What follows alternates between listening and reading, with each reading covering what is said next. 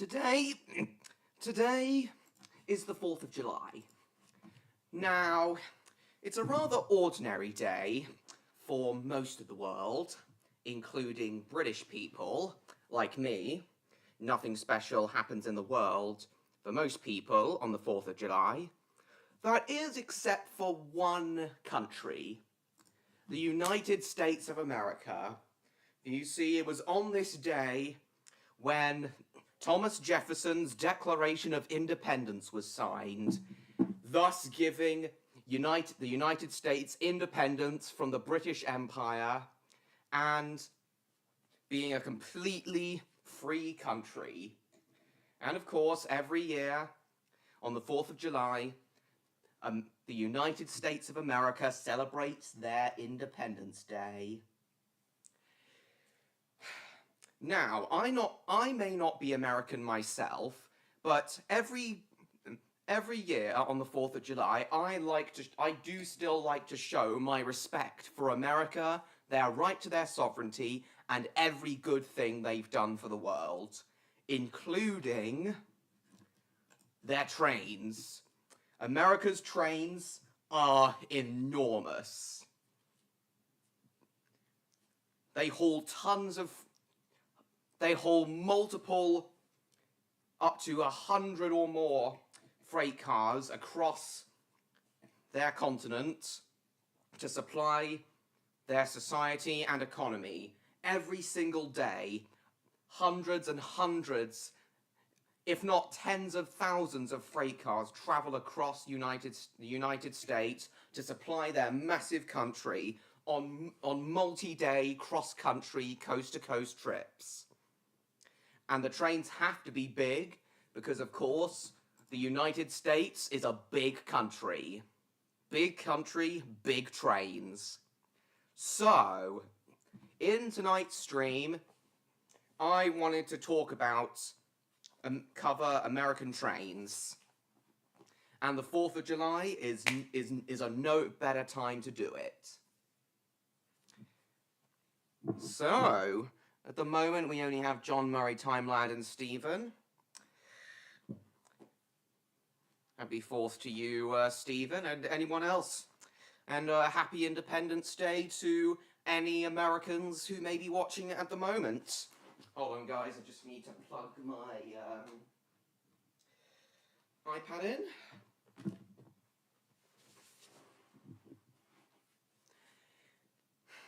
Hello, Martin.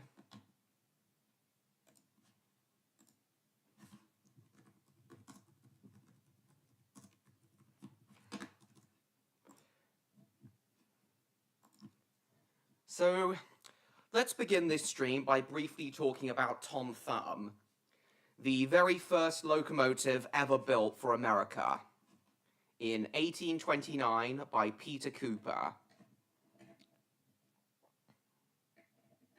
It wasn't a very big locomotive.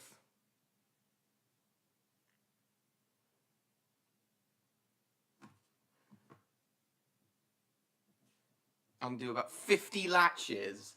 Do you seriously have to undo 50 latches? Not on Tom Thumb. Surely not on Tom Thumb's stand, the very first American locomotive.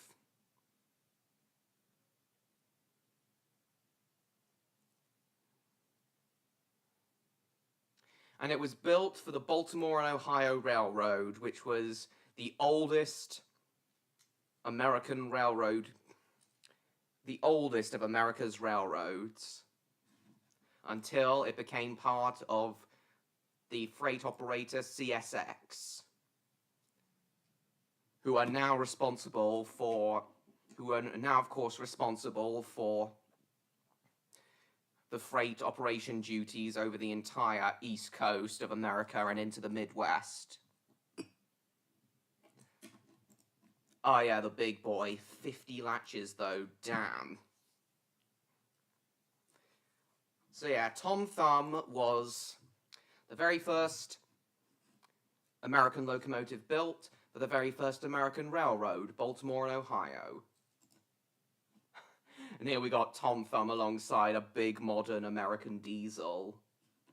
in 1937, the EMC EBCS. Working half-scale model of Tom Thumb is on display in Indiana. Awesome.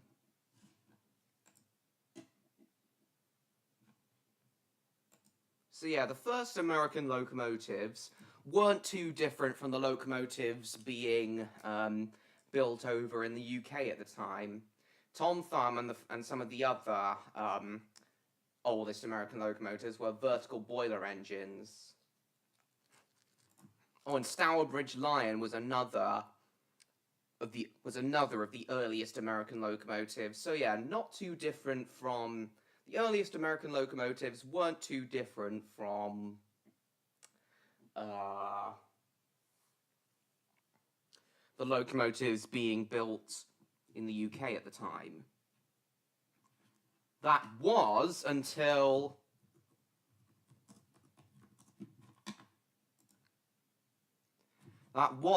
Civil War era. These classic Civil War era locomotives started popping up across the states. Yeah, anyone who thinks of American trains thinks of these engines. They're classic with all the hallmarks of American locomotives. This is when they really started getting big. While I do like American 440s, they're not the best for me. There are better American locomotives out there.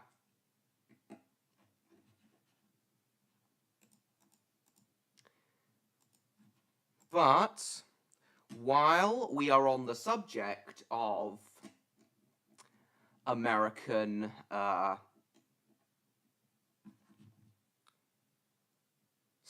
Civil War era American railroads, the ones you don't like the most? What, even more than the duplex locomotives, Stan? What's wrong with these engines, Stan? Electro loves Civil War era 440s.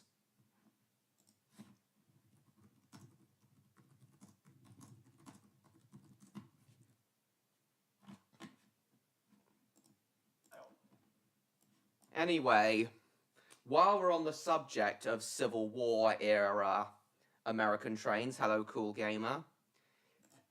While we're on the subject of Civil War era American railroads, let's watch an episode of Mark Williams on the Rails dedicated to American trains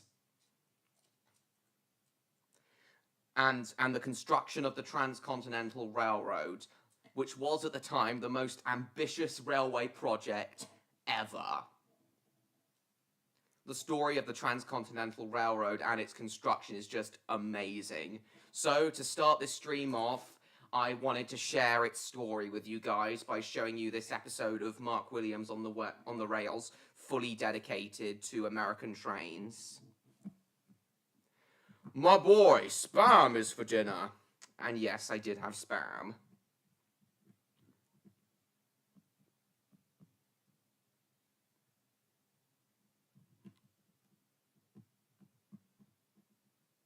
Where are you going, Stan?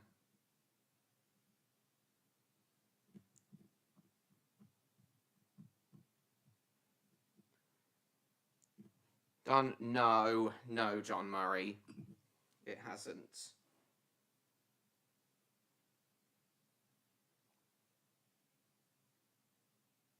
Oh, Neon's here already. Nice. Yes, you are.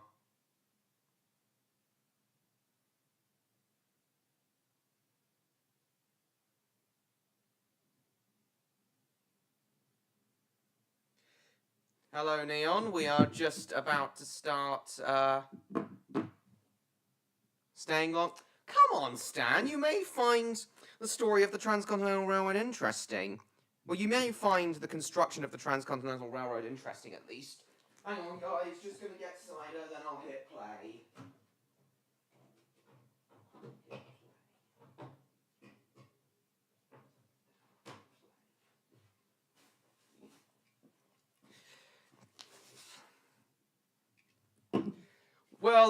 Well, Stan, don't you think it would be fun to shit all over American locomotives throughout this stream, considering how much you don't like them? Yeah, hello Neon. I'm just about to show everyone an episode of Mark Williams on the Rails about American railroads, namely the story of the Transcontinental Railroad. Without further ado, let's begin.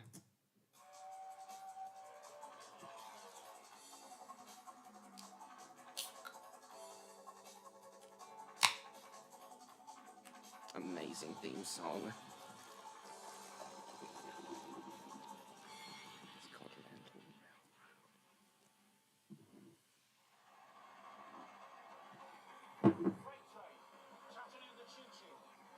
You'll learn a lot, Neon.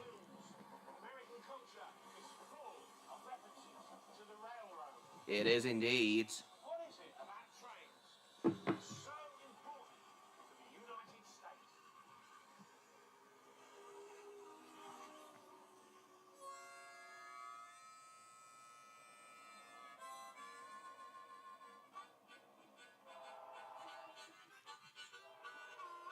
I don't know, Stan. There must be a new feature. Railway network in the world, carrying freight, supplying the biggest economy, using the biggest trains in the world. Because this, I reckon, is almost Awesome, Stan. the biggest country in the world. Oh, sorry, Stan. Oh. Hang on.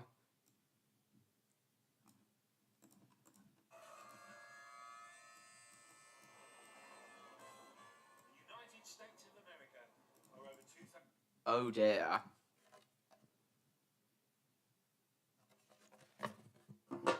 I didn't even realize desktop audio wasn't working.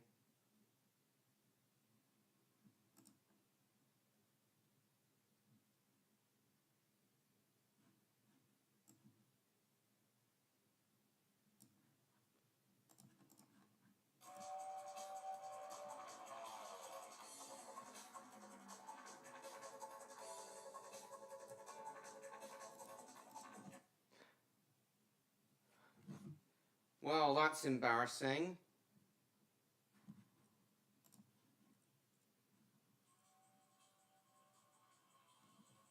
Oh dear.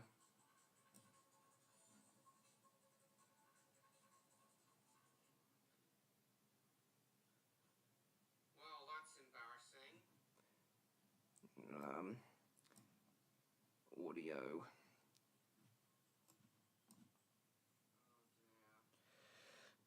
What's going on with this? Why can't I, why isn't audio output capture working?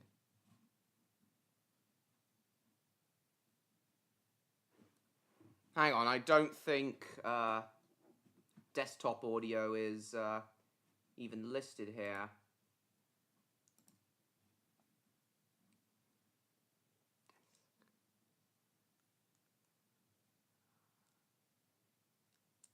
Hang on, application audio capture. Oh, it must be some dumb update. Must be some dumb update, they've introduced.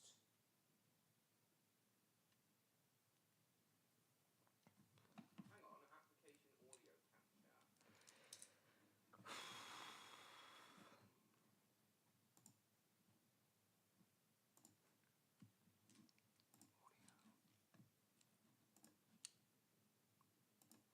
Here we are, it's desktop audio. It was disabled, so I'll just put to default. Now it should work. Yeah, it's working now. Sorry about that, guys. Let's try that again.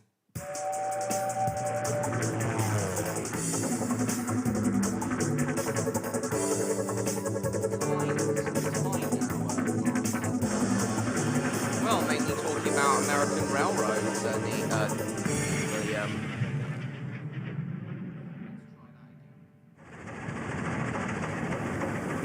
Freight train, Chattanooga choo-choo, Casey Jones, Folsom Prison Blues. American culture is full of references to the railroad. What is it about trains that is so important to the United States. What is it about trains that's so important to any country?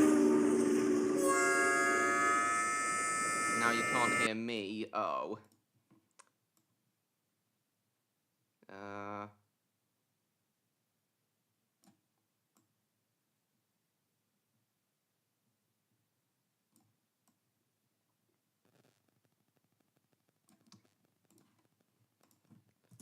That any better?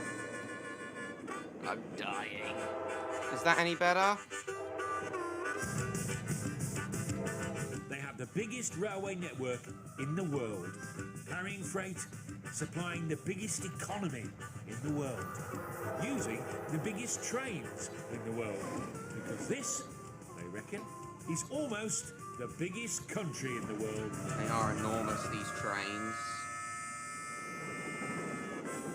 The United States of America are over 2,000 miles wide. They have mighty deserts and prairies and huge mountain ranges. And the Americans built the first transcontinental railways by hand. Yes, they They did. are the United States Great Wall of China, their pyramids, their Roman aqueducts. Before the railroad, there were only two ways to get from coast to coast in the United States of America. You could cross over the Great American Desert by wagon train, over prairies, mountains and rivers, or you went south by boat around Cape Horn.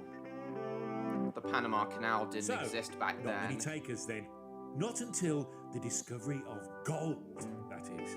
When in 1849, over 50,000 headed overland to the gold fields of California. Gotta get dinner? Alright, Neon, It was see you in a like bit. crossing to the other side of the world. Europe Many is lost their Japan lives cabinets, en nice. route. Ron What Weasley's they dad. needed Exactly, was Mark a Williams. railroad.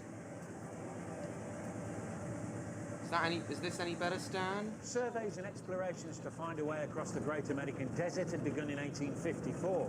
But the biggest barrier to a transcontinental railroad was the Sierra Nevada mountains. A huge range, 400 miles long, 80 miles wide, rising to 14,000 feet. The Sierra Nevada. One railway engineer was determined to find a way through these mountains. His name was Theodore Judah. He already had one Californian railroad to his name, and this was a challenge he couldn't resist. Having made over 20 trips on horseback, some with his wife, some on his own, Going now. painstakingly Come on, trying to Stan. find a way through the mountains, surveying Why don't you have every a bit possible of route, fun Judah shitting eventually all over found these one, American using trains? a series of ridges over the notorious Donner Pass, Donner 7,000 feet. The Donner Pass was notorious in Western folklore because a party of settlers had perished there and had overwintered, some of them resorting to cannibalism. Cannibalism, damn. Triumphant in his discovery, Judah was able to persuade Californians to back his scheme. And as the official representative of the newly formed Central Pacific Railroad Company, the Central Pacific, he went off one to of the Washington to seek the well-known support of historical President American Abraham railroad Lincoln. companies. Lincoln was in the middle of Exactly, fighting the Civil William. War and knew how valuable the railroads were in moving men and arms, and could also see that a nationwide railroad could reunite the Men Union and arms. after the war. Exactly. He gave the idea his backing. In 1862, the Pacific Railroad Act was passed, allowing two companies, one from the west, the Central Pacific, and one from the east, the Union Pacific Railroad, to build railroads that would meet in the middle of the continent, a transcontinental railroad. Transcontinental Railroad. Judah returned to California. Now it was time to get to work. And back in Sacramento were the men who would pay the bills. 4 hard-headed merchants. This is why I love The cowboy big films. 4 investors, as they came to be known, were Mark Hopkins, a hardware store owner, and his partner, Collis P. Huntington. Between them, they had the biggest hardware business in the Southwest. Cowboy Leland films. Stanford, Yeah, the they are grocer, awesome, who William. also had a huge wholesale business and was running for governor, and Charles Crocker, a dry goods merchant. They were all members of a newly formed political party, the Republican Party, and they knew that railroads would make them very rich and very, very politically powerful. Same goes for any country, really. It was a license to print money. For every mile of track completed, the government gave the railroad companies 6,400 acres of land. And of course that land, with the prospect of new trading towns, immediately shot up in value. Plus, Wow. the companies were given government grants to build the track itself. All right, then, show it next time, $16,000 James. per mile on level ground, $32,000 per mile when there was an incline, and rising to the unspeakably staggering sum of $48,000 per mile when they were in the mountains. 48,000 a mile in the mountains. But back in the 1860s, $48,000 would have been so much more money. Adjusted for inflation, $48,000 is so much more. Spirit of Stallion of the Kremlin did show the animal cruelty that was unfortunately used in the construction of the Transcontinental Railroad. Oh, this documentary doesn't say anything about that, James. Sorry, I mean William.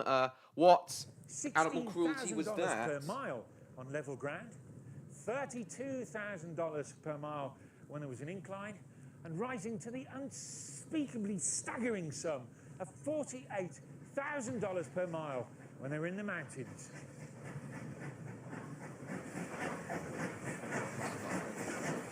Later in the stream, all right.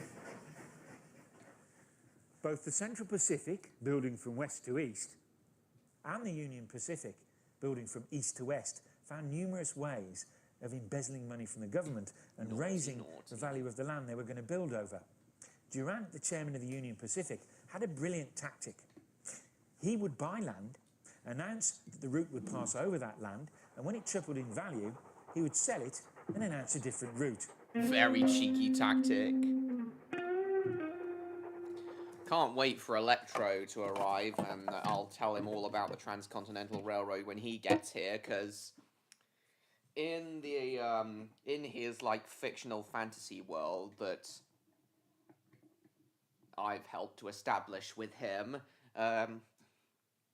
there's a railway called the Skyrite Main Line that's partly based on the East Coast Main Line, but it's also based on the Transcontinental Railroad, especially with how it was constructed, with two separate railroad companies building towards each other. The chairman of the Union Pacific had a brilliant tactic. He would buy land, announce that the route would pass over that land, and when it tripled in value, he would sell it and announce a different route. Oh my god. Finally, when all pockets had been well and truly lined... Well and truly lined? Oh dear. Greedy as hell.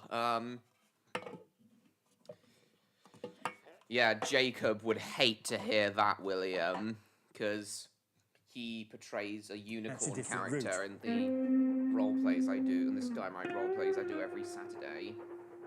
Finally, when all pockets had been well and truly lined, work on the Union Pacific started here, at Council Bluffs in Iowa.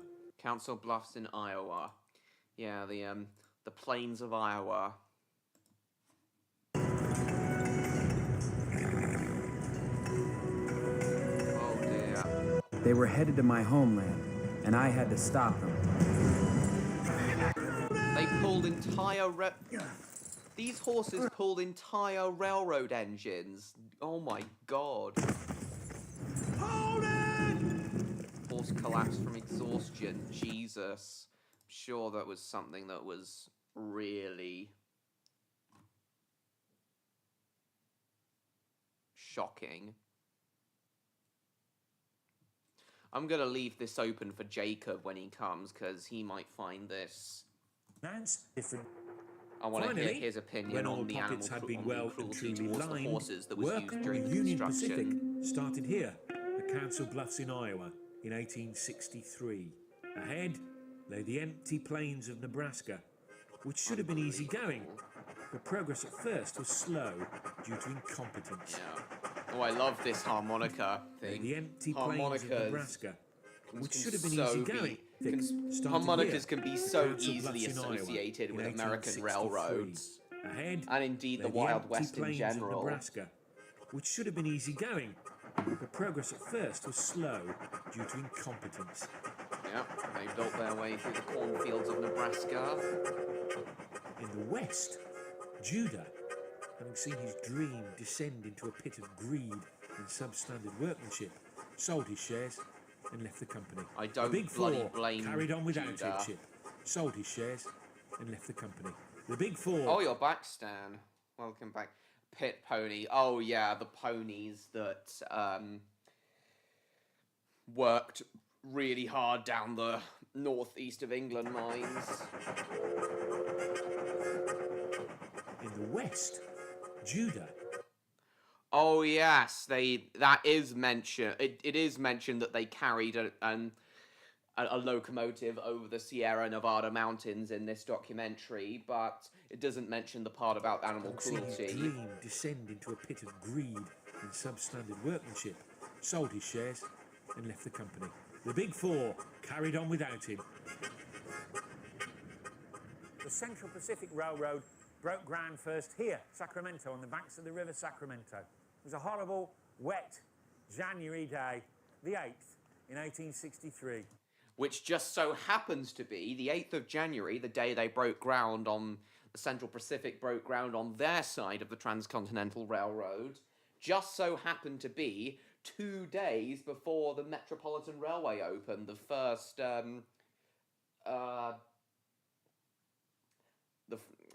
part of the London Underground, and indeed the world's first underground railway. So it's really interesting how in the same month, in 1863, when one incredible feat of railway engineering was completed, another began just 2 days before. Railroad broke ground first here, Sacramento, on the banks of the River Sacramento. It was a horrible, wet January day, the 8th, in 1863, with the Civil War raging all around. The ground was so wet that a cartload of dry earth had to be brought in to perform the ceremony. Not a very auspicious beginning. Stanford addressed the crowd grandly, talking about binding the Atlantic to the Pacific Ocean with iron ties. Glasses were raised in optimistic toasts, but it was a huge, daunting project. And already, people were sounding warning notes. A local newspaper said, underlying all the enthusiasm, there was a fear that it was a farce and not a fact which was being inaugurated. Ridiculous. Farce my arse. Oh, are Martin and James both still there? Underlying all the enthusiasm, there was a fear It was not that it was a farce and not a fact which was being inaugurated. What nonsense.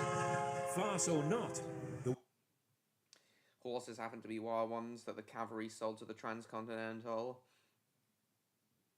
They couldn't be broken. Brainwashed out of their natural instincts? I see. farce or not, the world's biggest civil engineering project had begun. It's very comfortable here in the dining car of the Zephyr, and it's very scenic out there. But imagine working outside in conditions like these. Labouring on the US Transcontinental Railroad wasn't exactly a job people were queuing up for. I can imagine not. Is James still there? One day, guys, I would absolutely love to do a... Oh, you are still there, James. The candidate for the best TV show of all time? That would be interesting, James. Anyway, as I was saying, guys, I would absolutely love to one day do a multi-day transcontinental railroad trip from New York to California and back.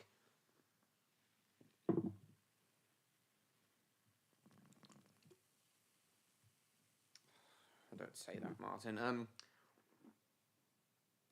My plan would be, for my American Transcontinental Railroad adventure, would be to fly to New York, Then take the Lakeshore Limited train from New York to Chicago, probably stopping along the way in Sandusky, Ohio, to go to Cedar Point, one of the best theme parks in the world. Then I carry on to Chicago. Then I take the California Zephyr from Chicago across the great American landscapes to San Francisco. Spend a day or two in San Francisco. Then I'd take the Coast Starlight, another Amtrak train from San Francisco down to Los Angeles.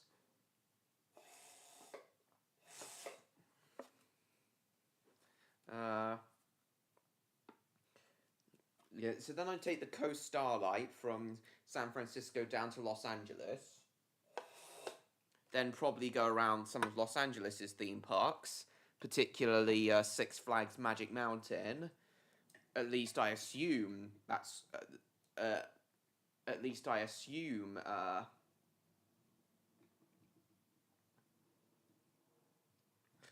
Los Angeles is around near where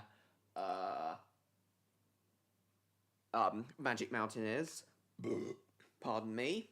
Then, from Los Angeles, I take the Southwest Chief. I think it's the Southwest Chief, back from Los Angeles to Chicago. Then get the Lakeshore Limited back to New York and fly home. I think that would be an amazing adventure. Earning your freedom and fighting to achieve your freedom? Nice. Best TV show candidates? Jupiter and Union Pacific 9 replicas? Maybe. Has the cable cars? Yeah, I know, William. We've been thinking of doing... We've always been talking about doing a trip like that at some point. But,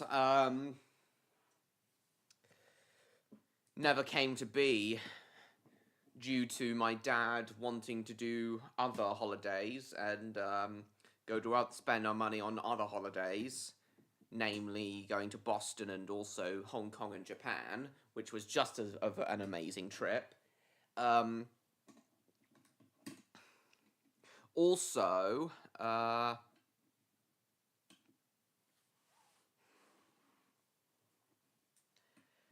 and also because of the pandemic, and now America's not really the best place to go to.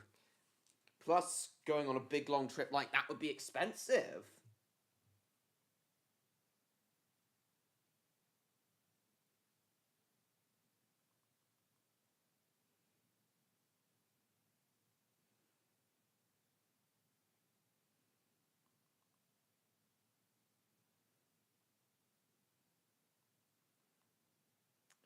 So yeah, what do you all think of this idea for the Australian live action series?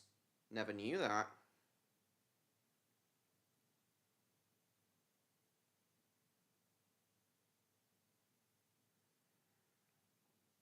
Oh, looks like Electro's online. I'll see if he can come to the stream now. It's scenic out there.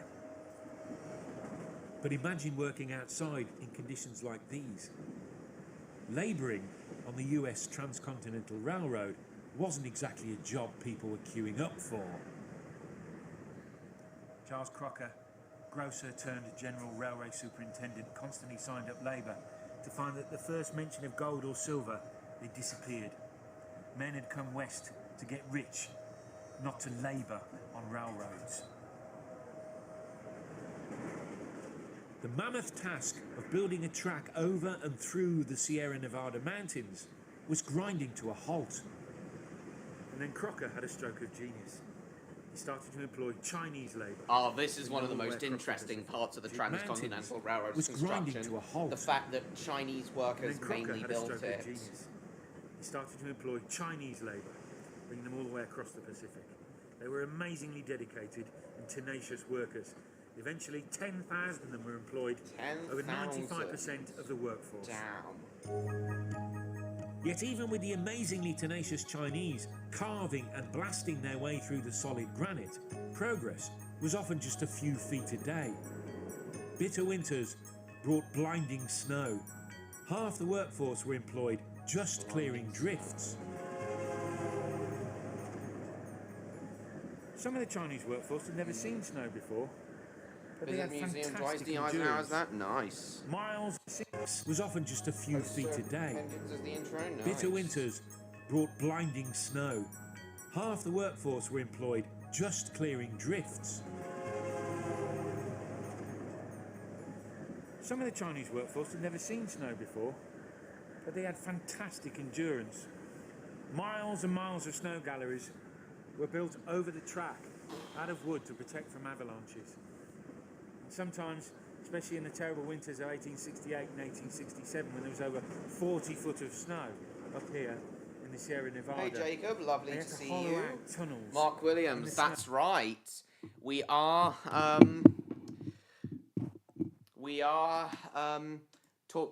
watching another video without him. Now, you've watched all the episodes of Mark Williams on the Rails? Nice. Poster engines on the intro? Nice. Yes, he is John Murray. Most likely crossing the Sierra Nevada in the middle of winter.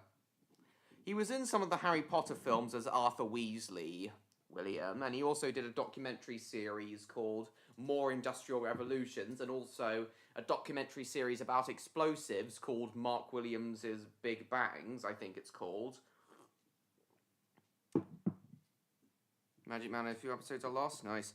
Anyway, Jacob, so I want your opinion on something, Jacob. So I was told by William just now that when they were building the Transcontinental Railroad, they tried to pull an entire locomotive over the Sierra Nevada mountains, and they used loads of horses that couldn't be broken and some of which collapsed from exhaustion.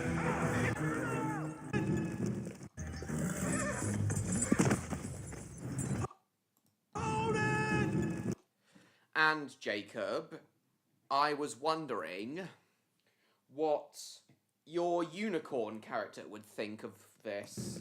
If he'd hate it, how much he'd hate this. Get the mules up here! They're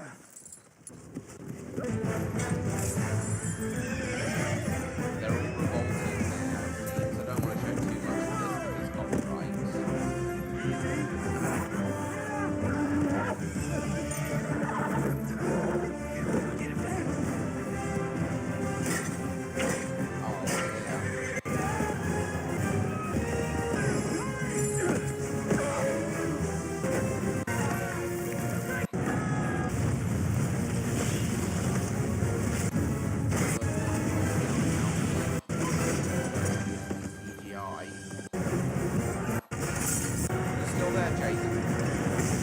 Gonna stay this time?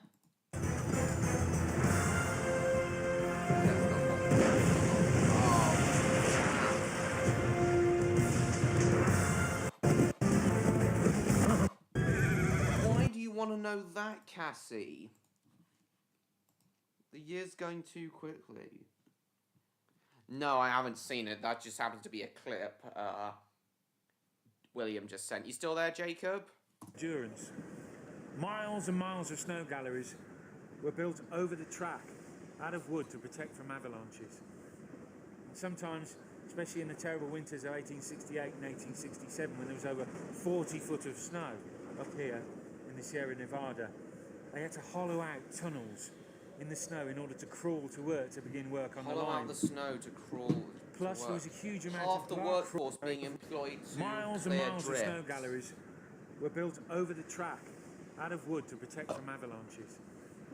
And sometimes, especially in the terrible winters of 1868 and 1867, when there was over 40 foot of snow up here in the Sierra Nevada, they had to hollow out tunnels in the snow in order to crawl to work to begin work on the line. Oh my God. Plus, there was a huge amount of blasting to be done, with the tunnels around difficult parts of the track. Well, it In is order to speed relevant, the- William. I'm glad you mentioned it, especially as this Plus, documentary there was a doesn't. huge amount of blasting to be done with the tunnels around difficult parts of the track. In order to speed the blasting work, they would lower men in wicker baskets down to the blasting face. Then they would drill holes, tamp in the explosives, light the fuses, and be hauled up. Some of them, of course, didn't make it, despite their baskets being decorated with Chinese good luck symbols. It was estimated that 10 tons of Chinese bones were shipped home for burial. That is very saddening. 10 tons of Chinese bones. Engineering and railway construction back then was nowhere near as safe as it is today. 10 tons Safety of Chinese was good not luck a symbols, of major course, concern, didn't make it, though it despite should their have been, baskets being obviously. decorated with Chinese good luck symbols. It was estimated that 10 tons of Chinese bones were shipped home for burial. What a shame. But after all their sacrifices to build the Transcontinental Railroad, the Chinese weren't even given American the Indeed, Transcontinental Railroad. But after all their sacrifices to build the Transcontinental Railroad, the Chinese weren't even given American citizenship. Human rights didn't stand in the way of this railroad. Oh no. In the East, the Native Americans were being brutally dispossessed of their land. The current attitude was best summed up by General Sherman, who was responsible for the security of the railroad teams. The more we kill this year, the less we have to kill in the next war. The more I see of Indians, the more I am convinced that we will have to kill them all, or that they be maintained as a species of pauper. Oh, ridiculous attitude towards Native Americans. By 1866, the Central Pacific had only built Nice, 100 James. miles of track. Exactly. 1866, the Central Pacific had only built 100 miles of track, but they were 6,000 feet up in the mountains. And they were building 15 tunnels, the longest of which, Summit Tunnel, was 1,000... Yeah, it's no surprise, as they were building right through the mountains, it's no surprise that progress on the Central Pacific side was a lot slower than on the Union Pacific side.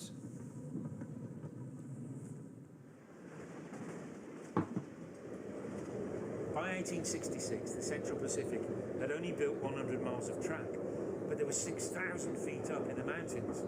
And they were building 15 tunnels, the longest of which, Summit Tunnel, was 1,659 feet long. It was built by two teams of men, hacking and blasting their way to each other using pickaxes and black powder. Oh, Stan's When just they sent finally- me something. I see it's come through my notification.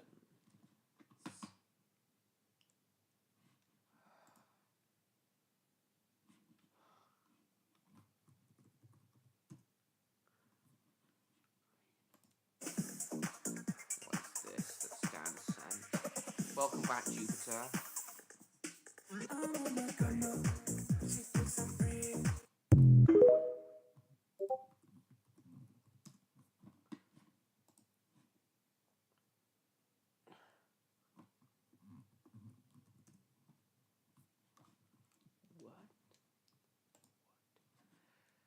Right. Edward's face and saying that Edward's role got replaced by James's role as he broke down. Just as bad as Colonel George Cluster, as Native Americans discussed him and ordered attacks on many tribes. Oh. Unbelievable.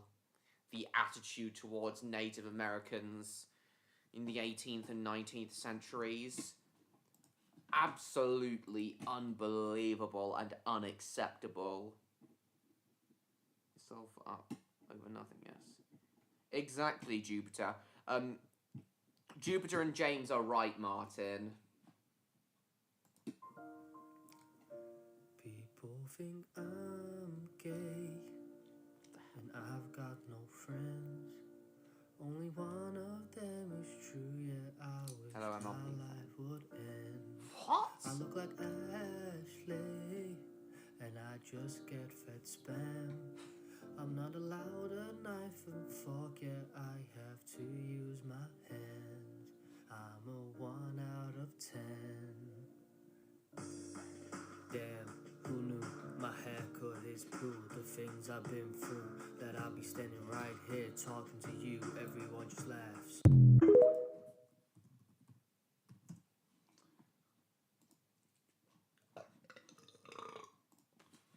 Hold on, guys.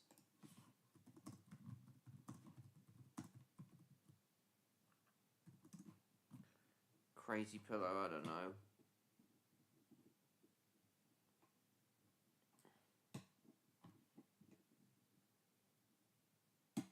Good. Right.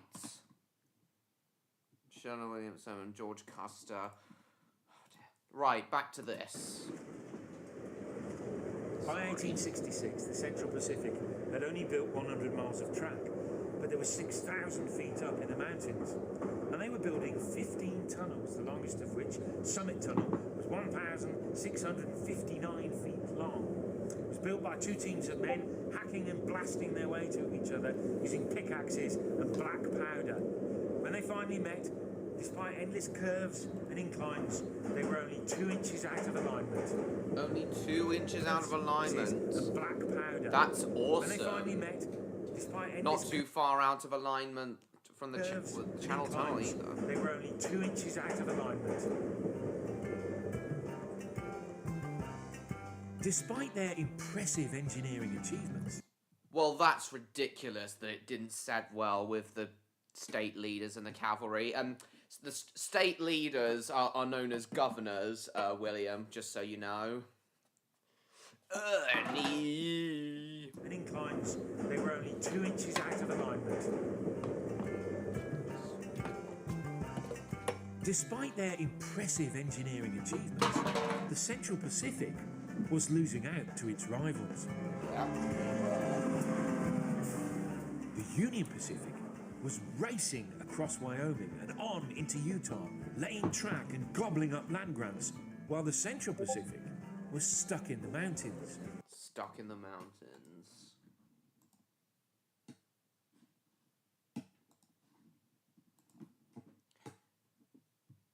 All right then, Jupiter. You're welcome, William. And gobbling up land grants, while the Central Pacific was stuck in the mountains.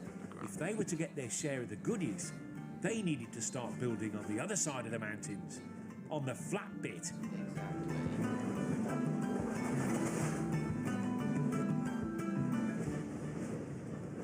The first locomotives across the Sierra Nevada didn't go under their own steam, they were carried. In the winter of 1867, work was held up by snow, but Crocker was determined that the Union Pacific wouldn't keep building towards them while they were stuck. So he took 3,000 Chinese labourers, dismantled 3 locos and 40 wagons and carried them over. It was the greatest mountain crossing since Hannibal.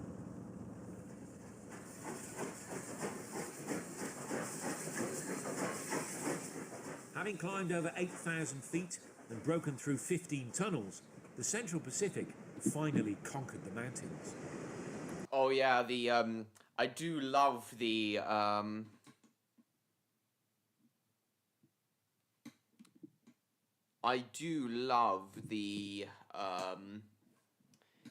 Amtrak's Genesis locomotives. We will talk about them in more detail later in the stream. The Central Pacific It was finally 2013 Lone Ranger came out.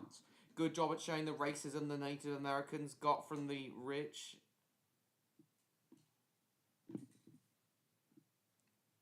I know, William. I've now seen the 2013 Lone Ranger myself, and it's not that bad of a film. It's not that good, but it's not that bad either. I get why it's hated, but it's not that bad in my opinion.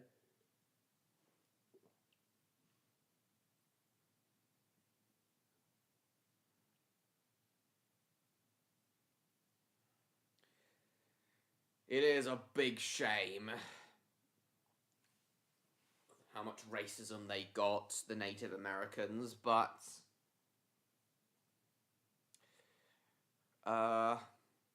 Either way, I just don't think the 2013 Lone Ranger is that bad. I understand why it's hated, but I didn't find it that bad at all. Having climbed over 8,000 feet and broken through 15 tunnels, the Central Pacific finally conquered the mountains. That's fair, James. It was downhill all the way now, and the race was hotting up. The workers were instructed to work on as if heaven were before you and hell behind. That's a good motivational thing. As the companies raced towards each other, literally, All right, they took bets as to who could lay the most track in a day. And on April the 28th, 1869, the Central Pacific won the bet of $10,000. That was the length of one piece of rail. They laid 10 miles of track in one day. 10 miles in one day. Considering how the Central Pacific were inching their way through the Sierra Nevada, 10 miles of track in a day is insane. Not even today's... The new railways being built today could be built that quickly. Railroad Tycoon Governor. Well, it's a bit like Leland Stanford, one of the investors in the Central Pacific Railroad, William.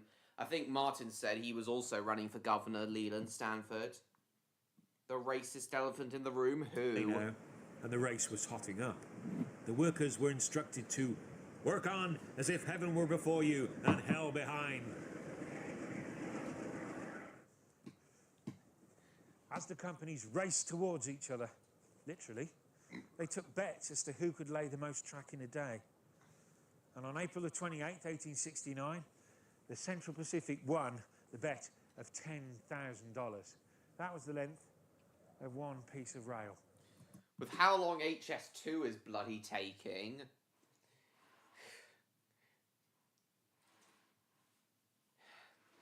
Ideally, HS2 should be completed within a month if it's possible to lay 10 miles of railway track in a day, as the Union Pacific was.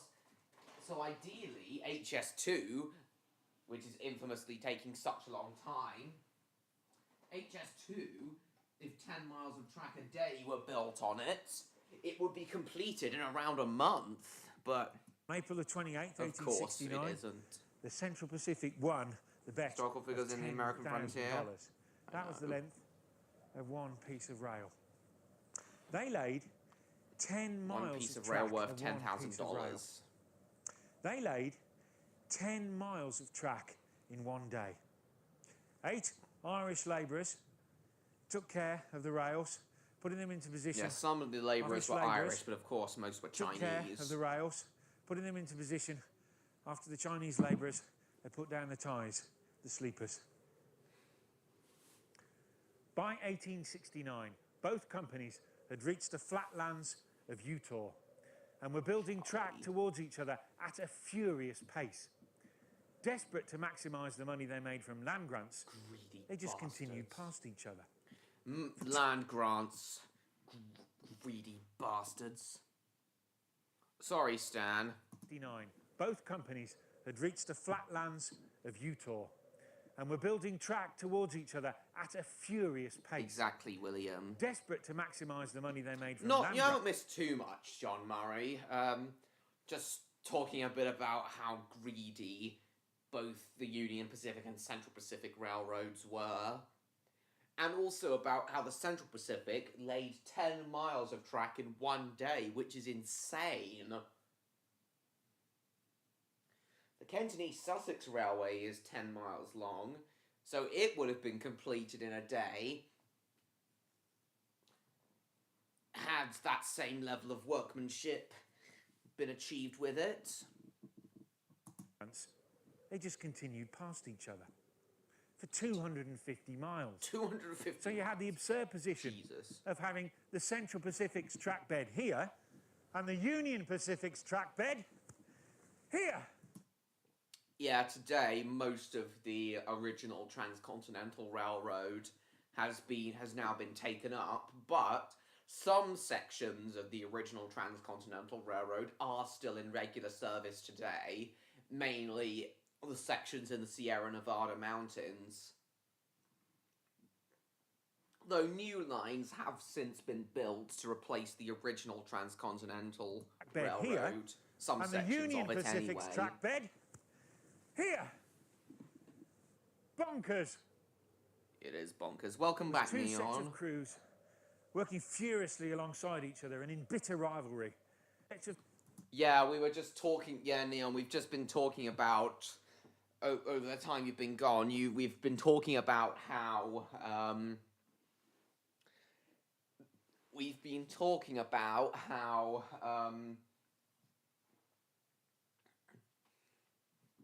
basically about the Transcontinental Railroad's construction, mainly Ron Weasley's dad killing the brother of the main character. Jesus. So we've mainly been talking about, Neon, how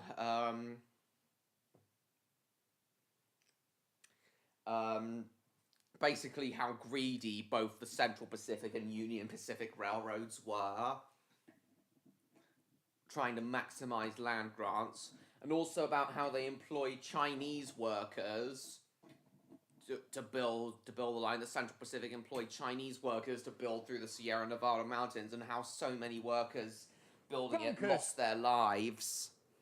With two sets of crews working furiously alongside each other. Yeah, safety with engineering was not a major concern in the 19th century, but it should have been, obviously. Dead brother's wife, it is creepy. Rivalry. There were bound to be problems. What didn't help is the presence of a lot of gunpowder. You can still see the drill holes here. The powder was pushed in, tamped down, and exploded, and brought the rock down. And obviously that would have resulted in many deaths. The crews had a lot of fights. It only ended when a Chinese crew buried an Irish crew. A truce was called. What a shame. Finally, Congress told them to pack it in and to arrange a meeting point, and they did. Yeah, Congress should have told them to do that much, much earlier. As well as... Hang on. Don't forget the animal cruelty. Oh yeah, absolutely. What the function of a rubber duck is? What? Ron Weasley's dad? Peas porridge anyway. Twisted meanings. A truce was called.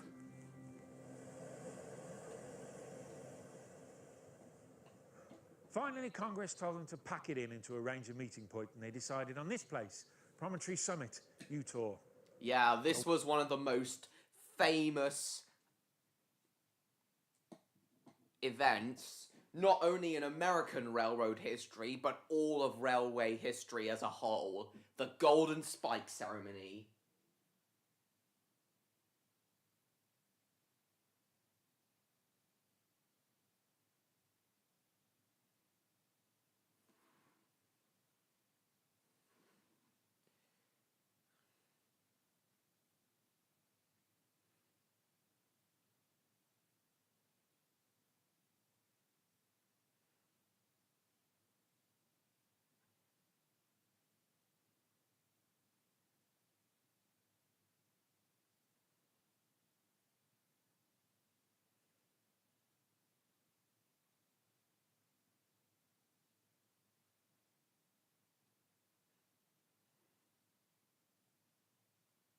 Hold on, Odds message me.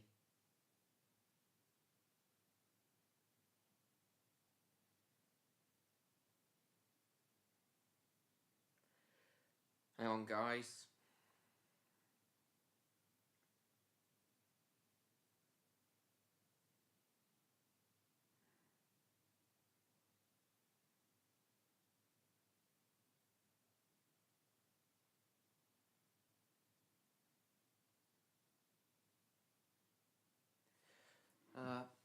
Chamber. Oh, you're referring to the Chamber of Secrets, I see. Just Mark Williams, haven't seen him in ages, I know. Mark Williams played Horace in the live-action 101 Dalmatians? Oh, I didn't know that. Finally, Congress told them to pack it in and to arrange a meeting point, and they decided on this place, Promontory Summit, Utah. A wild and barren place. Wild, barren place. The occasion was marked. Yeah, as I was saying, guys, this was... nor was I neon. Anyway, the Golden Spike ceremony was one of the most famous events, not just in American railroad history, but all of railway history. And we did something similar in our Skywrite Kingdom role plays, where emerald spikes were hammered into the final two railway sleepers for the railway. Finally, Congress told them to dungeon. pack it in and to arrange a meeting point. And Never they heard of decided on this Funky place, Valley, William. Promontory Summit, Utah.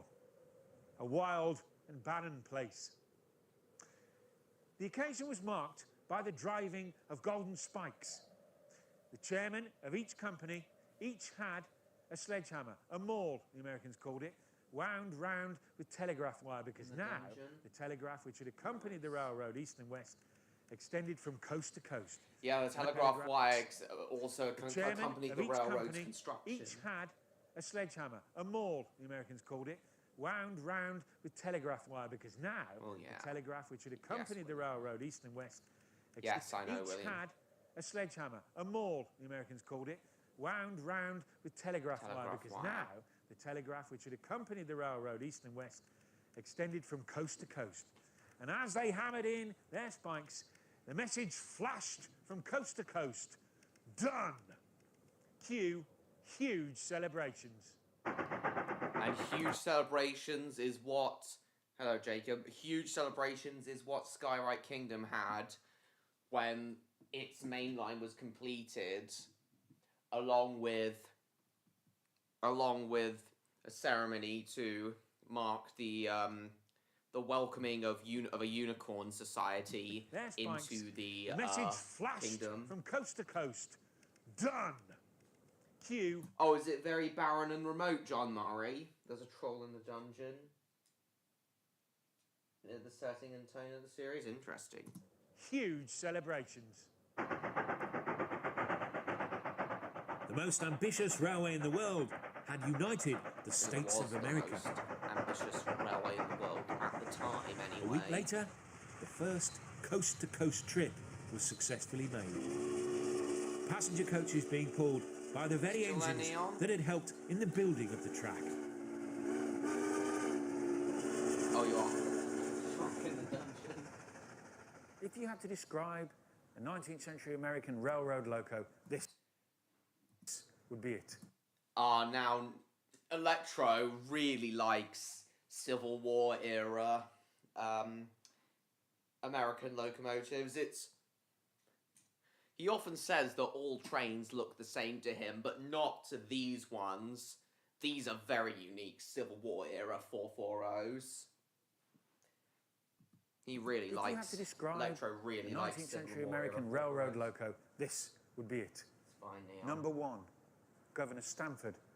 First locomotive built for the Central Pacific Railroad and used in its construction. It has all the hallmarks of an American wood-burning loco, designed to run on roughly laid track. The four-wheel truck at the front Pony was what Express only really lasted defined 1 the year look because of of these the railroad. locos. American. Oh, was it like ponies pulling... was it like ponies pulling stagecoaches over the Sierra Nevada? Stand out a lot, indeed. Well, that's because that's what it was, Pacific Jacob. Railroad and used A in its Civil War construction. It era has all the American hallmarks locomotive. of an American wood-burning loco, designed to run on roughly laid track. The four-wheel truck at the front was what really defined the look of these locos. Exactly, And it was Neon. essential for coping with the rough track, I'm giving aware. guidance and providing the traction to haul the trains over the mountains. These familiar huge balloon stacks that are so yeah, different and the to Europe. reason they're These huge, they're so big, those balloon stacks, was so they could accommodate spark arresters to stop the wood, sparks from the wood being burnt from escaping and starting prairie fires. Yeah, American locomotives didn't burn coal at first, they burnt wood. And nowadays, most preserved American locomotives burn oil. and providing the traction to haul the trains over the mountains. These familiar huge balloon stacks that are so different to European loco design. Oh prevented yes, stray saloons to oh haul the yeah, now I'm aware, William.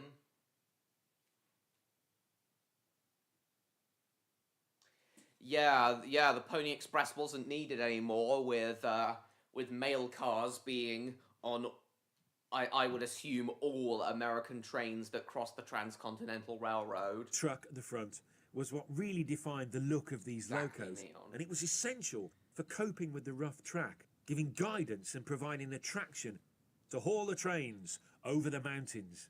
These familiar huge balloon stacks that are so different to European loco design prevented stray sparks starting Exactly, prairie William. fires.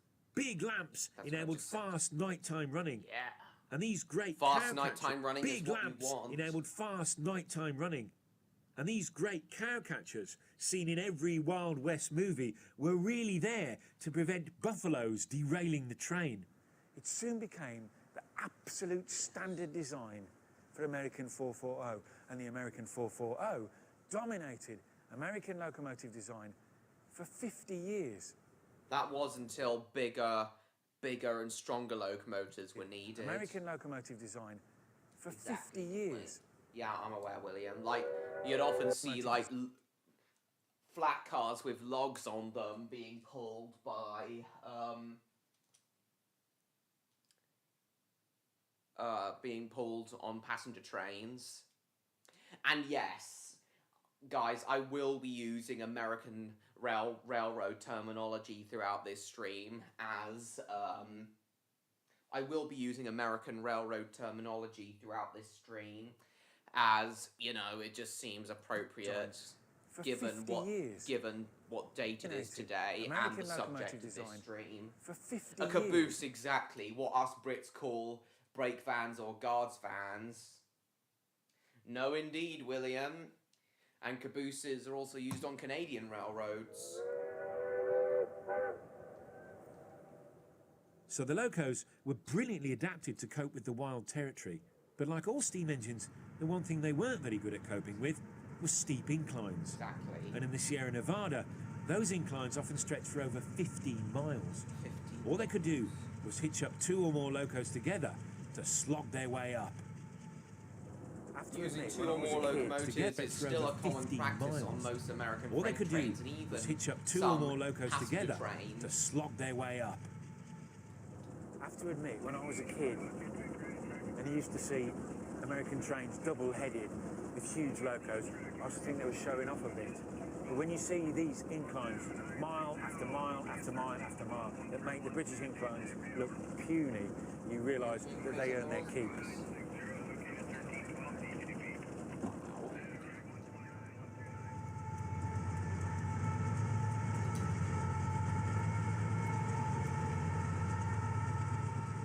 By the 1930s, William Jeffers, president of the Union Pacific, had had enough of using more than one engine. Actually, it's a lot larger than the cabs of British freight locomotives, especially as, you know, by nature, American locomotives are a lot bigger By the than British and 1930s, even William- mainland European ones. By the 1930s, William Jeffers, president of the Union Pacific, had had enough. Oh yeah, of it using is a lot than one more engine. spacious than British and Present- mainland European locomotives.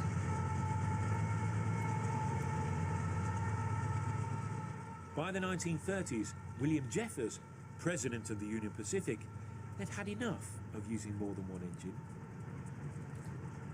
He decided it was time to build a much more powerful power unit. Ah, here we go. These duplex locomotives are American icons. Now, I will talk in more detail. Gangways, exactly, Neon. I will talk in more detail about the biggest and most famous duplex locomotives of all, the big boys.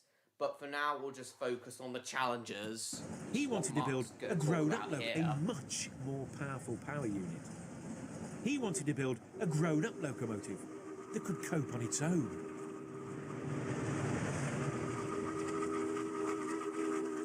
His designers came up with this. The Challenger class. The largest and most powerful steam locomotive of its day. The largest and most powerful steam locomotive of its day. So, no more problems with hills then. A fully loaded Challenger weighs 250 tons. The tender, 5 times bigger than the biggest in Europe, carries 25,000 gallons of water. It burns fuel. That tender is literally bigger than some British tender locomotives. Gallons of water. God. It burns fuel so quickly that no human stoker could keep up with its voracious appetite. Well, a mechanical that no. I see, James. It burns fuel so quickly that no human stoker could keep up with its voracious appetite. A mechanical coal feed had to be invented. And now, of course, most preserved American locomotives burn oil. Exactly, Neon. Almost the length of the Mark 1, indeed. 2 wheel arrangement, and of course the big boys have a 4 wheel arrangement. A mechanical coal feed had to be invented.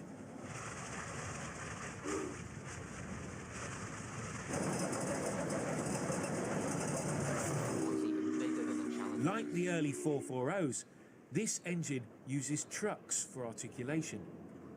It needs to. It's 60 feet long. The 4664 configuration allows it to cope with tighter curves than a rigid frame European locomotive, and it means it can carry a huge boiler. Plenty of power. This beast was designed to pull freight, and plenty of it.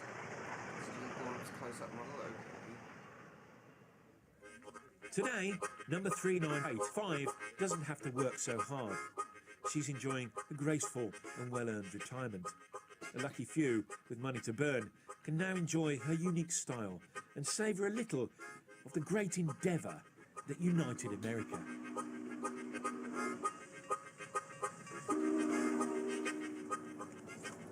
Oh yes, and by federal law, all American locomotives, even today, have to have bells. For a little of the great endeavour that united America.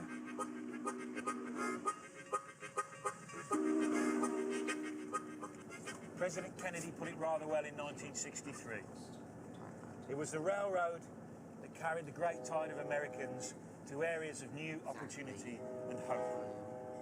It was the railroads that linked the diverse segments of this vast land so that together they could create the greatest economy the world has ever known. Nowadays, most Americans fly or use the interstate highways. They travel by plane, car and truck, but the transcontinental railroad is still vital to the economy of America. Yeah, at least what remains of the original transcontinental railroad. But the transcontinental railroad is still vital to the economy of America.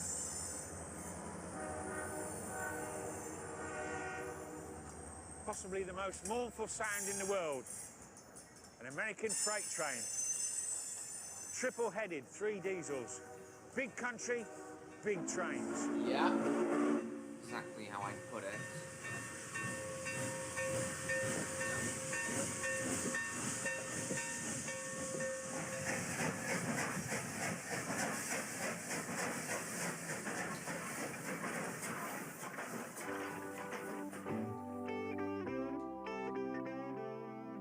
The thousands of railway workers that toiled and laboured in adverse conditions made America the richest country on earth.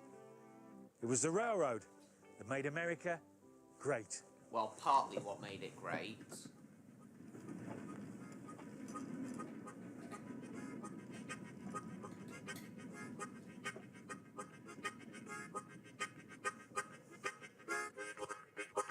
Oh dear, derailed. Yeah, right. It was derailed. Sorry, Don, I broke your handcart. Oh dear. Well, that's that for that Mark Williams episode.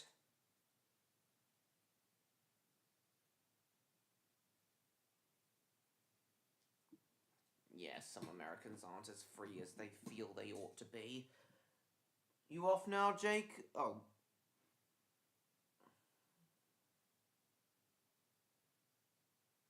Double the price of what it went for? What the retirement money was used for? Jesus. 18,000 horsepower. Nice. Right, I'm going to quickly throw my cider cans away and run to the loo. Then, when I get back, we will talk about... I know, and I would not want to live in America at this time of year, MLP fan. Nearly 2 miles of cargo, exactly. Around 100 or more freight cars in total. Alright guys, so I'm going to run to the loo now, and then... He's gone broke, yes. When I return, guys... We are going to talk about one of the... Heck, the Italians weren't treated so well in America.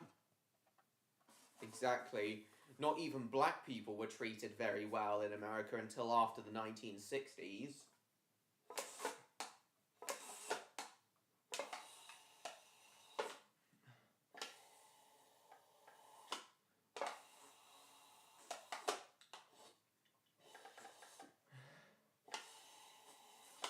Alright, guys. Roughly 6,600 horsepower from its EMD prime mover. Nice. Yeah, I can tell you know a lot about American diesels, Neon. And yeah, we will talk about American diesels in this stream as well. Right, guys. Turning point. Exactly. Brave New World. Not just for America, but the world as a whole. Alright, guys. So I'm going to run to the loo now. Get some water. And then, when I come back, we are going to talk about one of the greatest American railroad legends in history. I'm sure you all know who he is. Casey Jones. Yep, we'll talk about Casey Jones when I come back. And his very heroic actions. I'll be right back, guys. You know the drill. Actually, guys...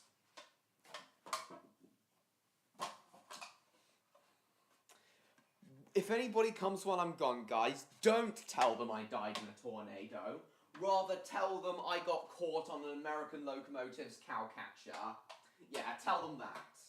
I'll be back, everyone.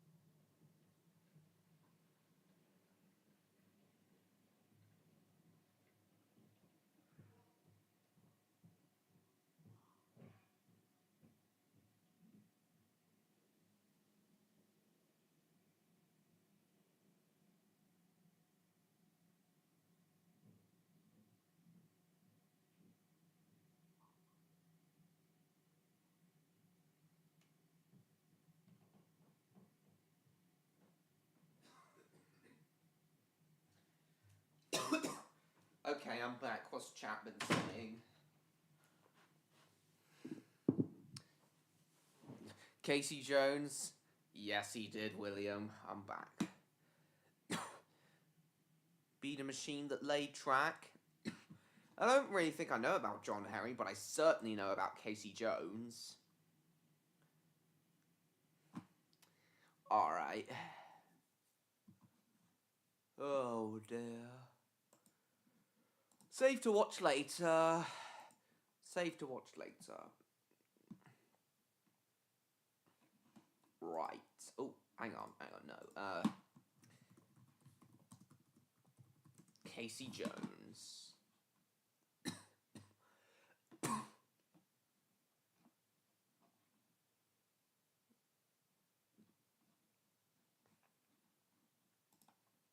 Gather around. I'll just briefly show this video by train of thought and hope I don't copyright claimed by him. They did with James? I didn't know. I didn't know they did. Railroad folk hero. Yes, he was. Gather around, you all. I can't remember if I've shown this video before on stream. I might have, but this is a good video for us to show. I feel it's about time I tell y'all about a railroad folk hero. He was a damn fine man, the pride of Uncle Sam, and his name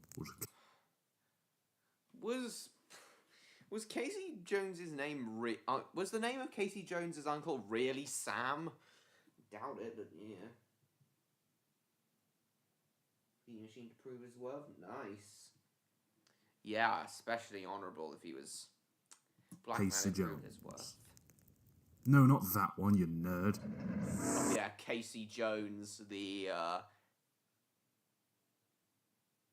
from Teenage Mutant Ninja Turtles. That was Casey Jones's iconic whistle made up of 6 thin tubes.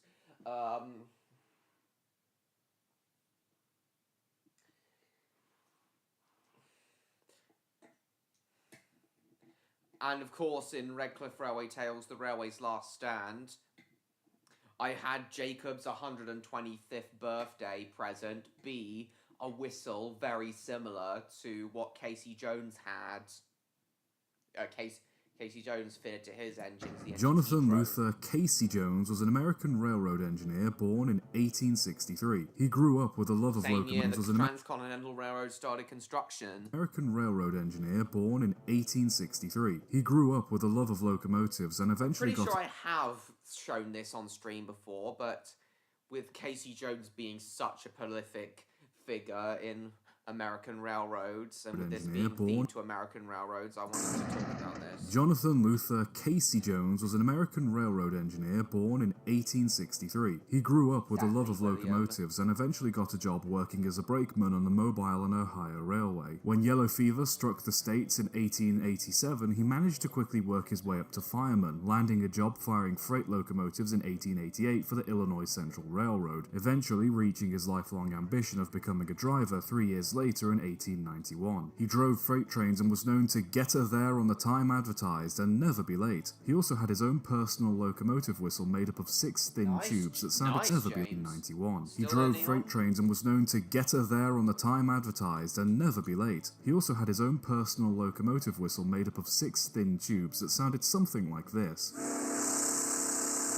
People living close to the railroad came to recognize it as Casey's own trademark. Oh yeah, I love American 10-wheelers as well. Casey always had a good attitude and frequently joked with his fellow enginemen, leading many to enjoy working with him. If you were on the footplate with Casey, you were in for a good day. After running passenger trains for a short time at the World's Columbian Exhibition in 1893, he became very acquainted with the engine he was driving, number 638.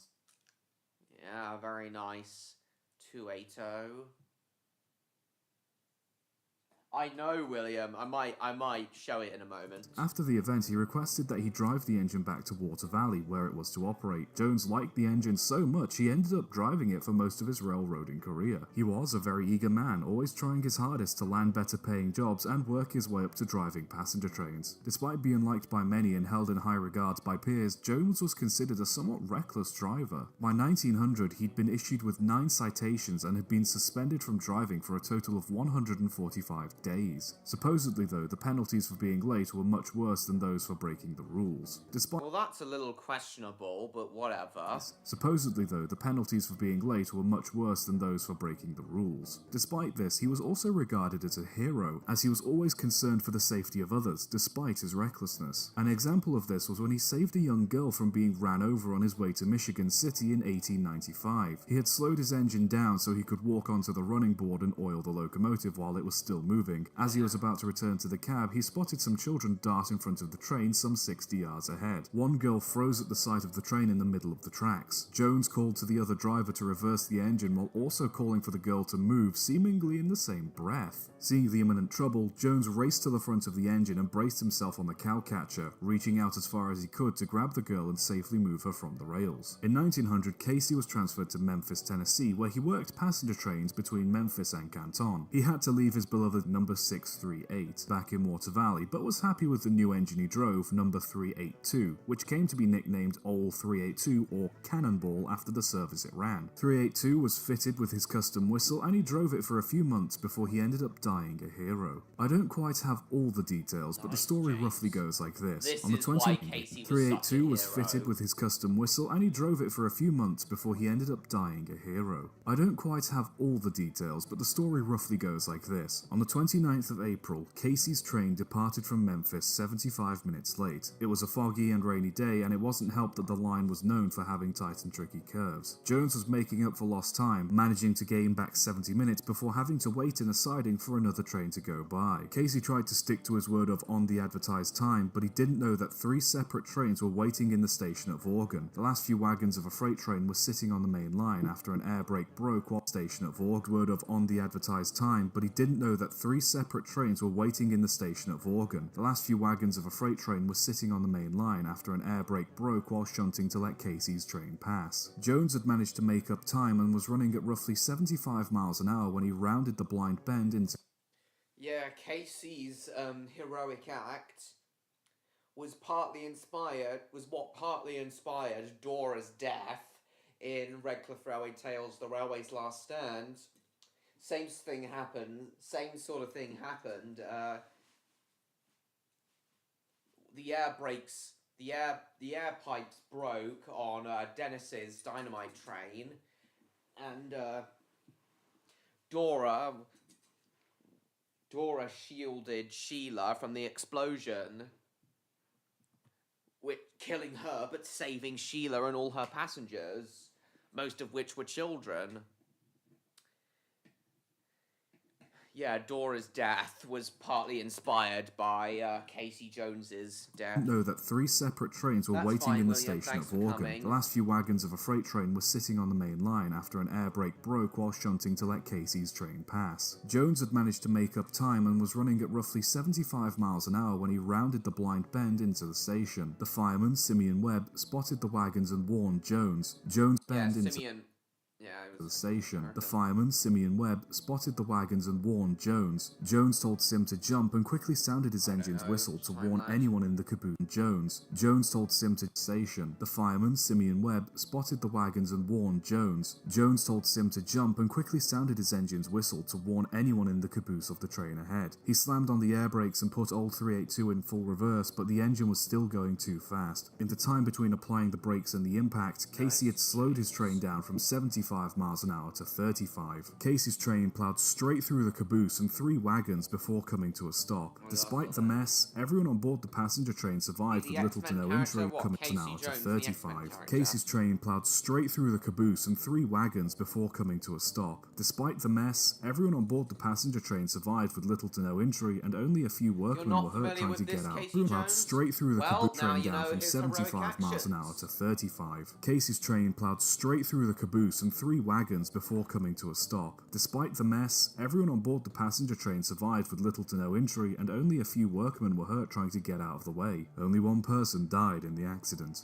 Casey Jones. What a His hero. engine was wrecked and buried in an embankment along with the wreckage of the caboose and 3 other wagons littering the rails. Supposedly, when Jones's body was recovered, it was found still clutching the brake and whistle, with his skull crushed and his right arm torn from its socket. Had Jones also jumped, it would have likely been a much more fatal accident. He was soon transported via railroad to the church he was married in. From there, he was taken and buried in a local cemetery. Around 15 enginemen rode roughly 118 miles from Water Valley to pay their respects. Afterwards, many would visit the scene of the accident to see the imprint in the embankment left by the engine. Corn that was scattered from the broken freight car grew for years in surrounding fields. There's a plaque marking the location of the accident in Memphis. Jones had a wife and kids, was liked by all, and respected everyone, even his fireman on the night of the accident, Simeon T. Webb, who was African American. Since the incident, there have been many references to him in the even forms of in the incident. 1899, There's a plaque marking the location of the people accident in weren't too Memphis. kind Jones to had a wife and African-American kids, was people, liked by but all, and respected not everyone. Jones. The He accident broken respected freight car everyone, grew no for matter years who in they surrounding were, which is fields. very, There's a very plaque admirable, marking the location of the especially accident given in the time Memphis. period Jones this had a was. wife and kids, was liked by all, and respected everyone, even his fireman on the night of the accident, Simeon T. Webb, who was African American. Since the incident, there have been many references to him in the forms of folk songs and other media, such as the Ballad of Casey Jones. Despite being little more than a folk tale nowadays, the story of Casey Jones is another example that not all heroes wear capes.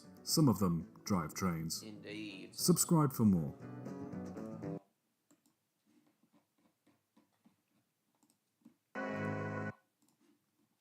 Well, now, as long as I don't get copyrighted for it, which I shouldn't, because I shouldn't get copyrighted for this, because this has been on. This particular one has been on YouTube since 2007. I remember watching this specific cartoon on YouTube, so I don't think this is copyright sensitive. So we'll watch this little Disney cartoon about Casey Jones. Which includes the little ballad.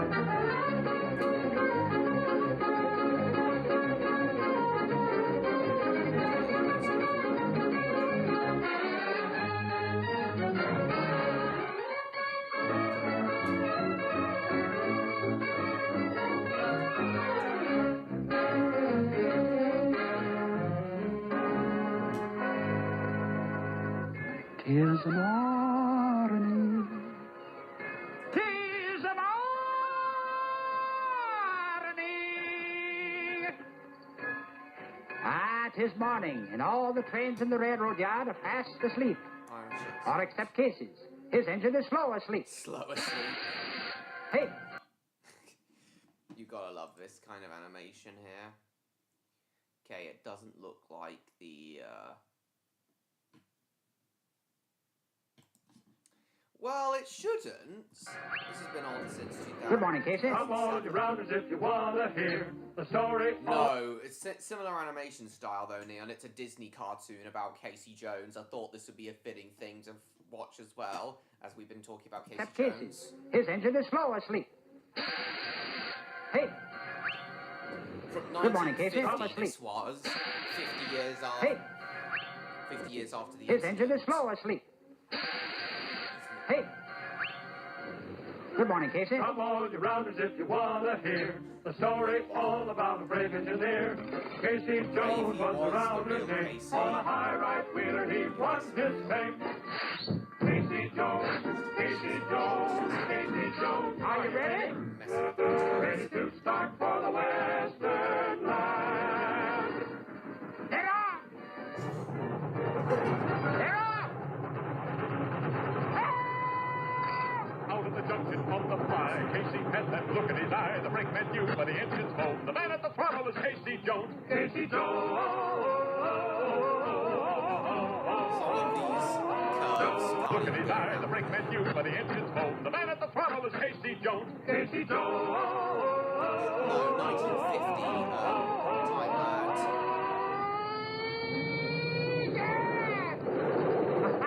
lapse. Didn't think we'd make it, did you? One of the Donald Duck and Chip and Dale cartoons references several shots of this cartoon.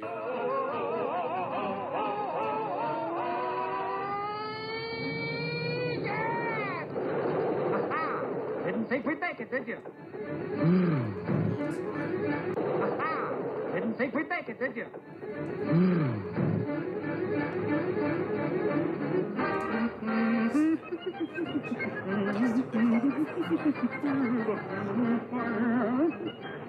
Too right. Nice day, wasn't it? The rain was coming down 5 or 6 weeks. The railroad track was like the bed of a creek. It slowed him down to a 10-mile gait. And it made the Western Mail exactly 8 hours late. Casey Jones. Plowing through the wire. Yeah. Casey Jones. Same. Slogging through the mud. Same melodies. Plowing through the wire.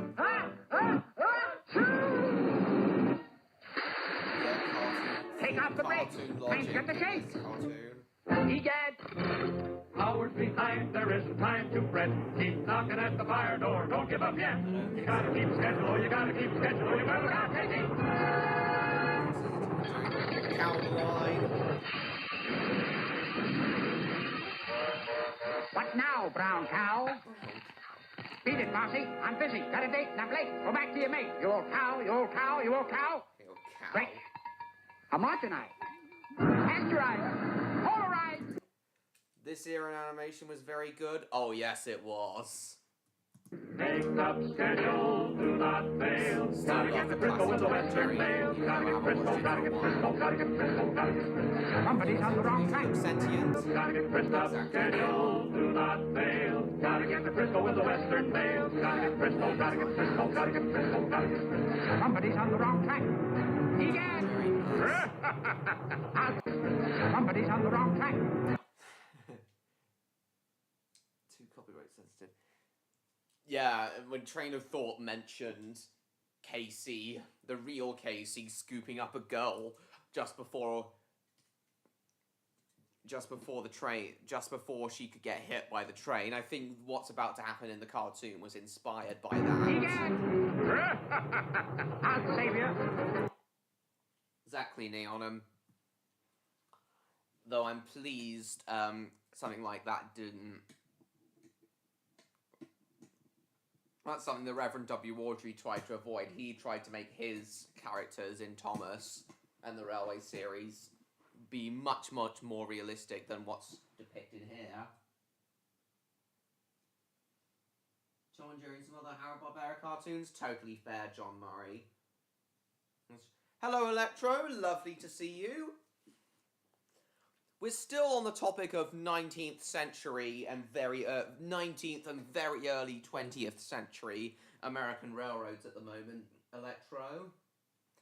Watching a cartoon about Casey Jones at the moment, a Disney cartoon about Casey Jones, one of the greatest American railroad men. Frisco with the Western Mail. Gotta get Frisco, gotta get Frisco, gotta get Frisco, gotta get Frisco. Somebody's on the wrong track. Egad. Earlier in the stream, Electro, we were talking about the Transcontinental Railroad, which, as I've told you several times before, is one of the real railways inspired by the Skywright Main Line. Somebody's on the wrong track. Egad. I'll save you. No, save me, no. My hero. Persons. Foil the game. What do you know? Female. No, save me, no. My hero. And as I said, Casey scooping up that woman is based on a real event where he scooped up a girl on his that was in the middle of the track when he slowed his engine right. Persons. Foil the game. What do you know? Female. Casey knew that he was running too fast. He ran through the snakes so the last station fast. Yeah, he was a big He said, I believe we're gonna make it. He was willing to break the speed limit and go as fast as possible just to be there on the advertised But he time. seems a lot better than I ever knew. He who wrecks a train on a hillside is not on the level. Going down. He blows up that bridge for no reason. Got it, condition. Smokes too much.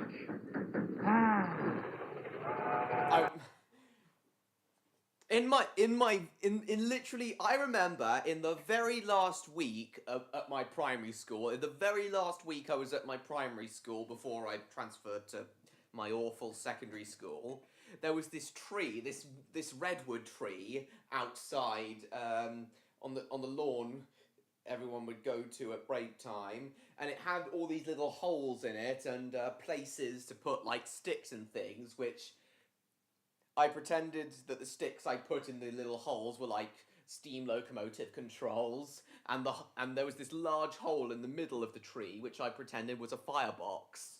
And I would often reenact, and during the very last week, I would, on every day of the very last week I was at primary school, I reenacted this very cartoon with the friends I was playing with. Although, rather than a Civil War era 440 locomotive, I had it in my head that the engine was driving was a Southern Railway Q1 class. I don't know why I changed it to a Q1 class, I just, whatever. And I used to say things like, oh no, it's he who wrecks a train on a hillside! And then we blow up and then going down! Something so I'm on and off, what are you working on?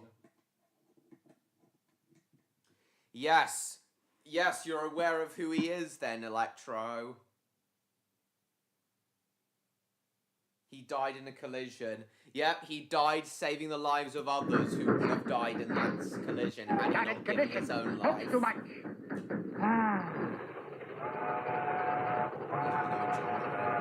Higher, silverware! Hey, Casey, you got company. Anybody we know? Take that, and that, and that, and that, and that, and that, and that. Time out. Exactly. Substitute. Take this, and this, and this, and this, and this, and this. Everybody off! Everybody off! Well, back to work. Egad! Egad! Casey came a running up the main old hill. He took his on his crystal with an arm on the rail. He opened up his throttle just as far as he'd go. Just how fast he was to Stephen people never know.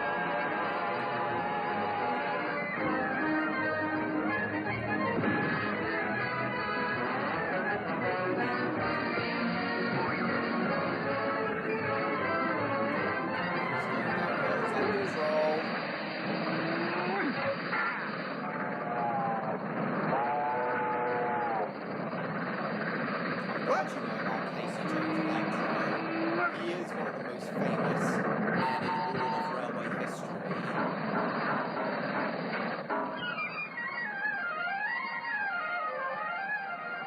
What's that coming? Looks like a train. Egad! It is a train! Casey's screwed now. Down the curb and down the hump, two trains going up.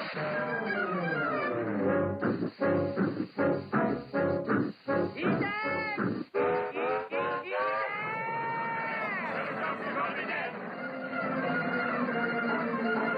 Hey, Casey, here comes a freight. I say, here comes a freight.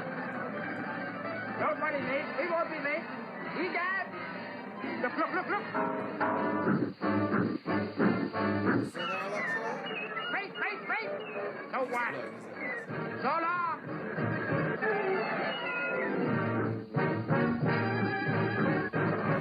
Egad! both trains explode. I lost it. Nice. 16 horsepower. Yeah, 75 miles an hour for the early 20th century was pretty fast. Although there were faster engines there at the time. Rounds in record time, exactly. As I'm sure you're aware, Electro, Casey Jones would was strived to get his trains to their destinations on the advertised time, even if it meant being a bit reckless. Which is what he was at times.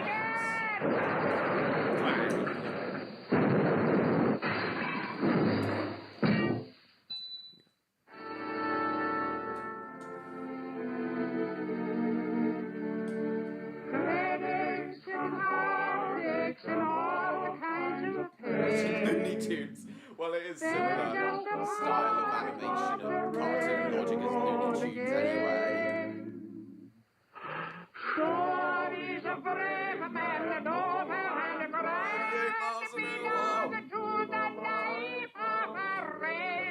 He assumes Casey's train has been cancelled, but it Casey hasn't. Jones, is he gonna make it? If that's Casey, I'm a Rhode Island rooster. Then, cock-a-doodle-doo. Well, he knew his duty and he finally went west. On time. Next time, take the train. I will take the train next time. I often do.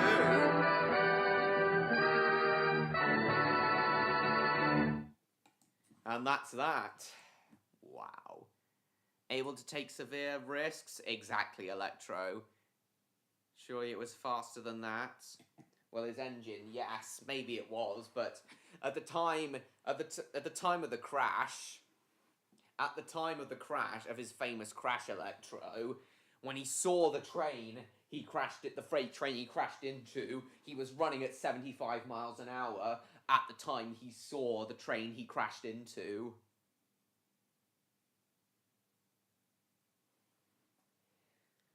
He was able to slow it down to 35 miles an hour, and then he slammed into it. Now, I'm not sure if this documentary is copyright sensitive, this video. I won't show too much of it just in case. I'll just show the crash, because this crash in this documentary, this black and white footage, was done with model work. I at the very least want to show the crash that was done in this documentary. Train.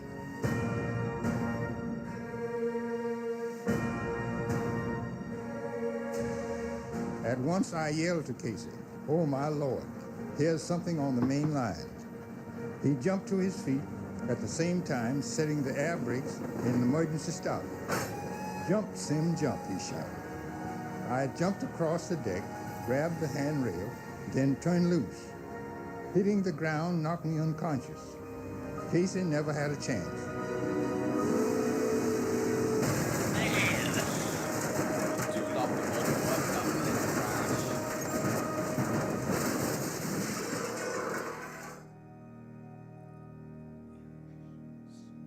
The wreck occurred at 3:52 a.m.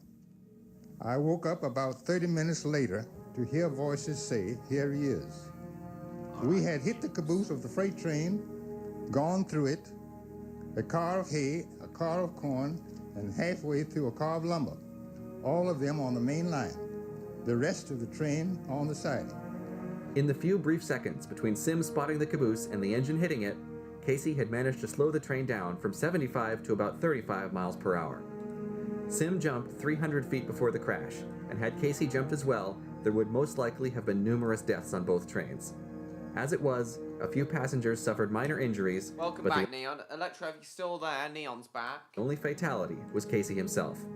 Legend has it, he was still clutching the brake and whistle cord when they pulled him from the wreckage. Adam... Damn.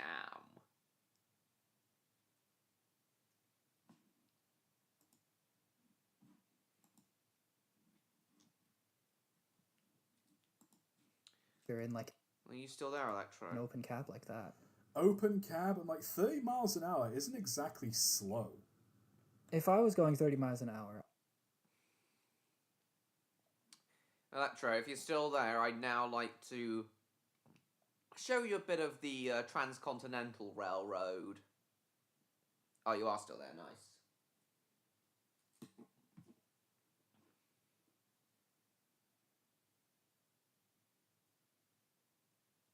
Trying to research the full engineering breakdown on the Cannonball. Limited information? Well, I'm not surprised there's limited information. It was over 125 years ago the famous wreck of Casey Jones.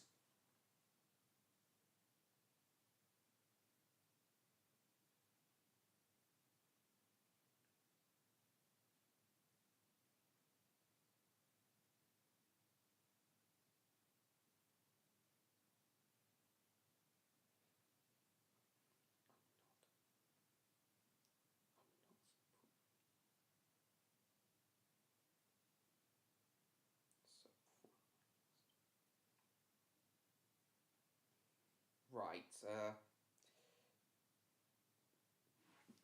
he means on the engineering side of it. He means the engineering side of it, Neon. Of course, there's lots of information on the crash itself. It is, after all, one of the most famous train crashes in all of history. Though, he means the engineering side of it.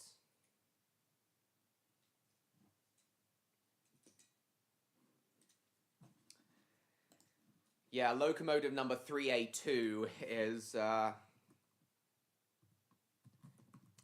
what you should be talking about, an Electro.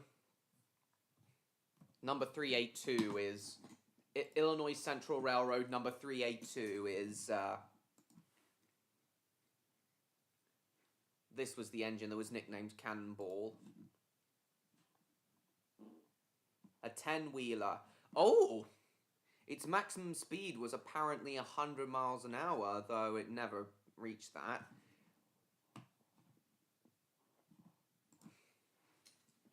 It was built just 2 years before the famous wreck.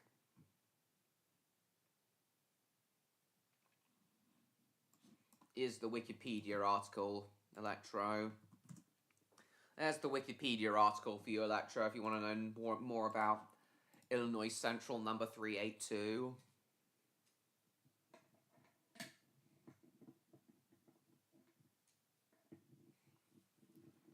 A 10-wheeler. I know you really like 19th century American locomotives, Electro.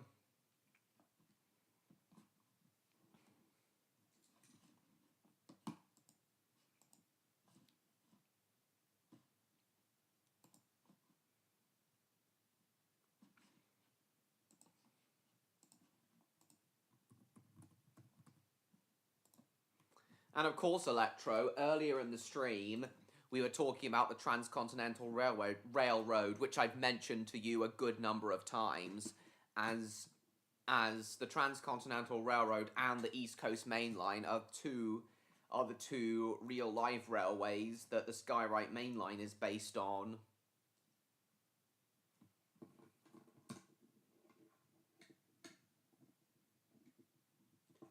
Exactly, Electro. What happened was, on the freight train, Casey's train crashed into, an air brake broke, and air brakes are designed to automatically come on if any pipe on any car, if any of the air brake pipes snap on any train, the brakes will automatically come on as a safety feature, which is exactly what happened on the freight train that Casey's train crashed into. And it's also what happened when, with James the Red Engine, an air brake broke on his train, which is what forced him to stop, and of course, famously, it had to be fixed with newspaper and bootlaces. Which is, of course, based on a real-life railway incident.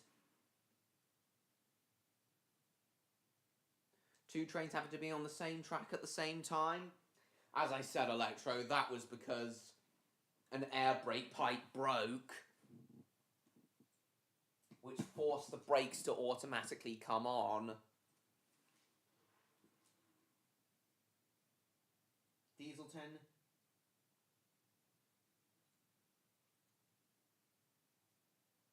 Basing the scene when Diesel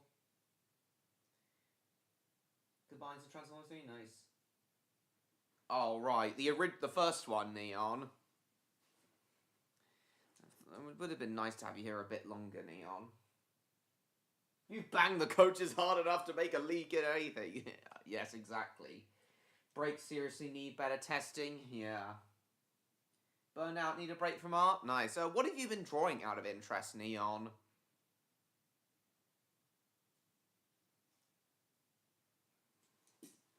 Yeah, the brake pipe that broke that forced that freight train to come to a stop probably was probably made of faulty materials, Electro. Weak materials. You want to be in a different environment? Oh, right. Okay, that makes sense. So you thinking of watching the original John Wick, then?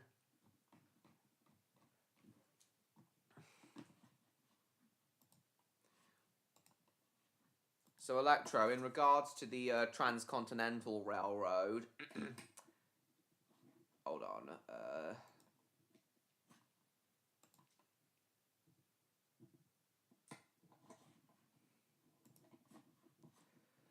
Oh, dear, I'm tired.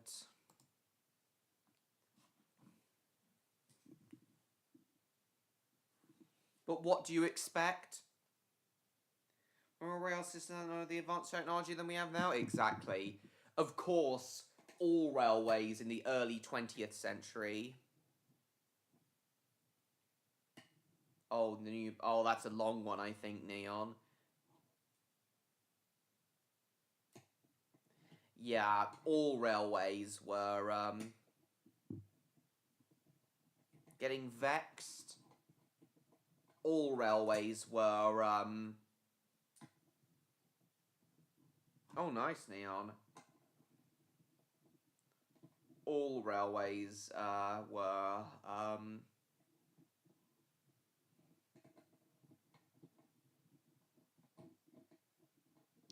weren't as advanced as they were before. What does that mean, Nick? What does that mean, Electro? Getting vexed?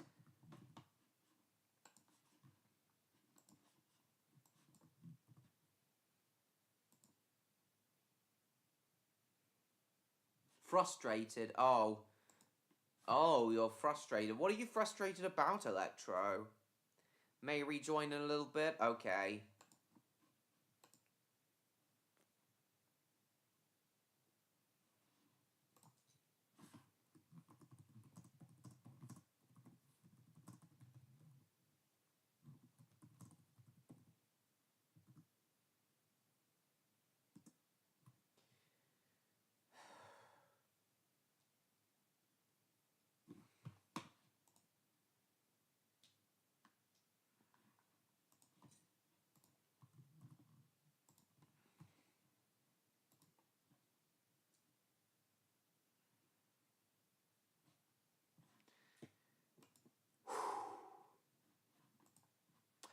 Right. Well, I guess now we'll move on to talking about 20th century,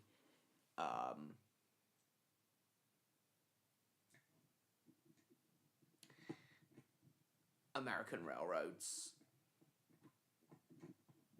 Episodes 1 to 4. Nice.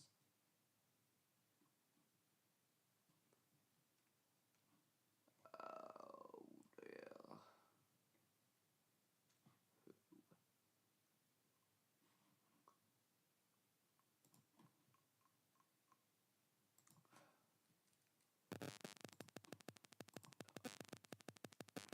Doo-doo.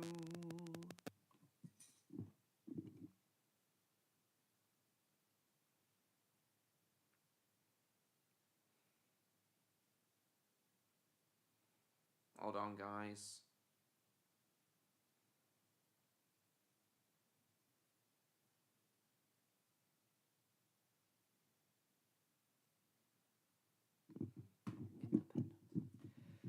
Right, so let's now talk about 20th century American trains.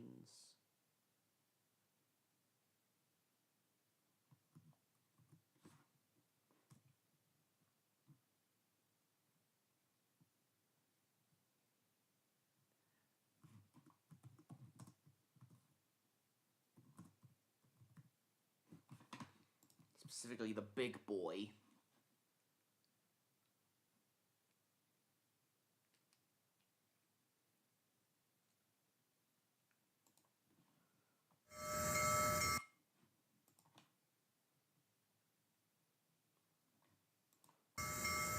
Yeah, the big boys are some of the most famous of American locomotives. The big boys are enormous, as are all American trains.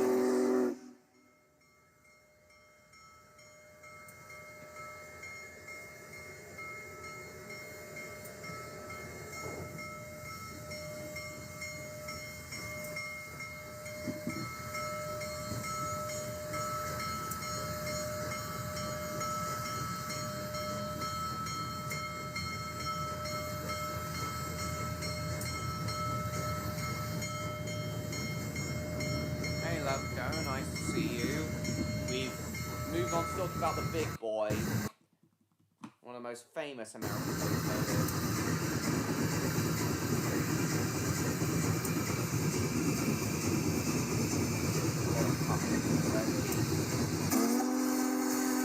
Oh, that is an amazing whistle.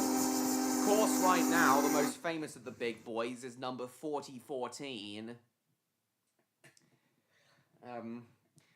Which is currently the world's largest operating steam locomotive, restored to working order a few years ago.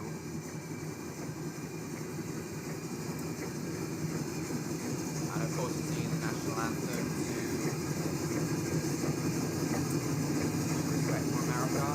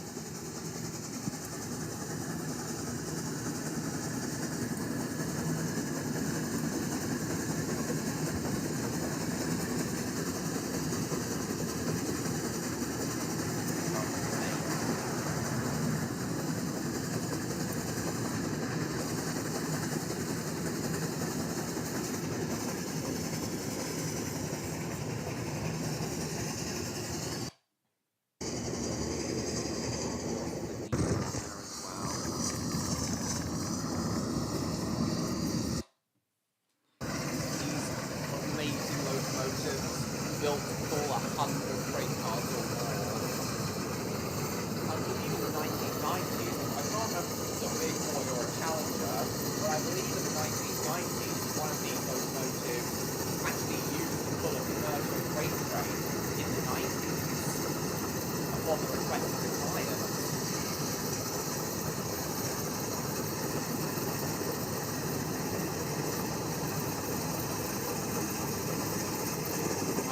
Much like the Challengers, the big boys had fireboxes so big, this whole greyish area here is the firebox, which is bigger than even some British locomotives. Of course, it's so big.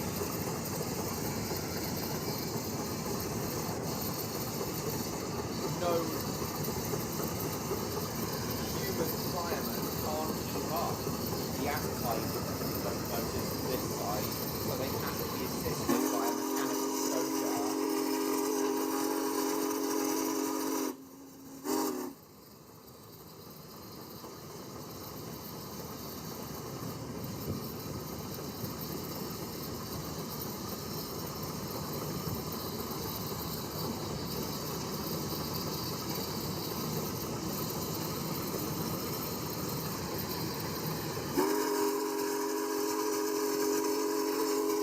Amazing whistle as well.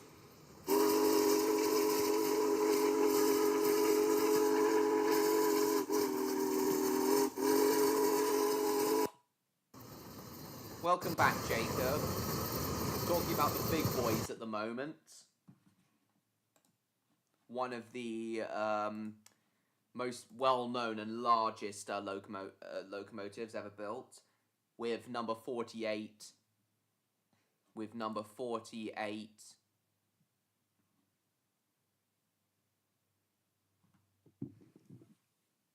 With number 14, of course, being the largest currently operating steam locomotives. Anyway, Jacob, not sure if you heard me before, but I was wondering what you thought of the animal abuse towards horses that was carried out during the construction of the American Transcontinental Railroad in the 1860s. I bet Jedova, your unicorn character, would hate that.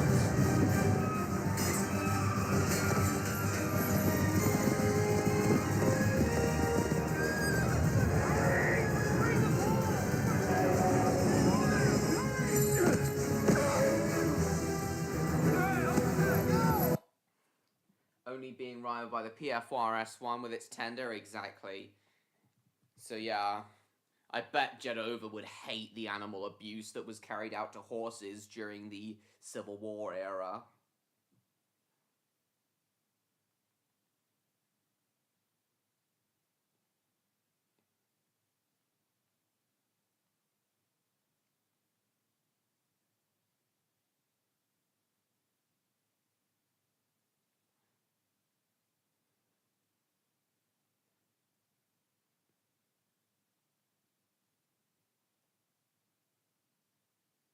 Hold on, guys.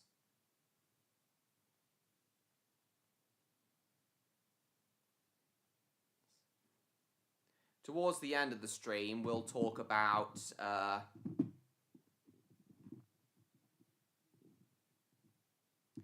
watch that in a moment, Jake. Towards the end of the stream, we'll talk about some of the more modern trains in America, specifically the diesels and electric trains. Jedova would despise being treated like shit over a railroad, the very thing he loves. Oh, I bet he would. Abuse for his special interest? Oh, God. Well, William, a fellow Aussie of yours who comes to these streams, Levco, William, he actually mentioned about how horses were abused and overworked by during the construction of the Transcontinental Railroad. Very sad. What's even sadder is how many of the Chinese immigrant workers were killed during the Transcontinental Railroad's construction.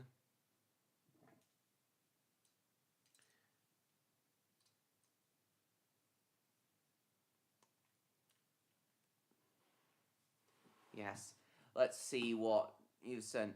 Humanity sucks? Oh, absolutely, Jacob. And human rights, it's such a shame how few people cared about human rights in the 19th century, especially in America. Big boy and the bigger boy.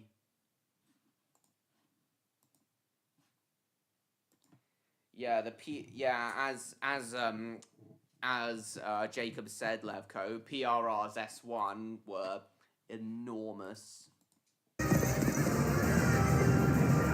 This is something that really happened, though, Jacob. A locomotive was transported over the Sierra Nevada mountains by horses before, in order for construction on the other side of the Sierra Nevada to start.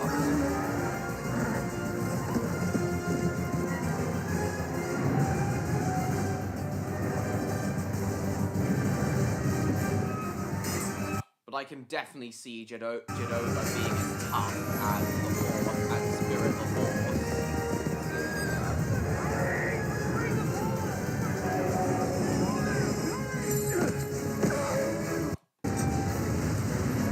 And then he just causes the whole thing to blow up.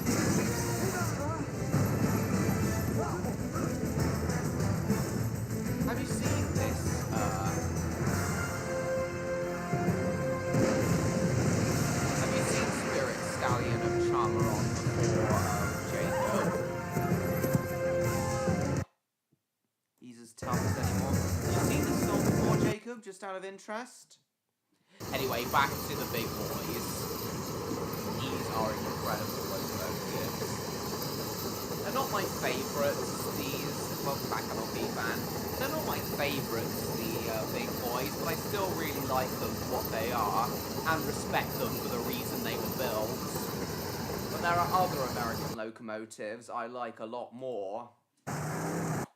Especially this one, Santa Fe number 3751. Haven't seen it? I haven't seen it either. There are so many American locomotives I really like. I've not seen it.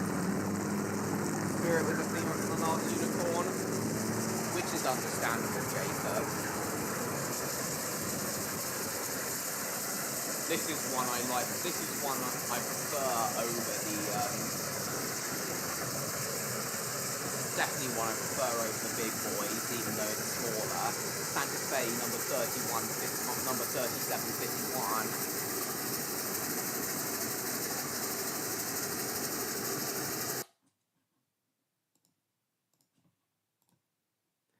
Yeah, American articulated locomotives are just, in general, are just incredible.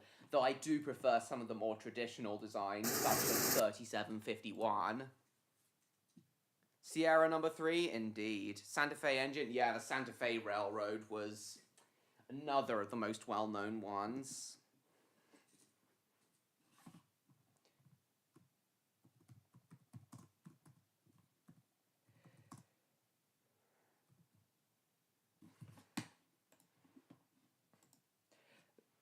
This is another amazing one. Union Pacific number 5511. Now this is a really nice one, number 5511.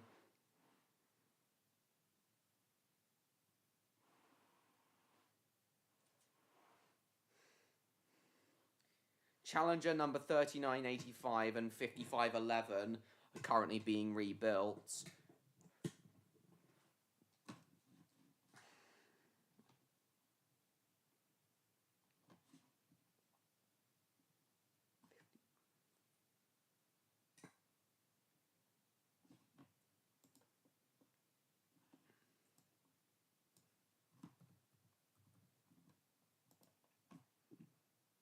Exactly, Jacob. It's one of the oldest, and it's still going strong today. This is another of my favorites. These are absolutely enormous. The Union Pacific 9000 class. These are two 12-2s. 12 massive driving wheels. We don't even have a locomotive with 12 driving wheels in this country. Sorry, no, it's a 412-2. Very rare, a very 412-2. A steam locomotive having 12 driving wheels is very rare indeed. Of course, I have mentioned on this channel a Russian locomotive before, which had 14 driving wheels. The one that Train of Thought nicknamed Igor. Though that's a Russian locomotive. And we don't want to be talking about stinky communists in a stream about America, do we? I joke. I don't mind Russia. They may have a terrible leader at the moment, but Russia as a country isn't that bad. 9,000... Oh, now Jacob sent me something.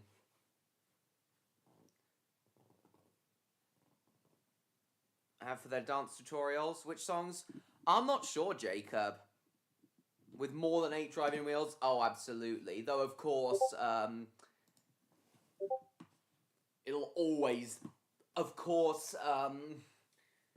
I'll always prefer the 9Fs over everything else. Oh, the song 9000. Oh, Jacob sent me some more idiots ignoring Santa Fe. Ignoring American trains at level crossings.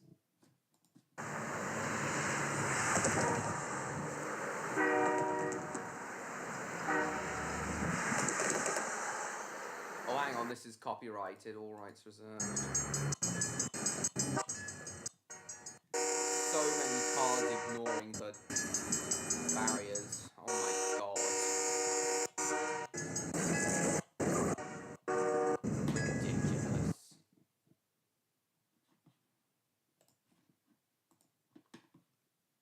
absolutely ridiculous.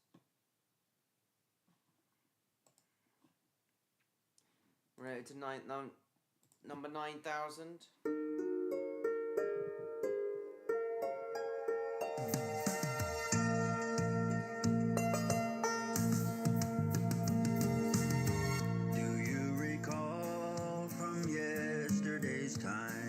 When steam was the king of the road, there was an engine who rode the UP line. 9,000 was her name. She was 4, 12, and 2, and she had a rendezvous with 100 cars to pull up to a hill. Now she is gone, but her memory lingers on. No, she's still around. She's preserved. Was her name. Her mighty driver's roar are gone and heard no more. From Oak Valley where she rolled to fame, the diesel won the race but cannot take her place. 9,000 was her name.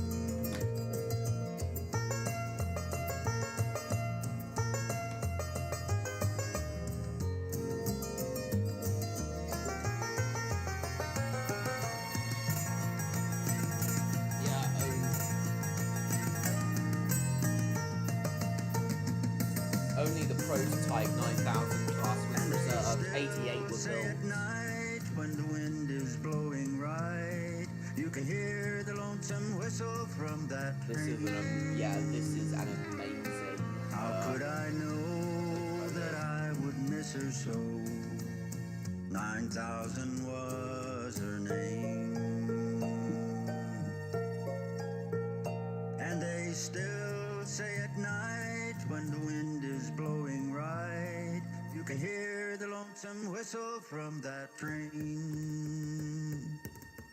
How could I know that I would miss her so? 9,000 was her name.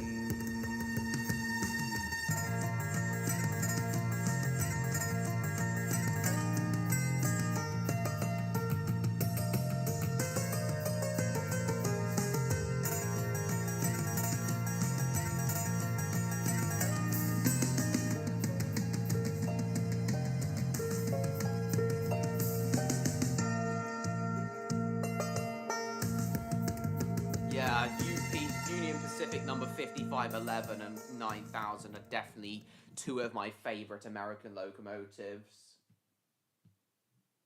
I've seen it. Levco. Oh, I do agree, it is terrific. Levco. Groin Gator, nice. I'm awake. Haven't seen the little engine that could? Interesting, Martin. Well, you should, Martin. The 1991 adaptation is really good.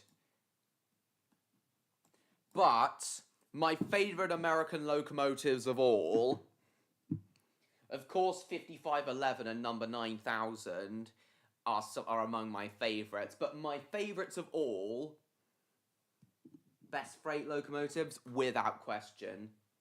So while I do love the Challengers big boys, as well as number 9,000 and 5511, I think the Union Pacific Railroad in general is one of my favourite of the American railroad companies.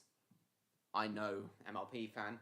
Yeah, I think Union Pacific is one of my favourite of the American railroads due to how much history it has, along with CSX. I just like the name CSX and its livery. That's the other reason I like CSX so much. But anyway, while I love all of those Union Pacific engines so much, my favourite American locomotives of all, it would have to be a tie between I've mentioned these before, the New York Central Railroad Niagaras, sadly none of which are preserved. Sadly, none of the Niagaras are preserved, but I do love how large, awesome, and amazing these passenger engines are, with their smoke deflectors and enormous tenders. The Niagaras are basically supersized Britannias. Or supersized Thompson A1s or /A2s.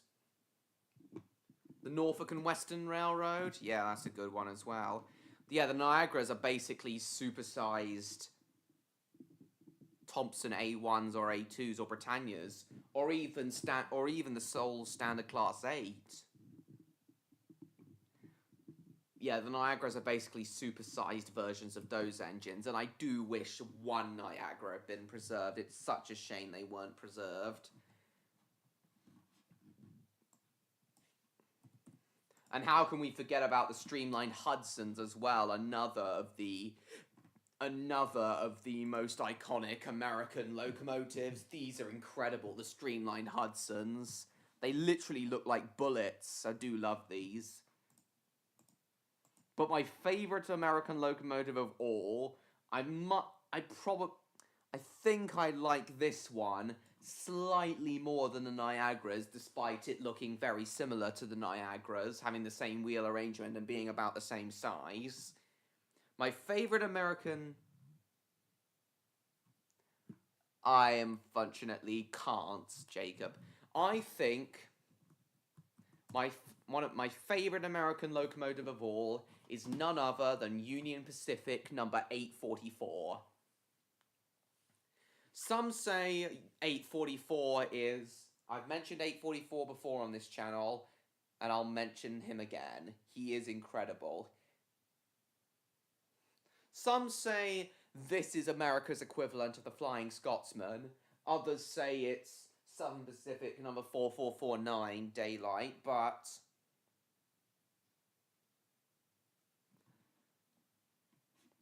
this is without... 844 is probably my favorite American locomotive.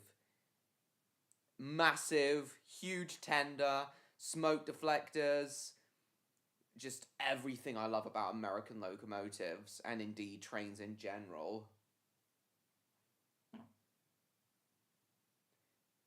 Yeah,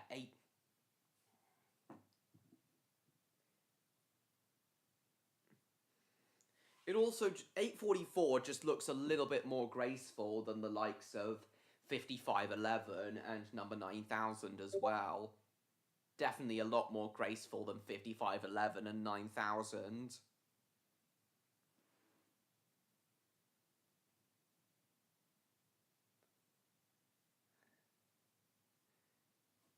How similar Class A's and Y's are to the Polar Express prayer market. Nice.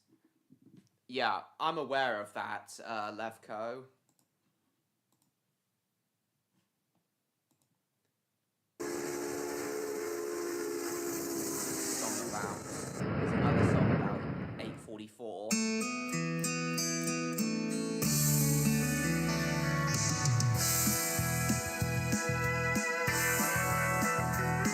There is a legend that is living, and now is part of railroad lore. The last built of all the UP steamers, and known by her number 844. At 484. As it's the 4th of July, we're talking about American trains in this stream. We're talking about what's probably my favorite American locomotive, number 844. There's so many Union Pacific locomotives that I just love. And also, yeah, I know, MLP fan. Also, a lot of people know this fact. 844 is one of the very few American steam locomotives that was never officially retired, never officially withdrawn from service, number 844. It's still officially... 844 is still on Union Pacific's official locomotive roster, but it's not really used to pull like proper freight trains anymore or passenger trains. It's mainly used for like enthusiastic excursions, though officially 844 has never been retired. it's still officially on Union Pacific's locomotive roster.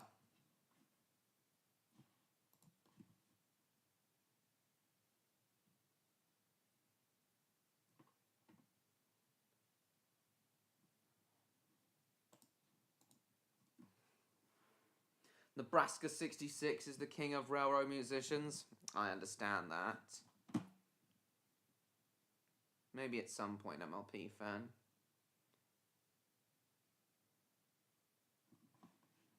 Oh, what's MLP fan sent? Yeah, I've seen this. Right. She is the fastest of all the engines on the UP line. A graceful thing. Yeah, Union Pacific 844, even without streamlining, could reach 120 miles an hour. With streamline, I've said this before and I'll say it again, with streamlining, number 844 would have easily been able to beat Mallard's speed record if it had streamlining. It's part of the FEF-3 class, 844. And it's a 484 Northern type locomotive. 45 FEF series locomotives were built. These are definitely some of my favorite steam locomotives.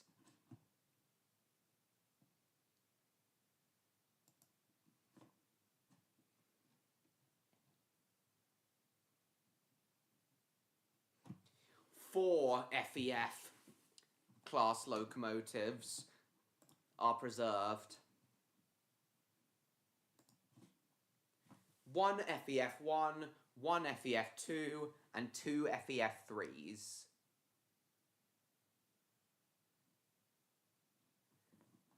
.838 is the other preserved FEF-3 is a source of spare parts for 844.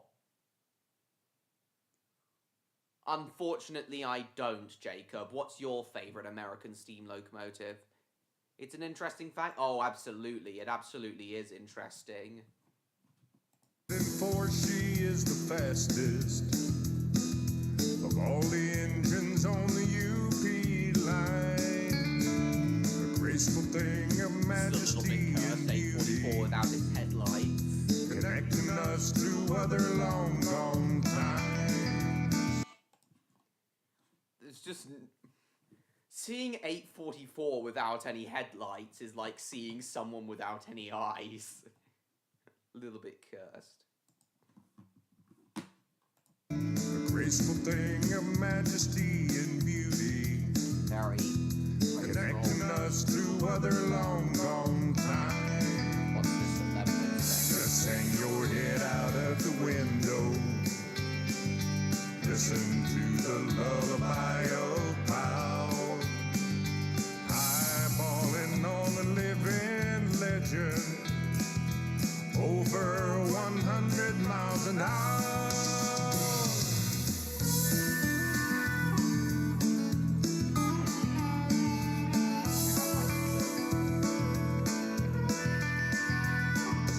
All aboard for an adventure, while turning back the hands of time.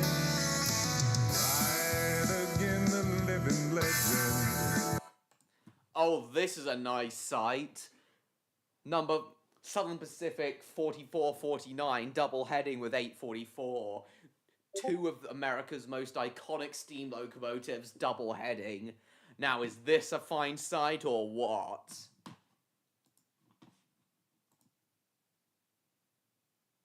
Oh yeah, 611. We'll talk about 611 in a moment. And roll on down the UP line, a piece of... What do you mean, nope, Stan? Yeah, Stan, at the moment we're talking about some of my favourite American locomotives. Most, if not all of my... Most of my favourite American locomotives come from either... Most of my favourite American locomotives come from either Union Pacific or the New York Central Railroad.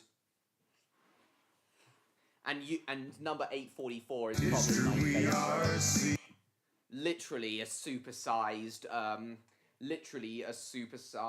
Thompson A1 or a supersized Tanya. A piece of history we are seeing. I know you don't like 44. Keeps alive the past for all. The ground is trembling as she passes and breaks into her lonesome call. Wow. She is poetry in motion. She's the lady we adore. There'll never be. Stan, I know you find number 4449 Daylight very ugly, but why exactly do you find it so ugly? Lady we adore. There'll never be another like her. Roll on, 844. All aboard the living legend. All aboard 844. All aboard the living legend. All who are donation through this great American enterprise. Yeah. God, do I love 844. And all the big, bulky American locomotives, for that matter. Colours are awful.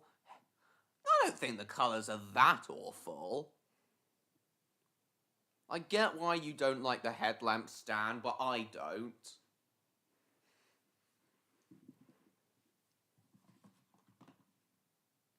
I don't think 4449 looks that bad. There are way uglier locomotives out there.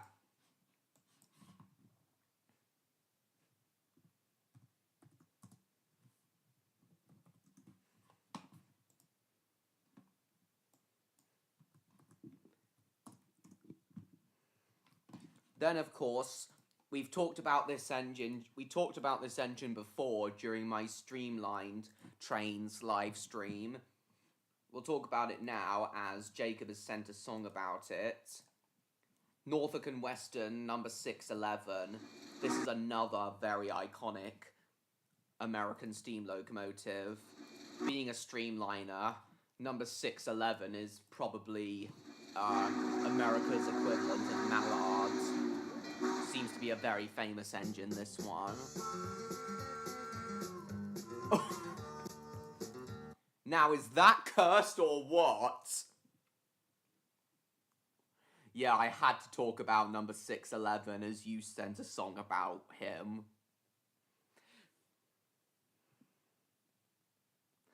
So 611 is your favourite American steam engine, is that it, Jacob? Is that what you sent that song for?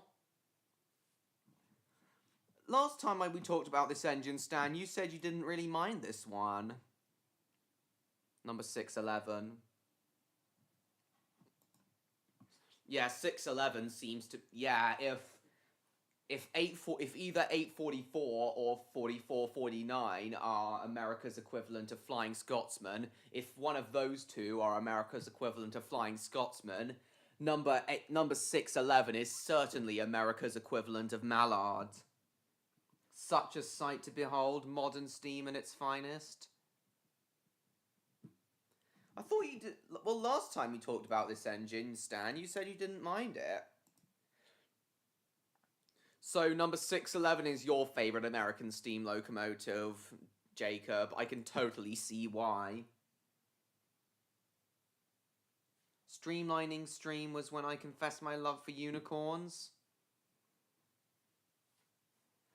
I remember now, Jacob. Hey, Spyro Kirby, nice to see you. Built in 1950.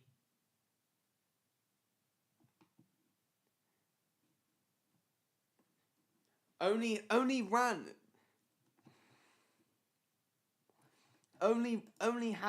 spent 9 years in commercial service. number 611. Absolutely pitiful. Only 9 years in commercial service. Ridiculous. Currently under maintenance.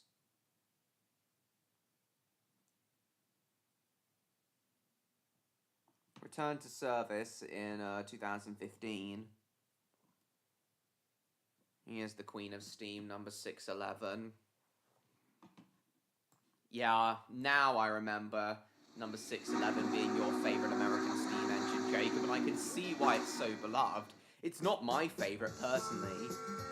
Number 611 isn't one of my favourite American steamers, personally, but I can see why it is for many Americans.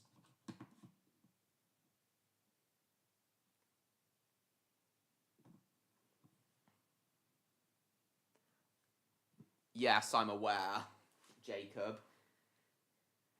In fact, most of Europe... in fact, I don't think most of mainland Europe switched to fully dieselized and electrified. I don't think most of mainland Europe fully dieselized and electrified until the mid-1970s. So yeah. America were very early in the game on dieselization and electrification compared to Europe. Very early. And of course, China was some of the latest. They didn't fully phase out steam for decades. And I think countries like South Africa didn't fully phase out steam until, like, the 80s or even 90s. And of course, my fictional country, Yellen, still uses steam locomotives on freight trains and a few passenger services. I just like the bullet nose of streamlining. I can totally understand. I do love bullet nose streamlining as well. I think I like the bullet nose New York Central Hudson slightly more than number 611 though. Though I can understand, once again, I can understand why 611 is so beloved. All about the future for America? Indeed. Just having a wonderful 4th of July? Awesome. Well, that's why I'm theming this stream to American trains, Spyro Kirby, in honor of Independence Day. I may not be American myself, but I do like to show my respect for America and the right to their sovereignty at this time of year, every year. Bonus feature? Cool. Yeah, as I said, if either 844 or 4449 is America's equivalent of Flying Scotsman, 611 is certainly the American equivalent of Mallard. Who agrees? He looks great. Days long ago, when the country moved by steam, out of the Blue Ridge Mountains came a streamline machine. He looks built good. by Virginia craftsmen. Back in 1950, she was numbered 611. She's the finest in steam. He looks good pulling She's freight the pride cars. of the NNW, and she rose again days long ago. When the country And yes, Stan, as this is an American train stream, I am using American railroad terms in this stream, as opposed to British ones. Cry about it.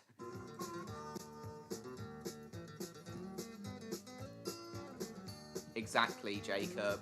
I'm aware. This is the loading gauge. the country moved by steam, out of the Blue Ridge Mountains came a streamline machine, built by Virginia craftsmen. Back in 1950, she was numbered 611. She's the finest in steam. She's the pride of the NNW, and she rose again today. Oh, She's the finest steam I really train like ever this built, song. the 611 Class J. Class J On the run streamliner. over the mountains up Christiansburg Way, no train could ever pull that hill like the 611 Class J. See the stack I think this is my favourite of the songs you've sent so far, Jacob. Definitely my favourite of the songs you've sent so far. Ever built the 611 Class J. On the run over the mountains. Well, yeah, I do prefer British. Yes, Stan, I do prefer British railway terms, though with this being an American stream, I thought it better to use American railroad terms in this stream. Came a streamlined machine built by Virginia craftsmen. Exactly, Back in James. 1950, she was numbered 611. She's the finest in No steam. streamlined nose on this She's the drawing. pride of the NNW, and she rolls again today. She's the finest steam train ever built, the 611 class J. I wouldn't say 611 is the finest steam train ever built. I do prefer the likes of course, the 9Fs and even 844, but Numbered 611, she's hell, I even prefer the A4s and A3s over 611, but I do understand why 611 is so beloved. She was numbered 611, she's the finest in steam. She's the pride of the NNW, and she rolls again today. She's the finest steam train ever built, the 611 Class J. 611 Class J. Over the mountains, up Christiansburg Way. No train could ever pull that hill like the 611 Class J. See the stack belching smoke, feel the rhythm of the wheels. She's poetry in motion, Poetry in motion. made of steel. She's the pride of the NNW, and she rolls again today. She's the finest steam train ever built, the 611 Class J. Thanks, John Murray.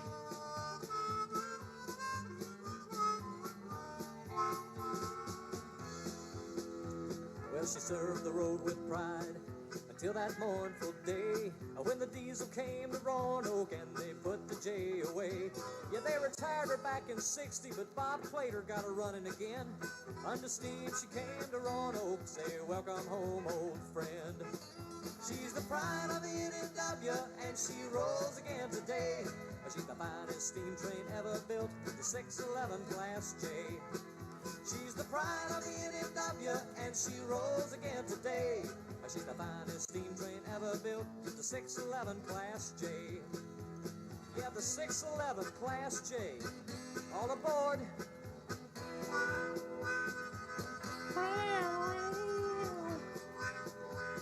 Oh, this looks like an appropriate game to play. Row Scale America. I did want to play American trains, drive American trains on Roblox, and this seems like an appropriate one to play. The New South Wales C38 class first 5 locomotives.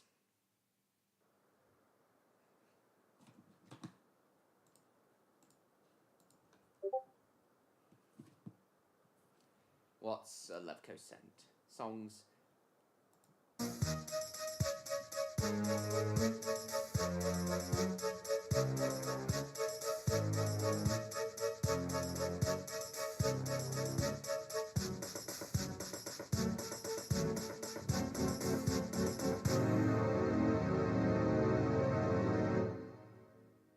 Oh no.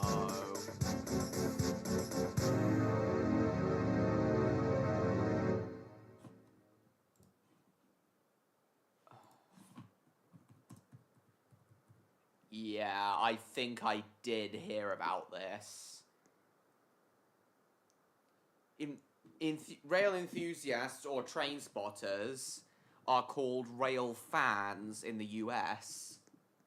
Whereas here we call them train spotters or railway enthusiasts. We call them rail fans. They're called rail fans in the States.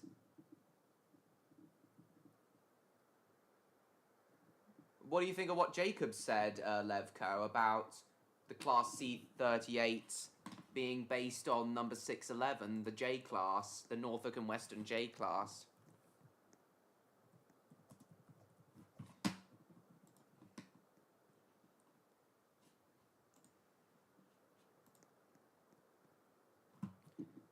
I know these are your favourite locomotives, Levko, but can you see the influence that the C38 class had from the Norfolk and Western J class? Yeah, that has happened before. Rail fans, rail enthusiasts. That's fair, Levko. Getting struck down by trains as they pass. It has happened not just in America, but all over the world. It is cool, Evco.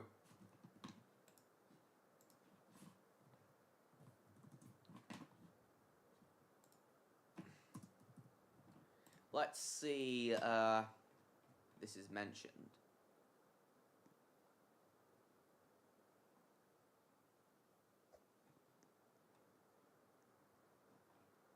Accident. Here we go.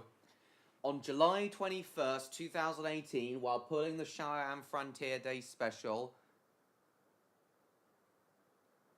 number 844 struck and killed a pedestrian in Colorado.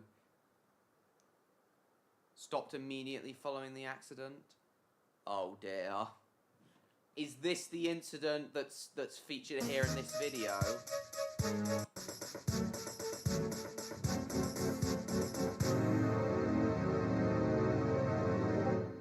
And that, people, is why you should never stand too close to railway tracks. Even if it's a locomotive, if it's a steam locomotive, you're really, really excited to see. There is absolutely no reason to ever stand this close and risk your life like that just for the sake of seeing a locomotive you really want to see. When the Flying Scotsman returned to service, people went onto the railway line on the East Coast Main Line and caused it to be stopped, caused the Flying Scotsman's return excursion service, a rail tour, I mean. Sorry, excursion is what the Americans call it. Rail tour is what us Brits call it. Yeah, the Flying Scotsman I remember when the Flying Scotsman had to come to a stop just outside St. Neots on its way up to York on its excursion service to mark its return. Thankfully, nothing like this, what's seen here, happened when the Flying Scotsman did its inaugural return to service run from King's Cross to York, but that's why you should never stand too close to the train tracks. They were trespassing, well, they were very close to. Alright, John Murray. One of the New York Central engines. Nice. With 844, exactly. Yes, enthusiasm for trains should never blind common sense. I completely agree, Jacob. Never stand that close. Completely agree, Levko. It doesn't matter how excited you are to see a steam-hauled or even heritage diesel-hauled rail tour come past. Even if it's a heritage electric locomotive, no matter what kind of train it is, no matter how excited you are to see it come past, never stand as close to the railway tracks as that woman. You could just end up dead.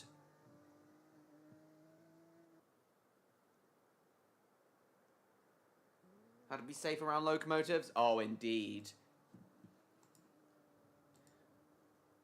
Shit like this happening is part of the reason why I did that stream about railway safety last August. And as a follow-up to that stream, guys, I'll tell you this now, as a follow-up to that stream, as a follow-up to the railway safety stream, at some point, I'm also considering doing a stream about railway disasters. Like, I've done a video about the Gare de Lyon disaster and then the Potters Bar disaster. I want to do a stream covering some of the most famous railway disasters at some point. In fact, I think that's going to be the next themed live stream after this one. In fact, I'll do it in 3 weeks' time for stream 233. A stream about train disasters. To show us what can happen when the safety feature for trains fail. Only I'm allowed to do that because I'm the best. Jesus, don't do it. Year 4, alright. Oh no. Oh.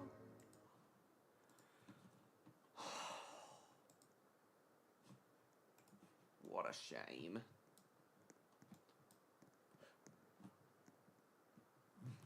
No, I've been wanting to do a stream about train disasters more, Stan. Greece's railways have disasters 24/7. Do they really, James?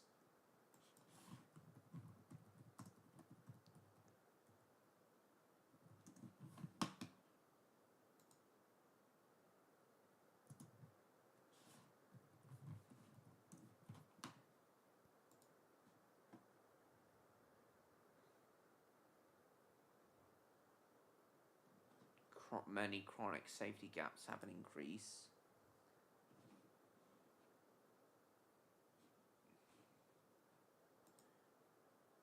But yeah, big shame something like this happened.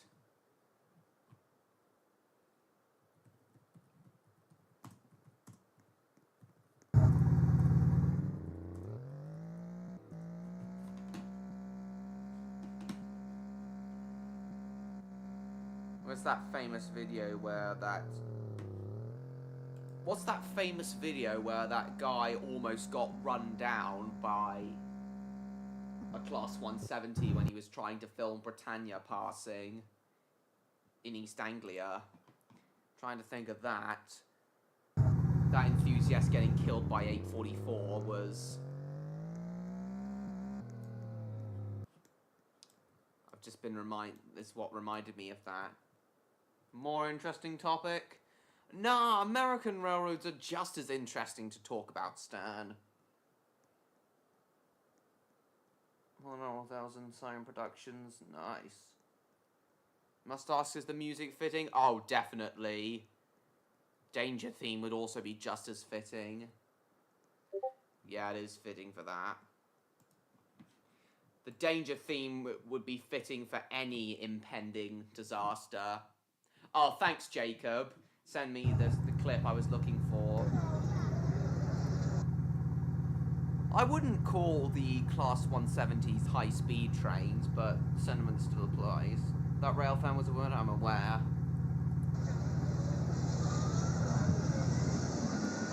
Thanks, Jacob.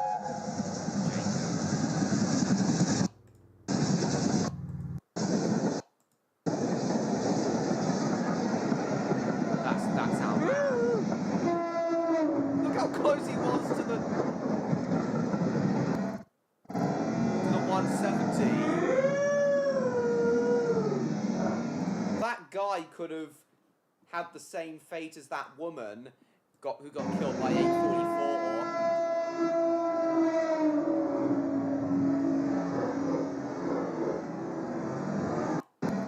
What a twat.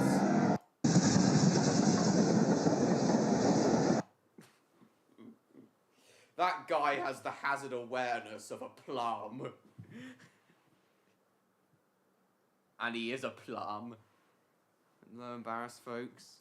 This guy has the hazard awareness of a plum.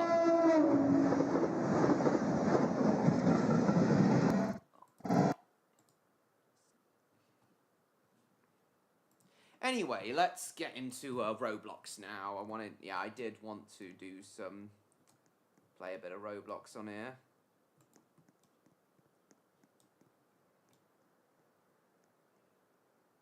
Thomas Flash Games, cool. So how do I spawn the,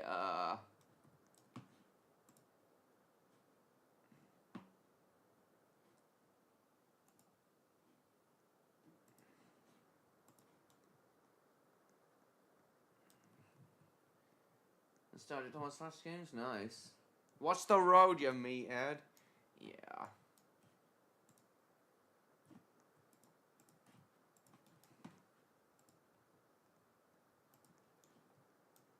Okay, I don't really know how to spawn trains on here.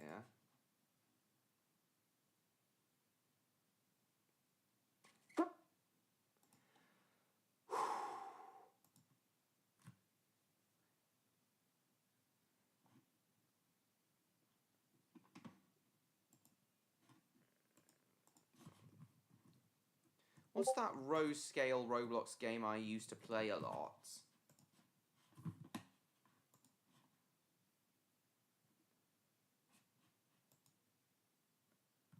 No, it wasn't this one.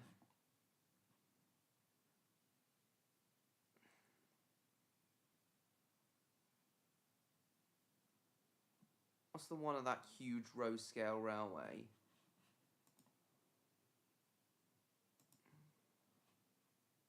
This might be a good one. 670 plus trains to choose from. This'll be a good one to play. The Warehouse USA.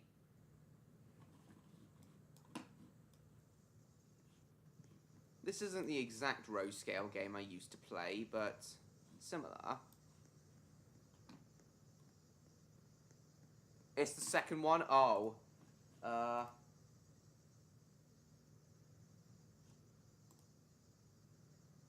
Row scale set. Yeah, this was it. Yeah, they've got lots of.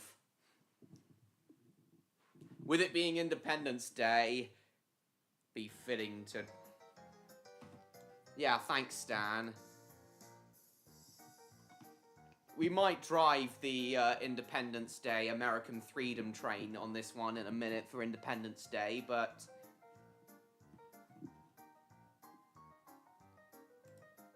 Thomas Pass. Anime Pass. American E2s. Oh. Freedom train, boys.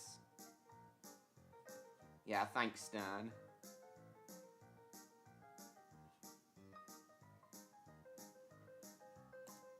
Baltimore and Ohio duplex.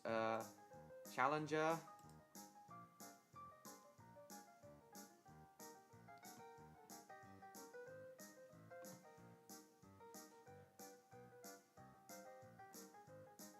Look, Stan, it's the one you love.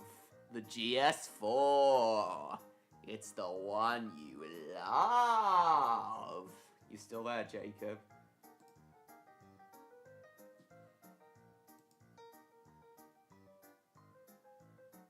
Oh, the big boys look incredible with smoke deflectors. Yeah, for now... We'll just do the big boys for now.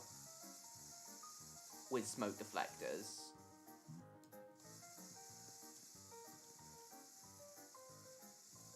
But the big boys look great with smoke deflectors on. Number 4019.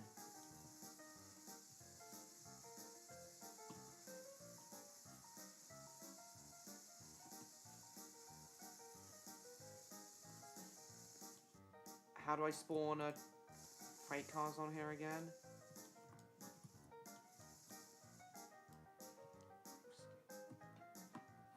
Here we are, freight.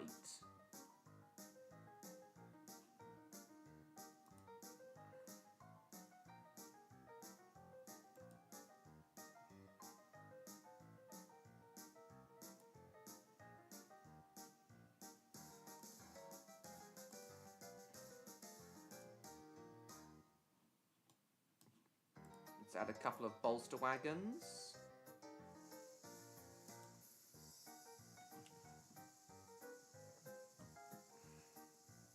Awesome, Stan. We'll add a few box cars. 2 Union Pacific Browns. 2 Union Pacific Yellows. Yeah, we'll run a big, long American freight train to begin with.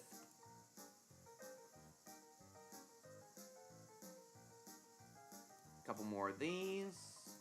Slightly longer box. Oh, I'm at max cars.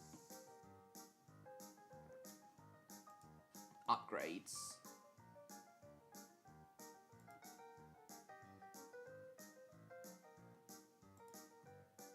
Seems I can have up to 20 cars.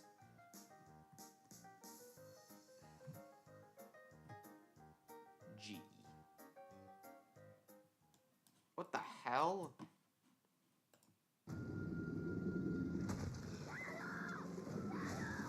Since when were there adverts here?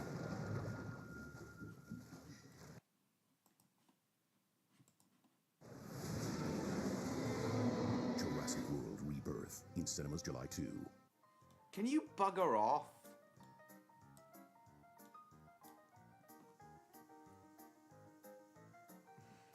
I did not need to see that. I'm not really interested.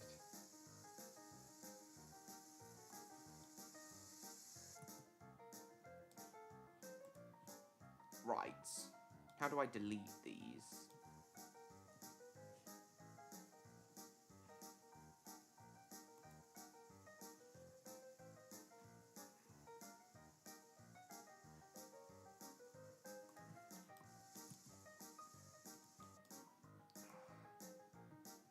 Now I can't remember how I delete these.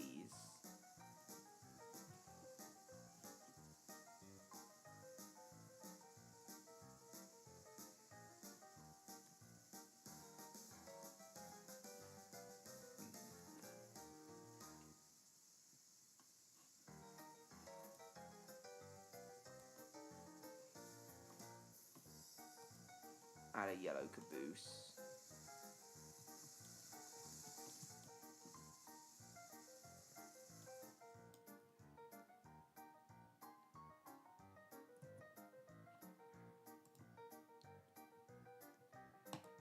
Oh my god.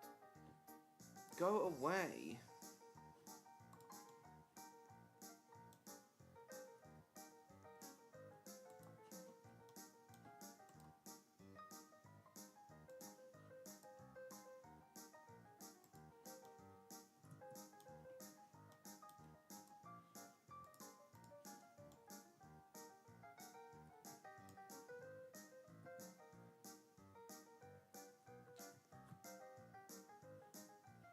Sod it, I'll just spawn a new train here. Go away. Wait, hold on, I've got a game passes now, and I can add infinite cars now.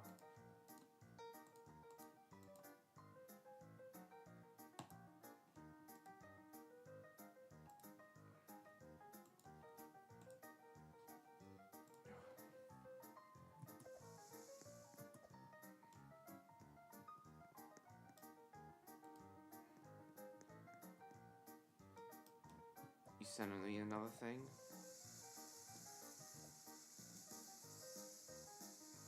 Oh, hang on. Hang on. Delete mode on. Deleting this whole train. Right. Try this again.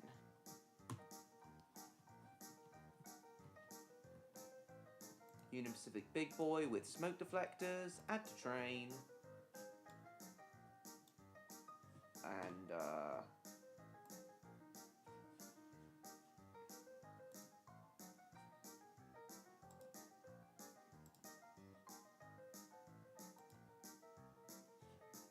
add a couple of tankers.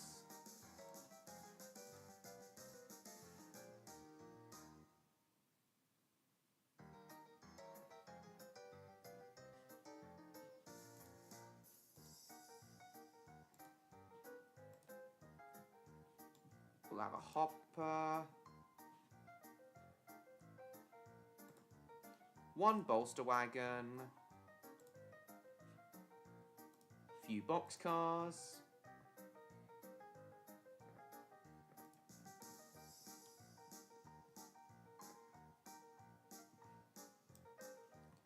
And finally, caboose.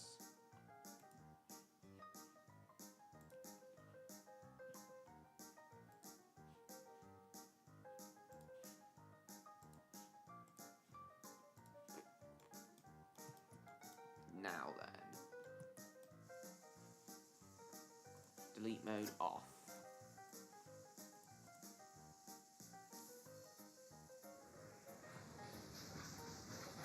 Like how these freight cars are see-through.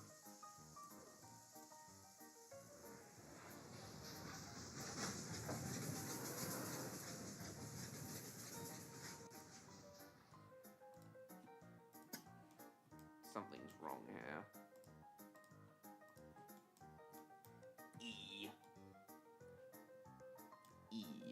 E. Hold on, delete mode off.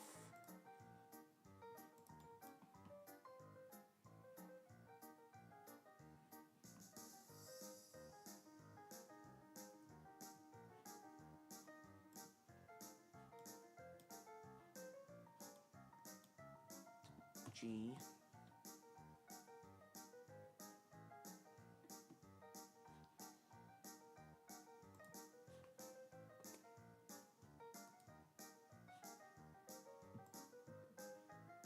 We'll add a Union Pacific gondola.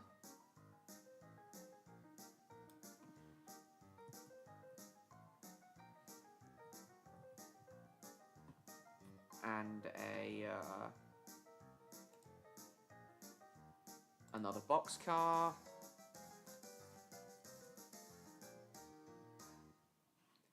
And finally, the caboose.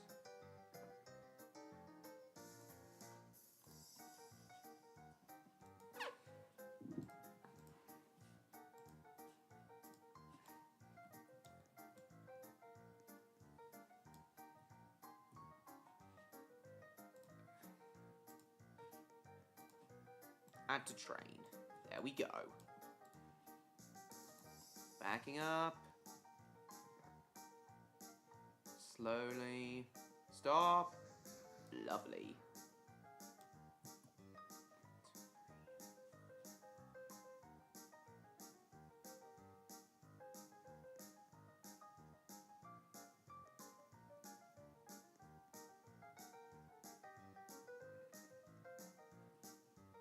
Hang on, what's left coast sent?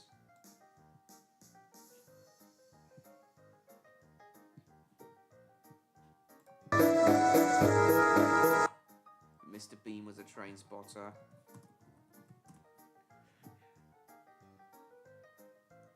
Yeah, okay, bye, my P-fan. What's Thomas Pass? No, Thomas Game Pass.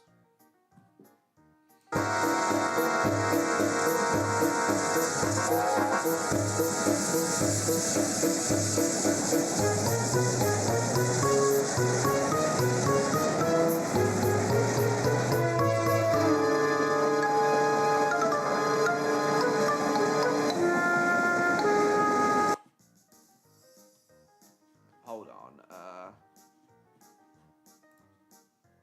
Sorry this is taking a while, guys. I'm still trying to remember how to play this game. Oh, go away. Can I add one more car? Looks like I... Fucking hell, man. Delete mode off. So let's add one more hopper car.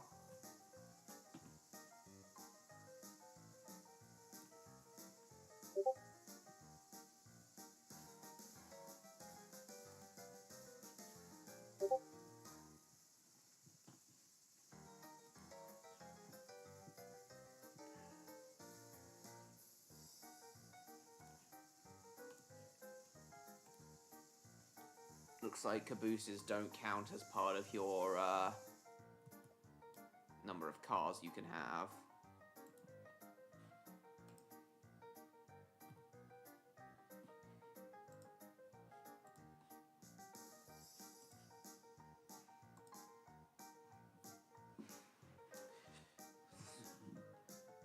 Yes, he could have. Wrong way.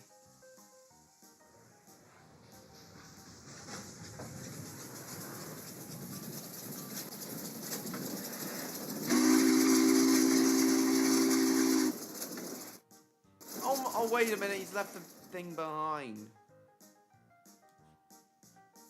Go back, you've left some of your train behind.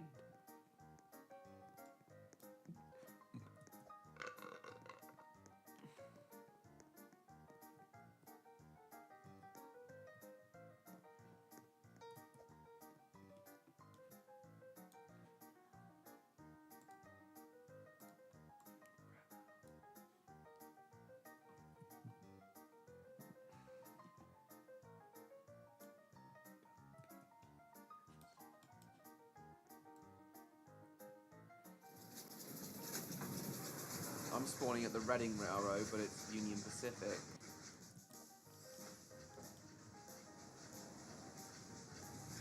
No, no, no, no, no, no, no, no, no. Stop! Jesus Christ.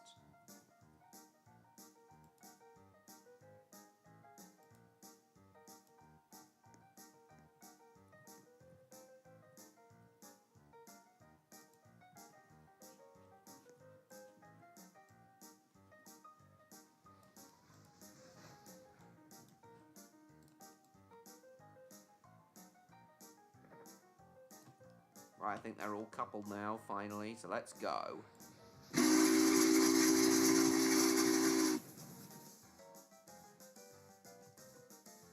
Not as long as the real big boys would have pulled, but oh well. Polar Event, Polar Express even more magical? What's that?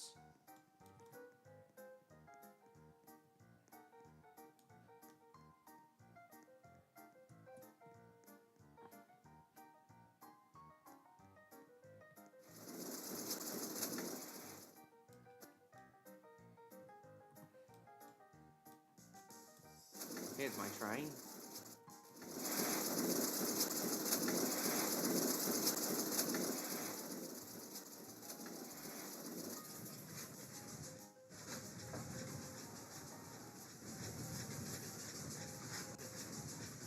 Who's British? No, I guess.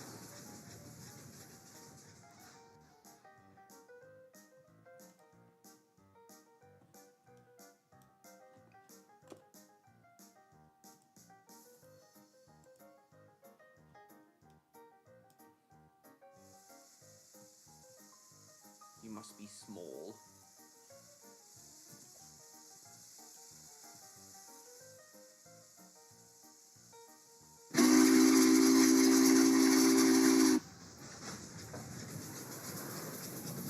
I remember this game.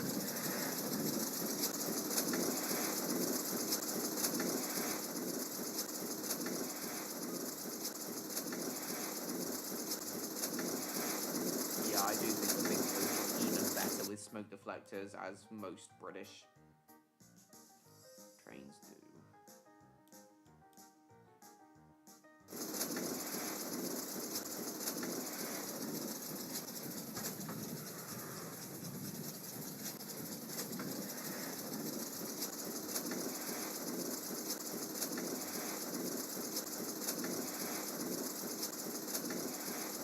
Get some oil first.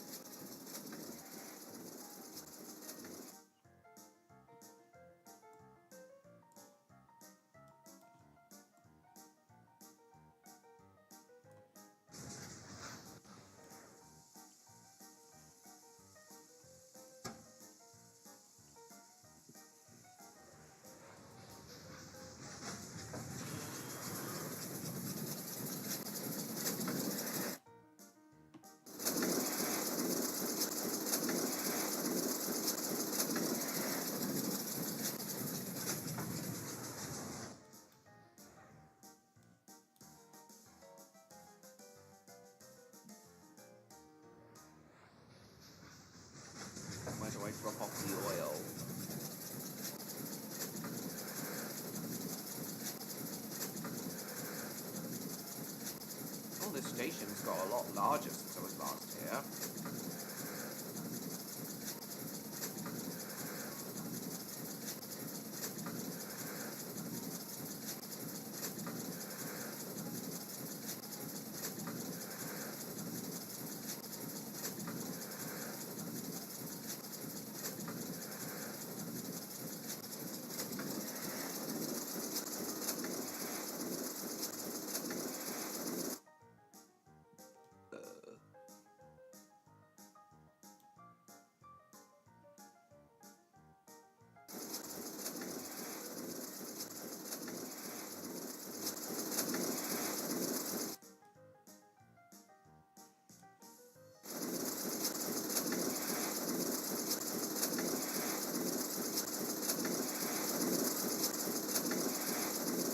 Onion Pacific.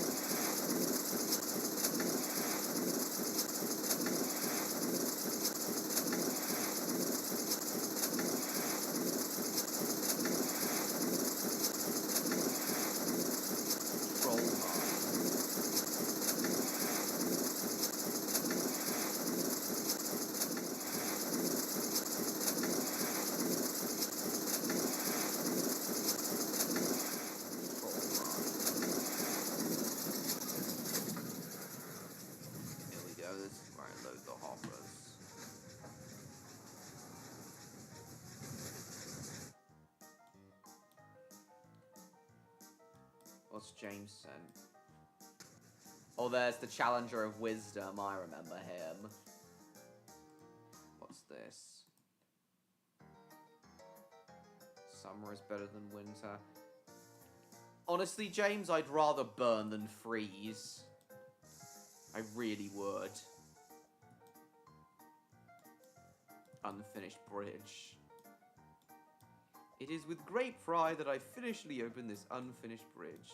The Challenger of Wisdom. Challenger of the Sea. Transgression is not lacking. Very true.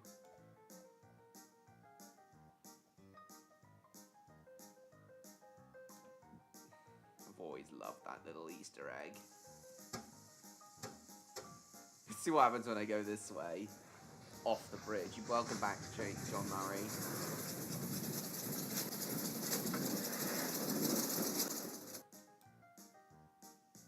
Goodbye. It just disappears. Through the logs. Goodbye. Right. Reset character. Now let's drive an American passenger train.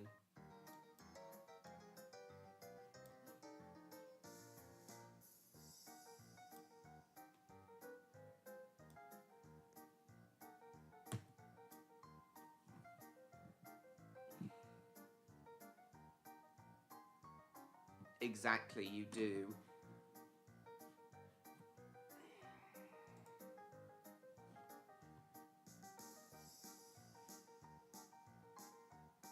Drive the FEF2 now.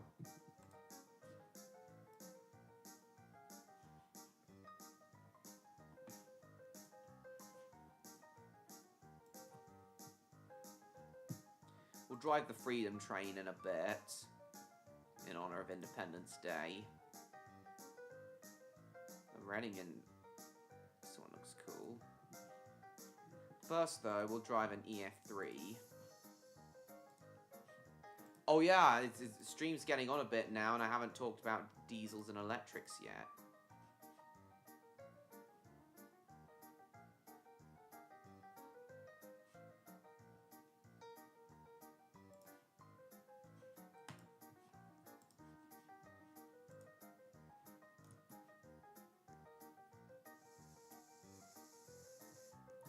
guy's getting out the Polar Express, because of course he is.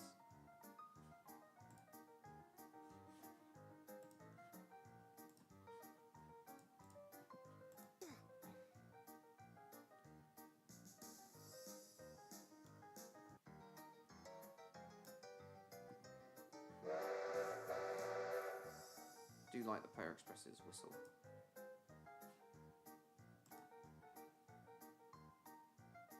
Actually,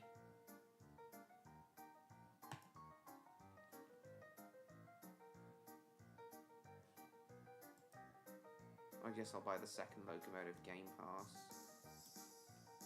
For a bit of variety, we'll have the New York Central Niagara. Let's get some New York Central coaches now.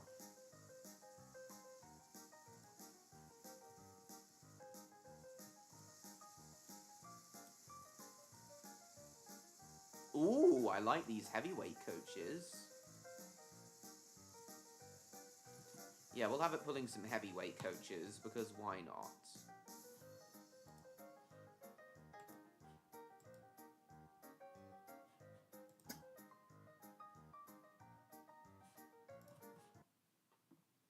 Sierra 3 whistle, Polar Express.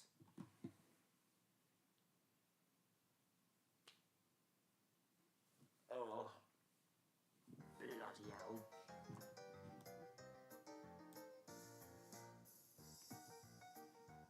You know what would be awesome?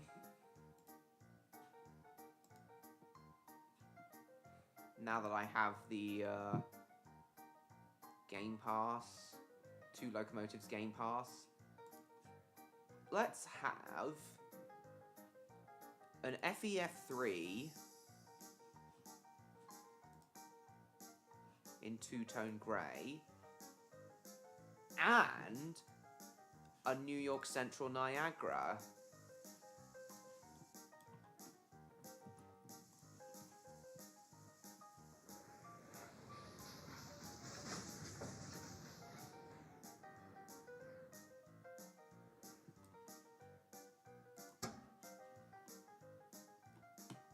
Let's have them both. Why not?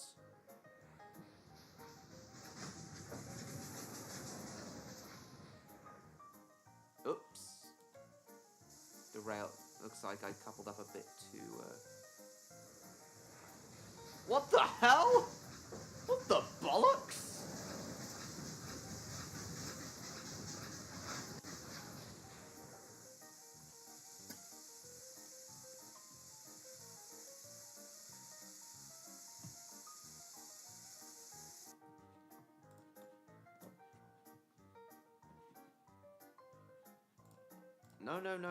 No. Delete mode off. Now then. Open train spawner. Oh, now I'm on the New York Central Railroad. I'm about to spawn a New York Central train with an FEF3. Add to train. Add to train.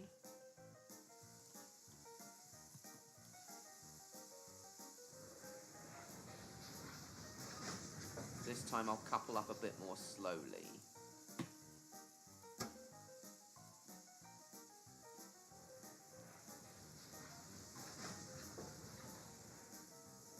Make sure it doesn't derail this time.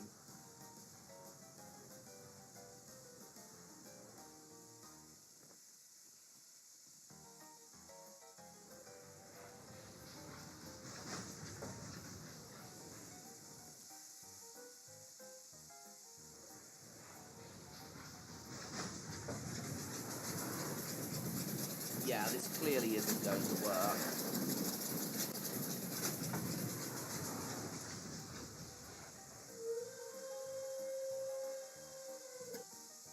This is clearly not going to work.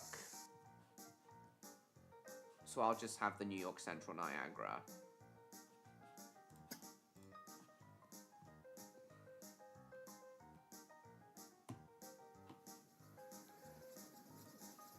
White lining, add to train, and we'll have the New York Central heavyweight coaches, because I really like the look of these, old style.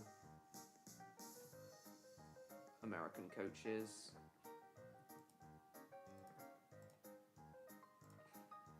Eight of them.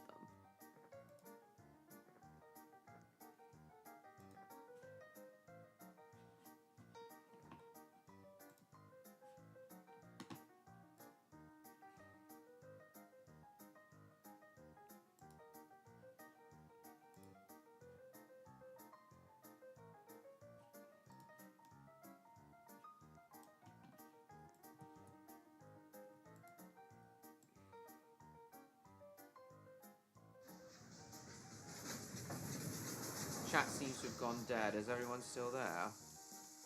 Right. Small? Right, in a minute we'll talk about the American diesels and electrics. This is amazing. Heavyweight coaches with an end car, observation car at the back. This is awesome.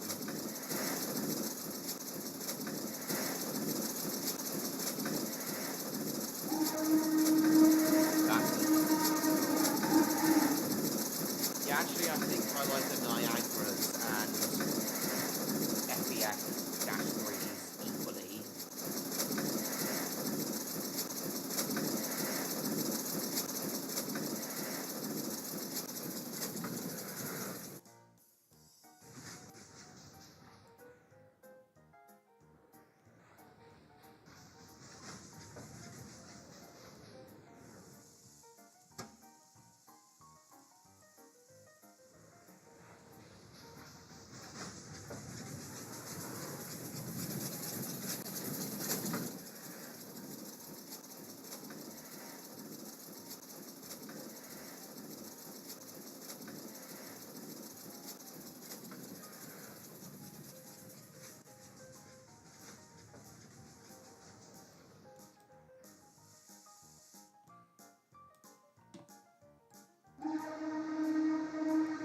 This is a good sign.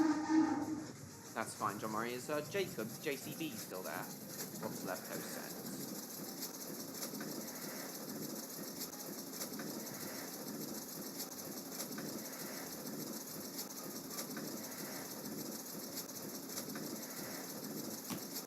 American Legends for Australia, nice.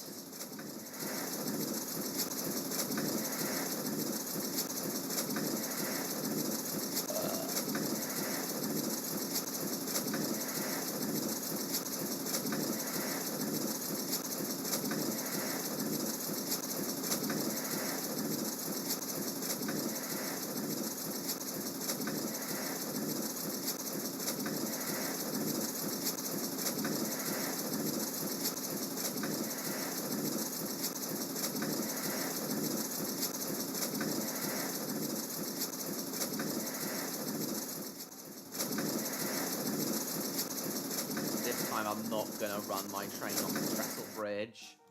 I'm gonna do it properly. Yeah, it is set the right way.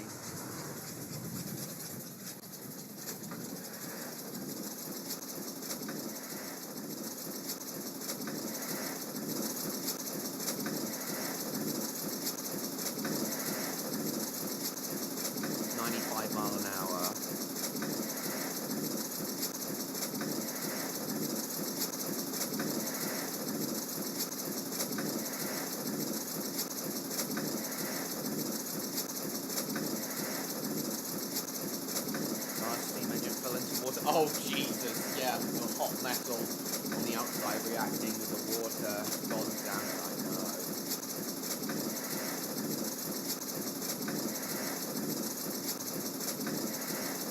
Hang on, guys.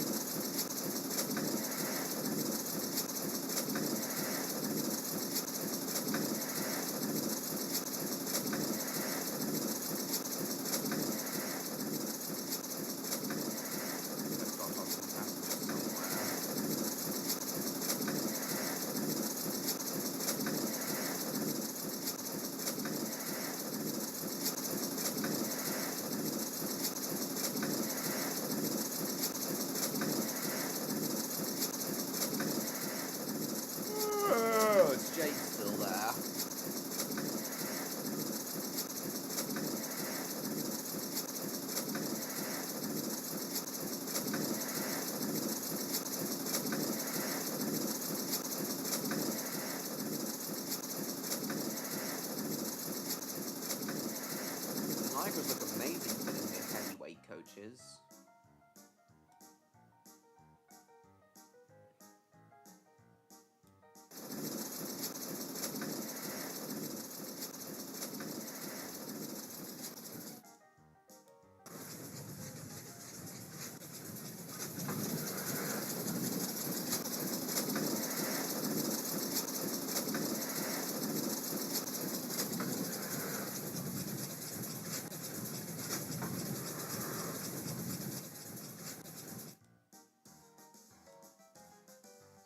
Stop.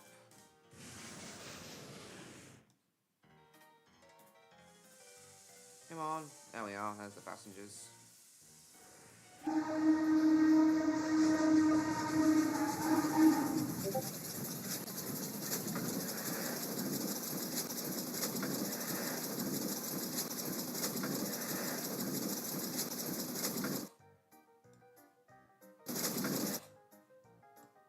Stop. Slow down, slow down, slow down, slow down. Go this way.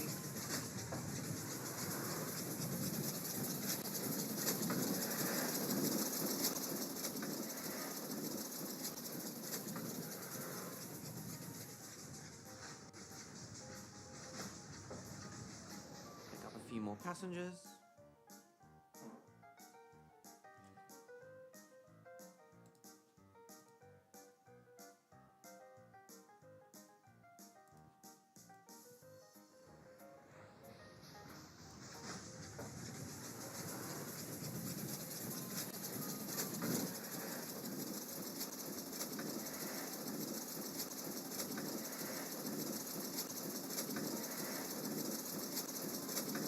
Oh, wrong way, wrong way, wrong way, wrong way. Back up, please.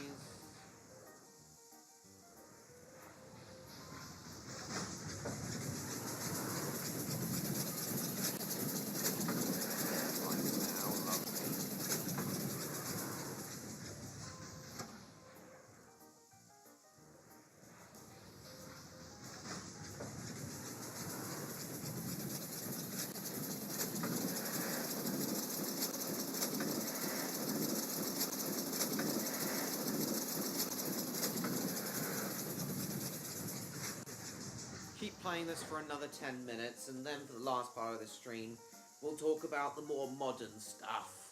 The more modern trains of America, diesel and electric.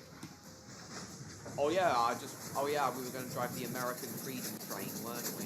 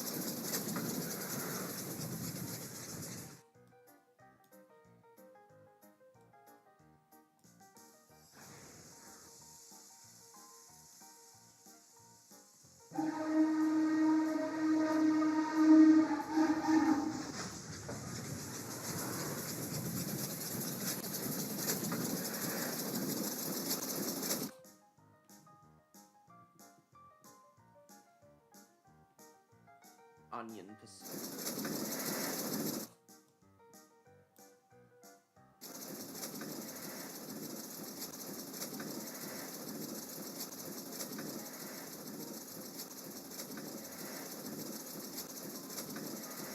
Onion Pacific.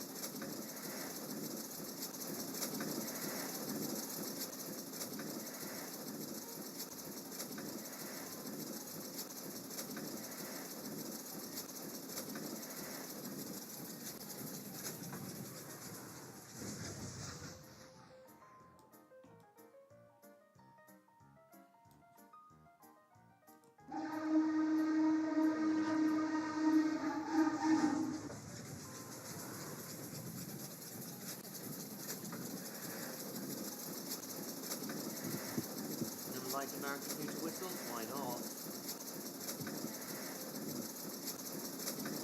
Oh, I like the chime whistles.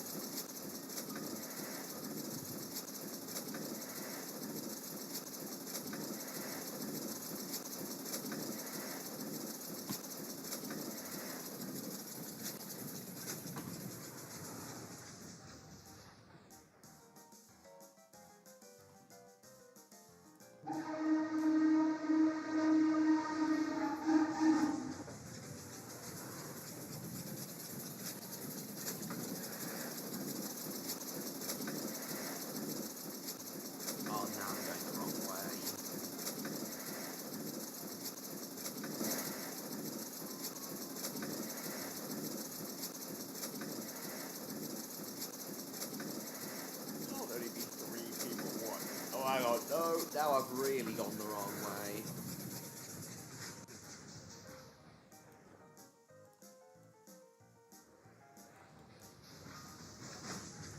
Oh, I was meant to drop off the oil here. Nice. Passengers there. No, I'll just go this way. How much longer? Try and go until 11 tonight. And then after this stream, I want to finish watching Independence Day before I go to sleep.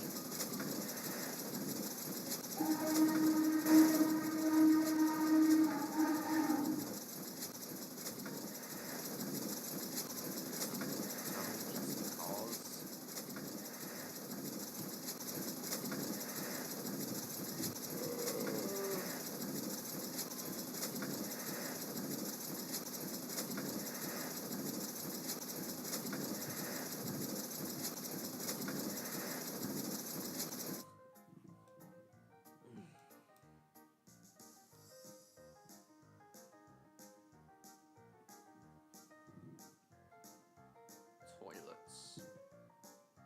Oil.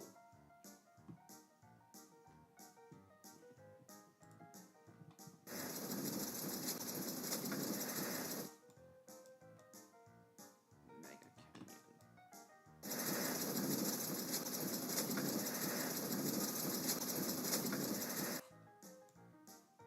Toilets. Oil. Oil.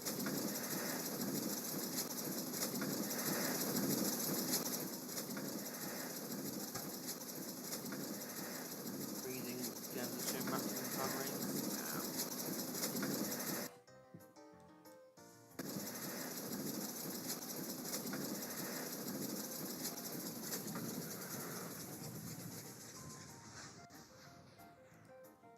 One extra car.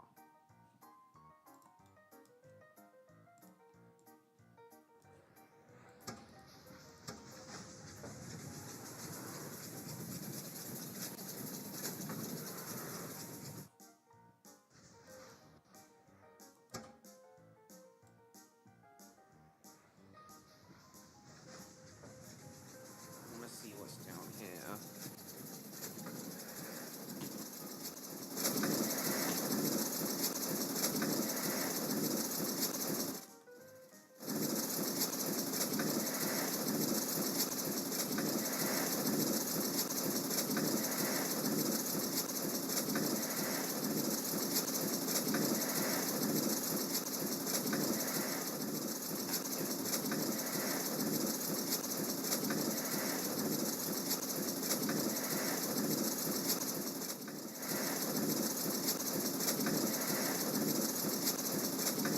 Seen this part of the game on the map before.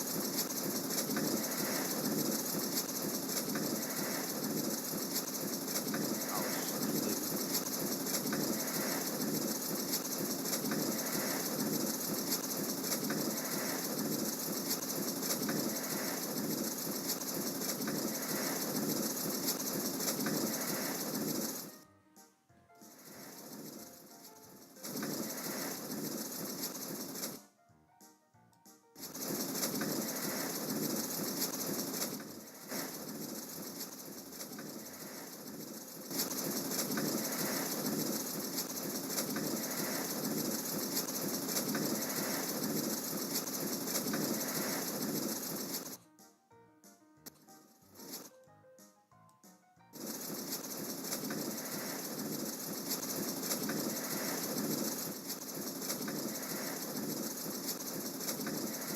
Yeah, going backwards just because.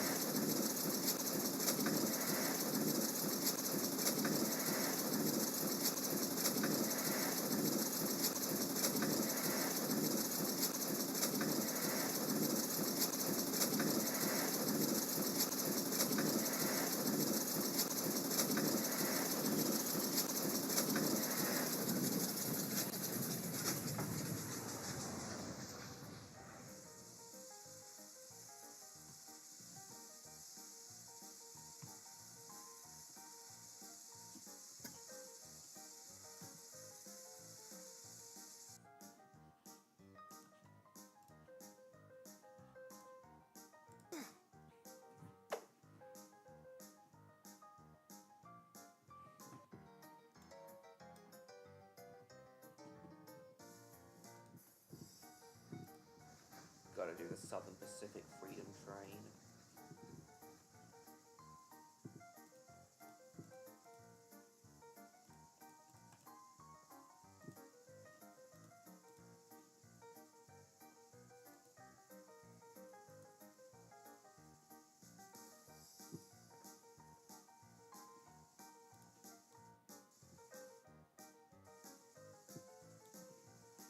Freedom, mofos! Small.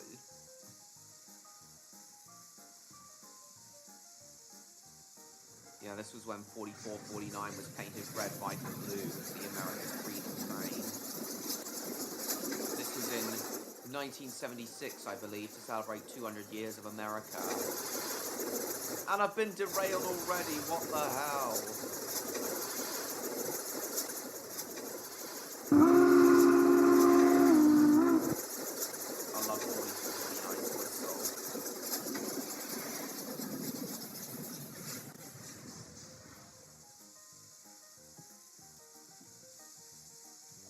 Watch this, guys. Watch this. Bye-bye!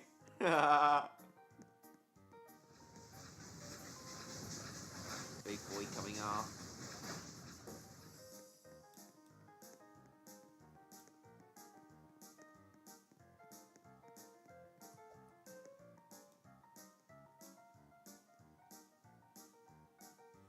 Oh, they ended up over there. Learns to draw. Something eligible country candidates 18 plus of age? Right. And the cars ended up all the way over here.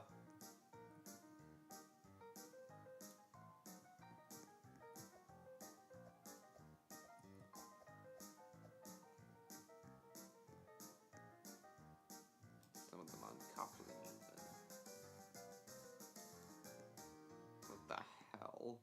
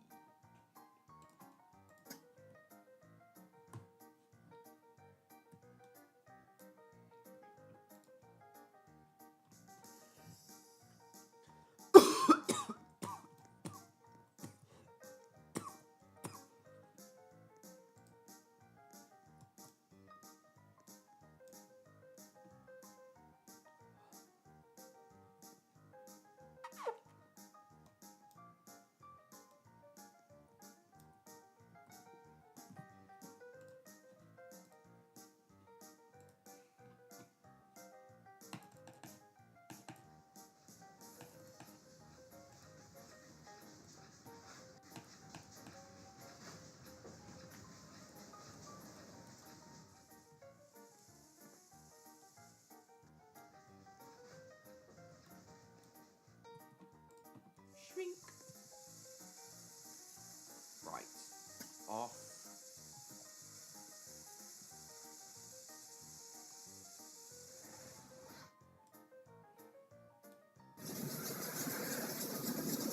Better this time. 4th of July, boys.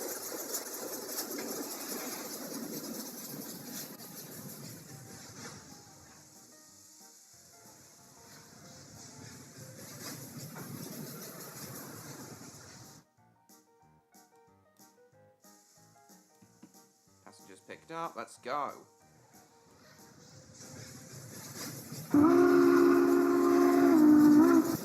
Perfect train to run on the 4th of July, this one.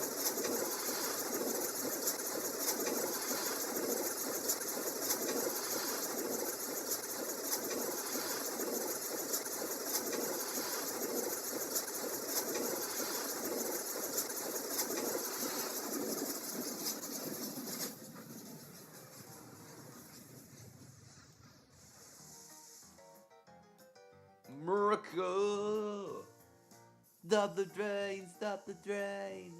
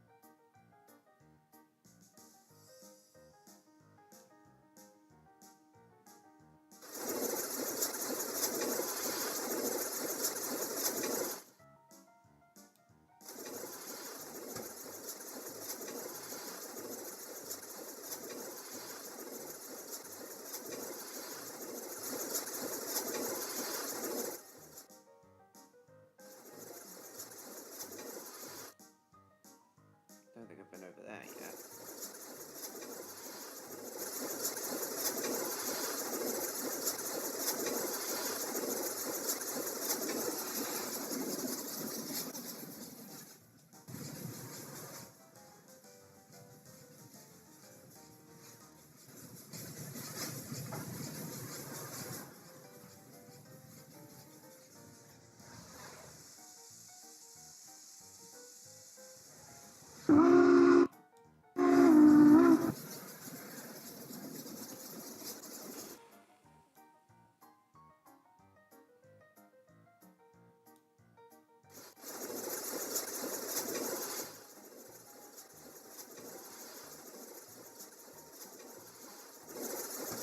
I ought to start playing this game more often again. I don't know why it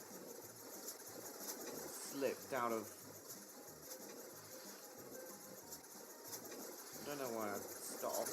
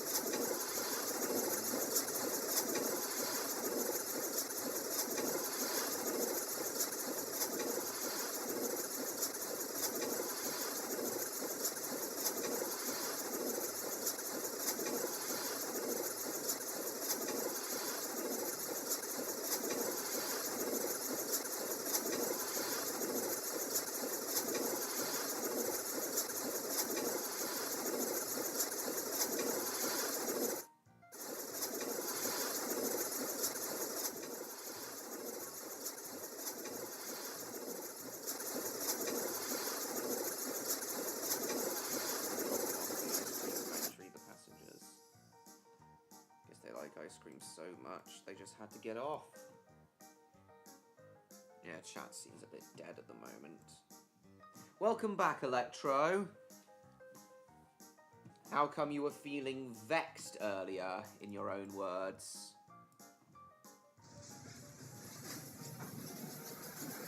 I'll just let Neon know you're back. Right now, we've been talking a bit about,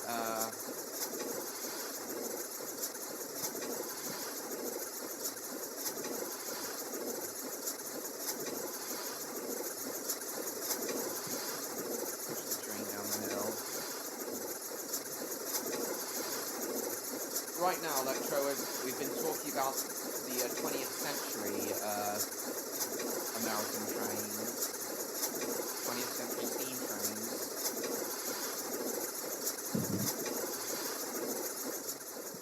Oh, come on. So what were you vexed about earlier, Electro?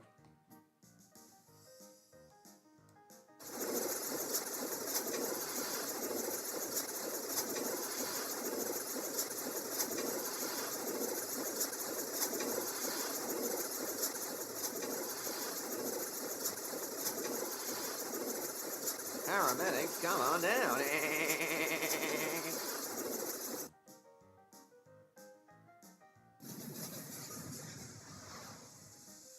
Paramedics, come on down.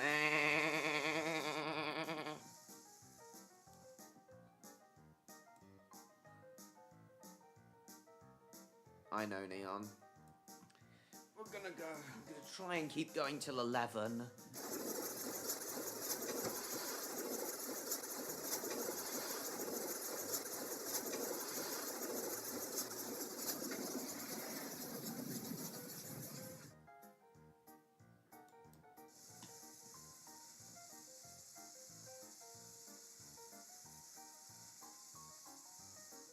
Paramedics, come on down.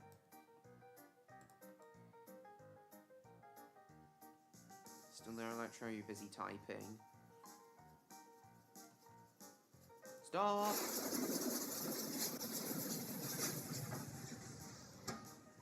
Forward.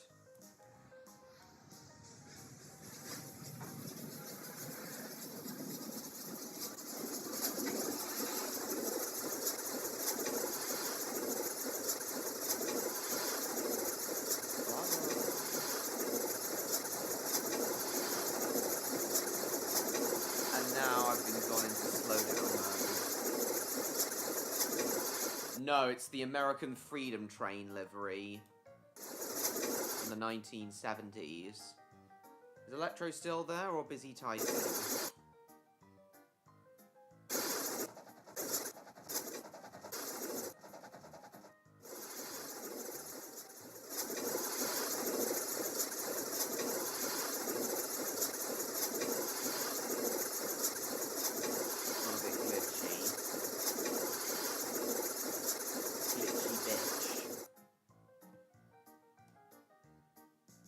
Yeah, but I thought this would be an appropriate livery train to drive, as you know, it's American freedom.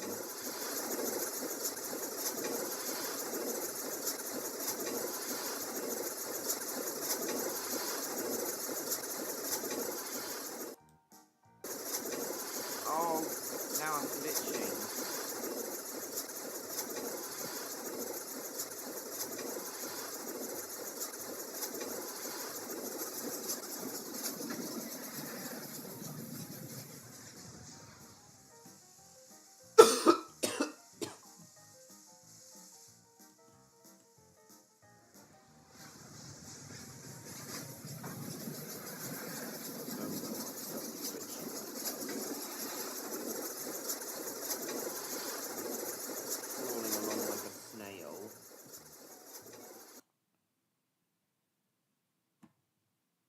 Camera erratically. Well, I can't now that I've clicked out of it. Why, do you think that would be funny, Neon? You think that would be funny?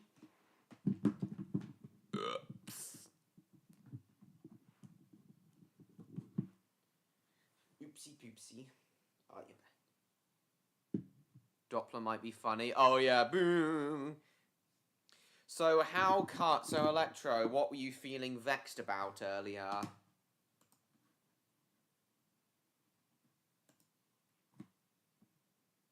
Oh, you were doing a, you're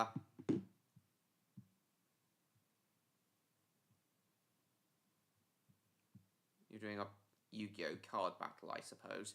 So what were you feeling vexed about? Defeat feet? And I have big feet.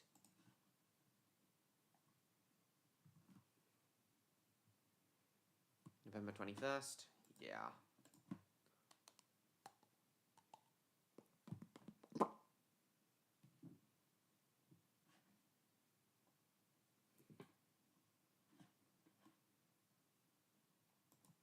Oh, Neon. Junie just posted. You were trying to research, but not concentrating on your research. Oh, trying to research,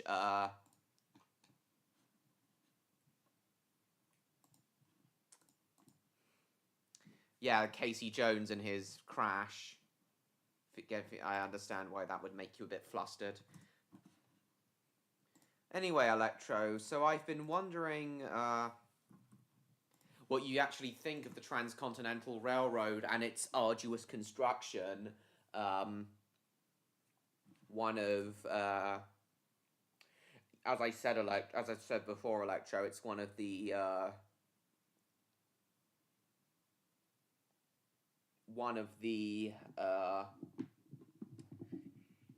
two railways that the Skyrite Main Line's based on. Yeah, Junie the Owl.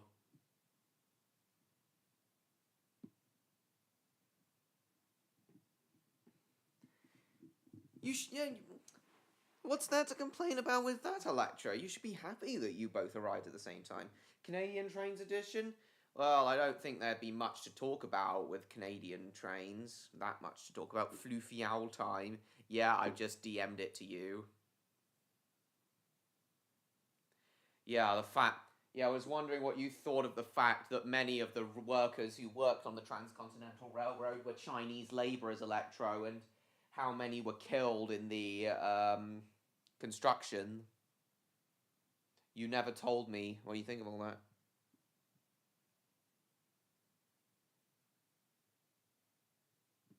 The Transcontinental Railroad. You did want to talk to me about the Transcontinental Railroad. Basically, there were 4 major investors of the Transcontinental Railroad, but all of them were very, very greedy. They only cared about making as much money as possible than actually building a proper railway. Yes. Classic case of slavery? Well, not really. Unlike the black slave laborers, these Chinese ones did get paid a bit. Oh, the Skyrite Railway. Ah. What about it in regards to the Skyrite Railway do you want to talk about specifically? But yeah, it wasn't really slavery. Even so, it was...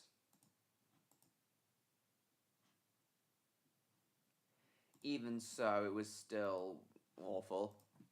Yeah, the Golden Spike Ceremony. This is what the Emerald Spike Ceremony on the Skyrite Main Line was about.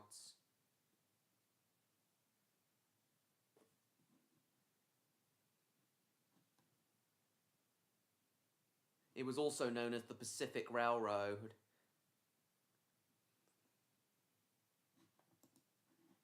Council Bluffs to Sacramento.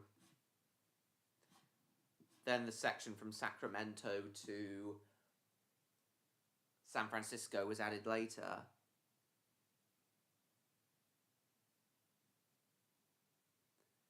Oh, right.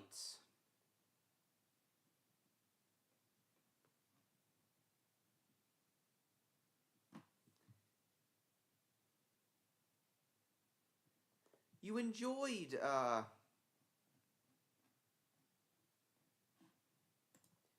You enjoyed those role plays in regards to it, though, Neo Electro.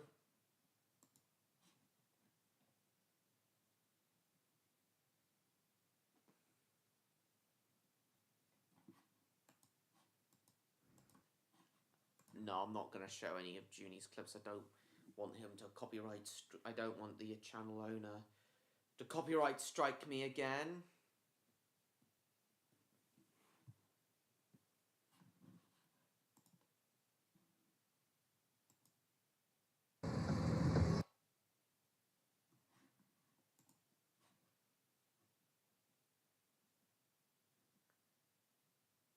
Yeah, you enjoyed those role plays, didn't you?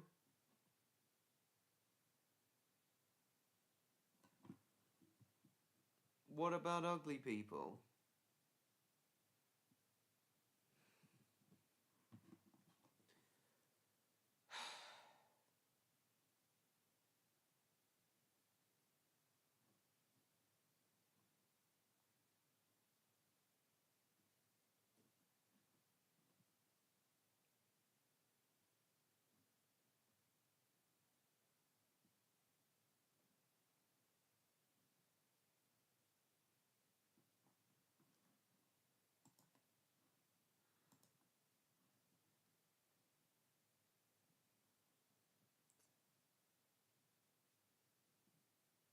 Yeah, I thought you enjoyed those role plays, Electro.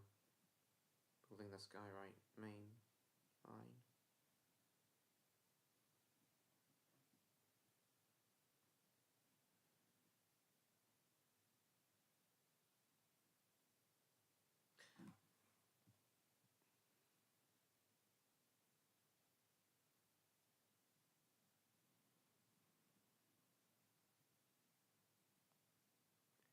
Well, you could have kept picking at me to put a railway in the story.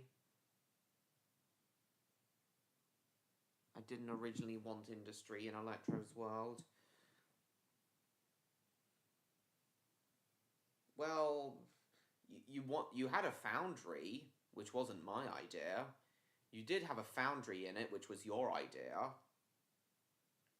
Doesn't that count as industry? You still there, Neon?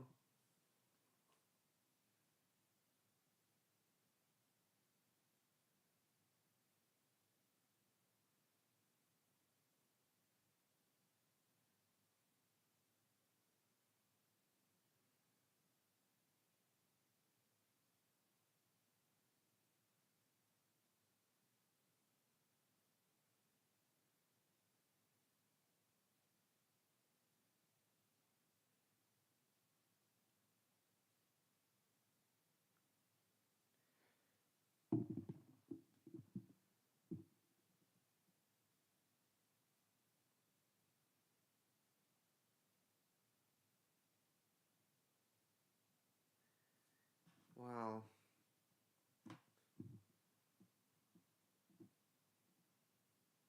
Oh, put in after I pitched it. Ah. It is now 22:36. Levko.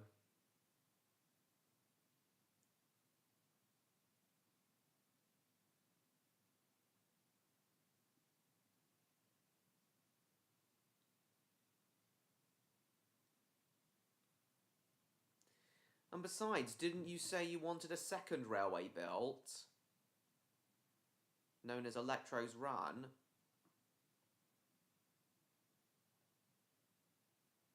Didn't you say that a few weeks ago?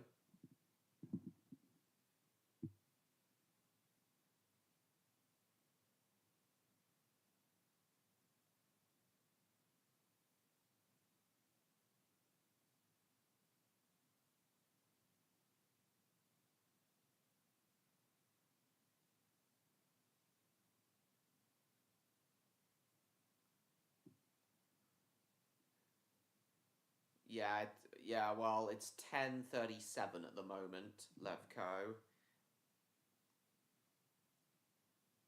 For me.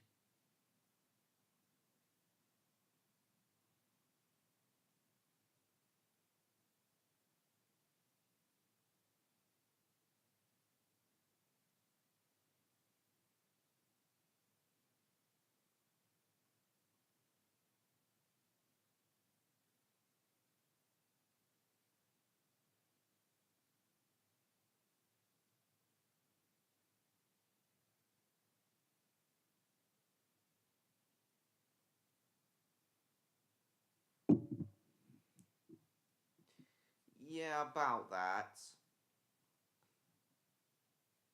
Give or take. Well, yeah, Electra, I'm sorry you felt that way about me including the railway.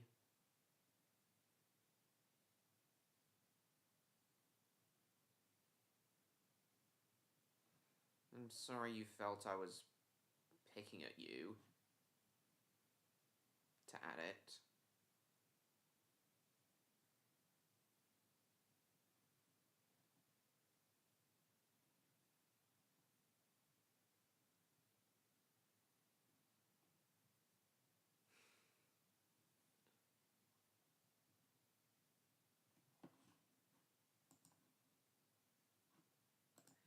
Well, we haven't yet talked about some of the more modern American trains yet, so...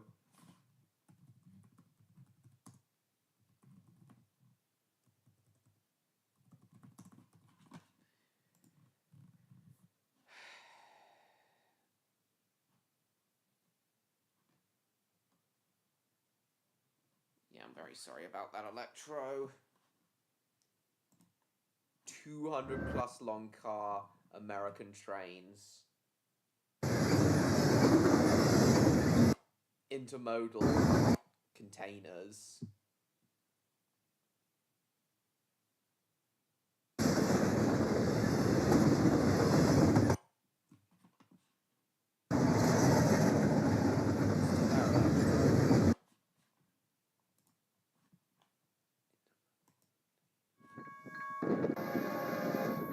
Yeah, this is what most people associate with American freight trains. Enormous. You may have hurt him, Neos. Why? In what way?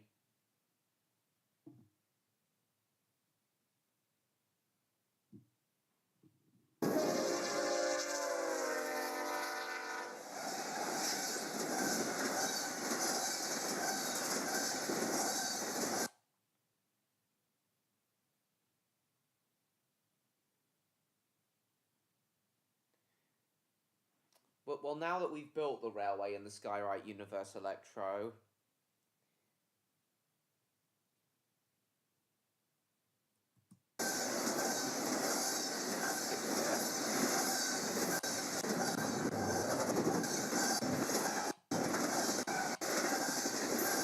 and then you have locomotives in the middle of these big long freight trains. I don't think you hurt him, Electro.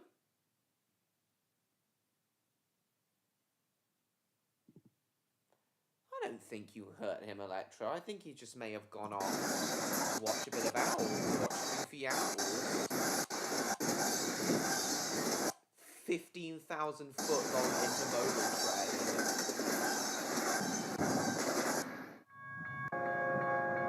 What does everyone think of these enormous trains, intermodal trains?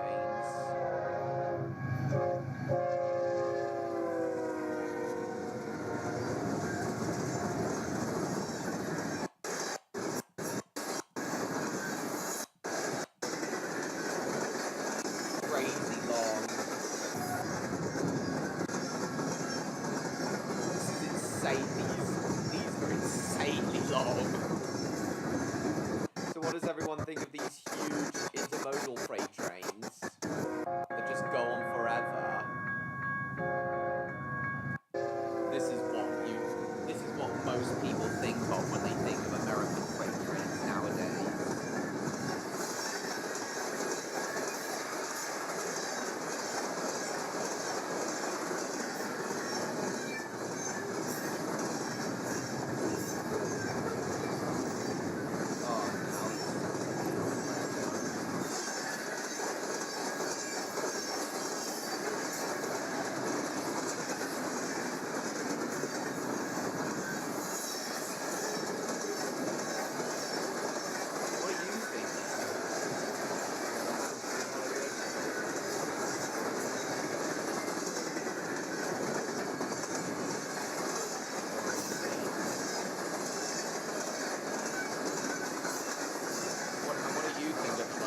These enormous American freight trains that go on forever.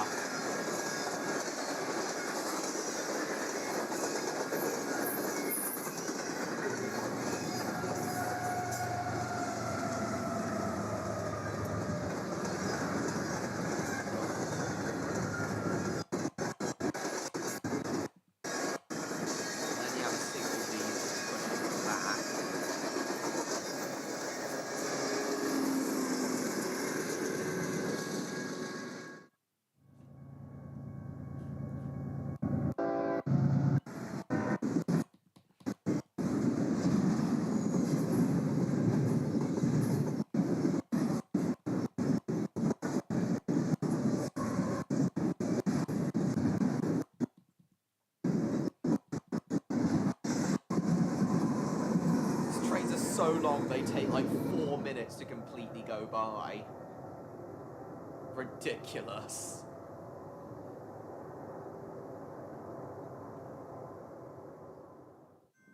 Intermodal.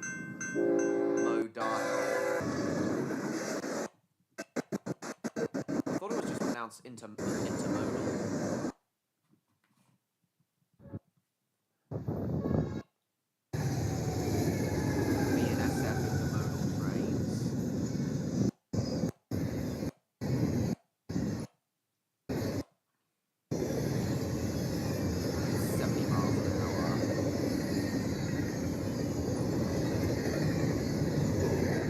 Australian freight trains as well.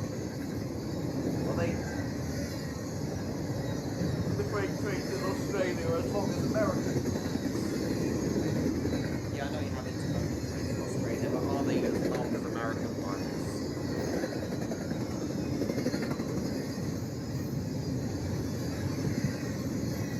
Mortal, oh. Alright then, I'll leave it.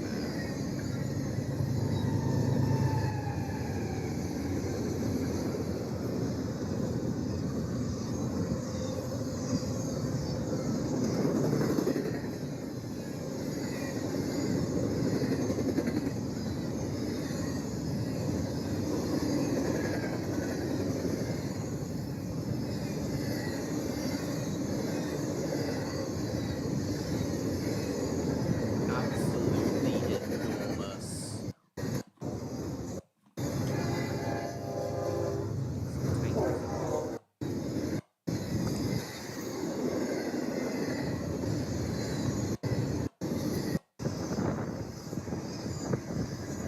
It's got some high railing truck trailers being transported on these flat wagons as well.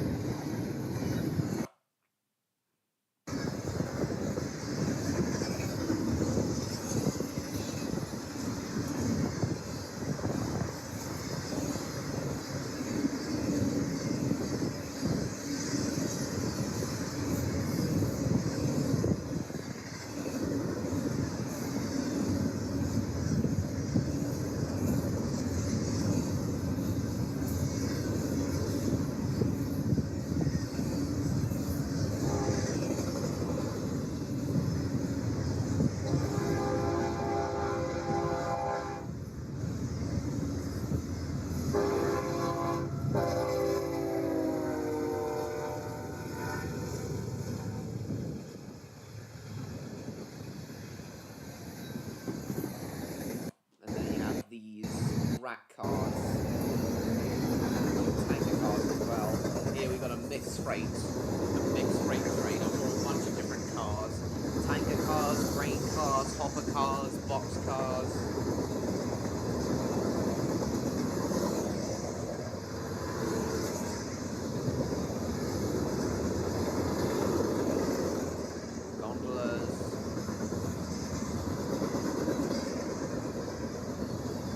These are my favourite types of American freight trains, these mixed freight trains, with all different kinds of freight cars in them.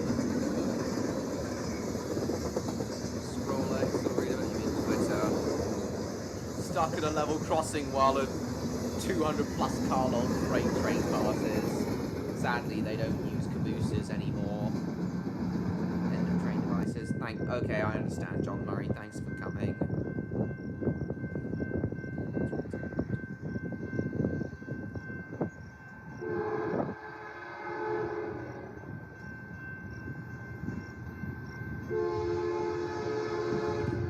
Yeah, I'm now talking about how long, how insanely long modern American freight trains are. This is like twice the amount a big boy could pull me on. It's insane.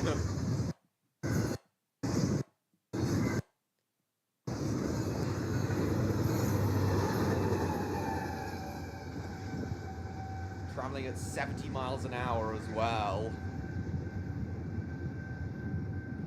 I'm glad you enjoyed it, Martin.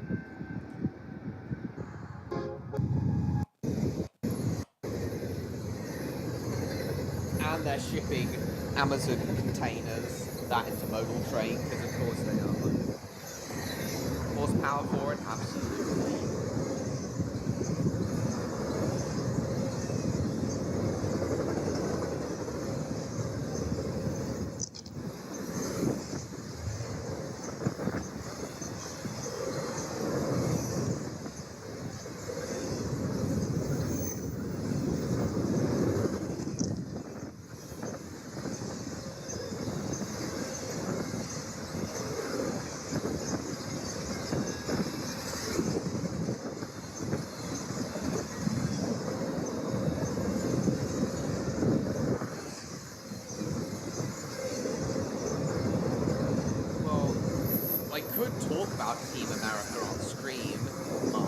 don't think I could do an entire stream dedicated to Team America.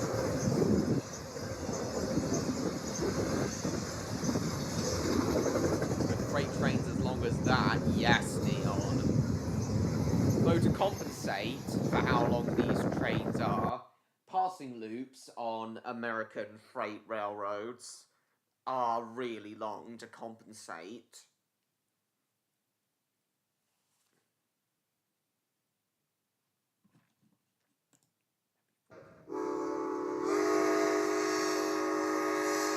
Santa Fe 2926's first mainline run in 7 years. Nice.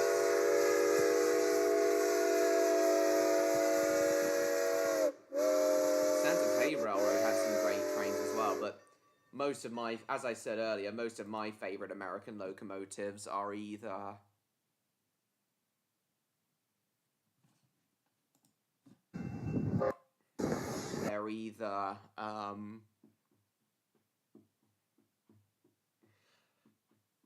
from the Union Pacific Railroad or the New York Central Railroad. It wasn't too bad, Martin. FedEx containers. Oh my god! That guy fell over. Wind made him fall over. Screaming man.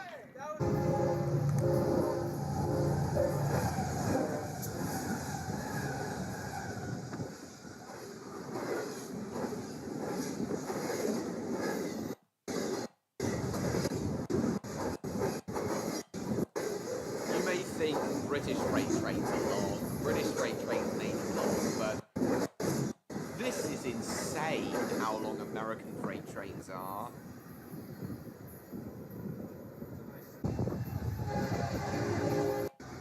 This is insane.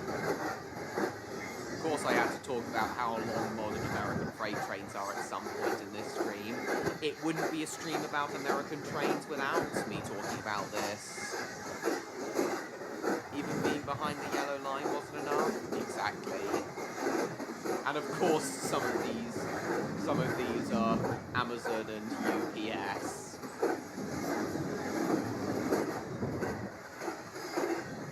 This is too bad, Martin. And I can tell some of those are refrigerated containers as well. Because I can see some of them have refrigeration equipment on them.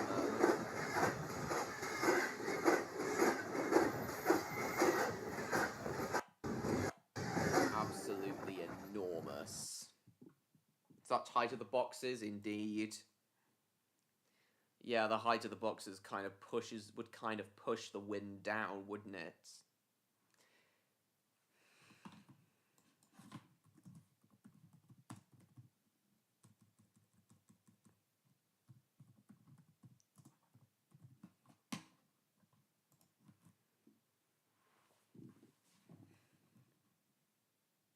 But of course, some of my favorite American diesels are, without question, the Amtrak Genesises. These are the ones that haul, these alongside the Siemens Chargers, now haul many of the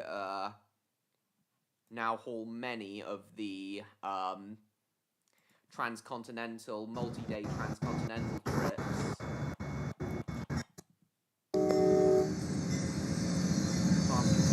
Kansas with the Southwest Chief. Stopping Topeka, Kansas with the Southwest Chief.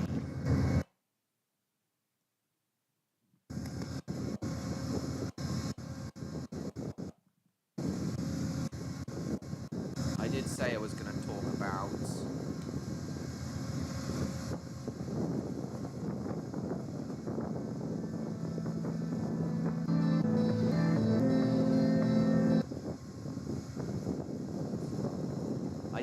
I was going to talk about these locomotives, the Genesises.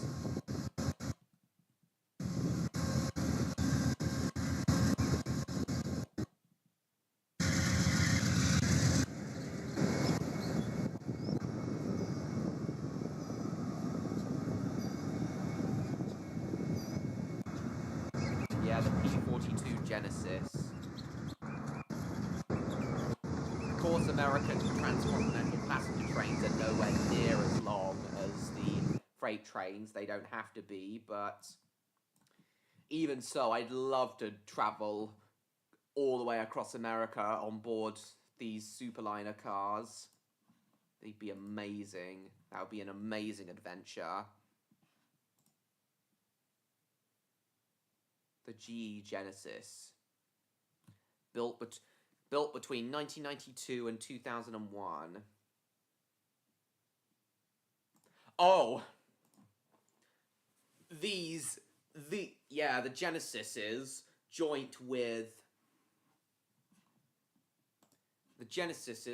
with the EMD FP40 F40 PHs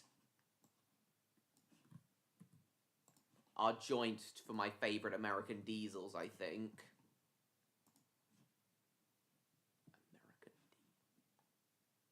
They can get up to both can get up to 110 miles an hour, but most passenger trains are in America after a very bad crash. I can't remember which crash, but nowadays, due to that very bad crash, despite most American passenger locomotives being a much higher speed, most of them are now limited to 79 miles an hour.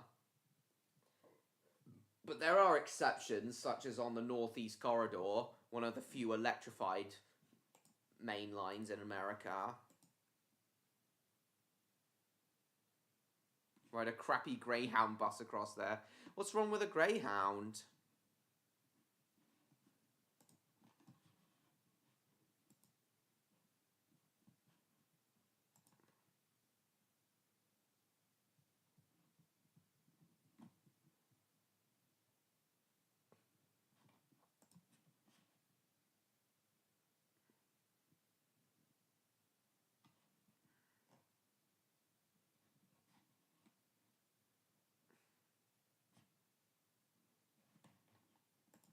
But yeah, the Genesises and the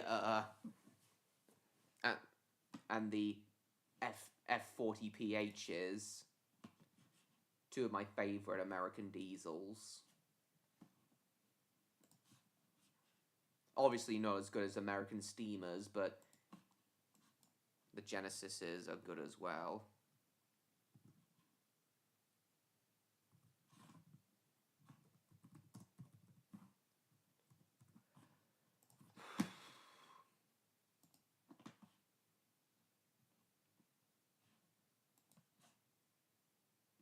There's one.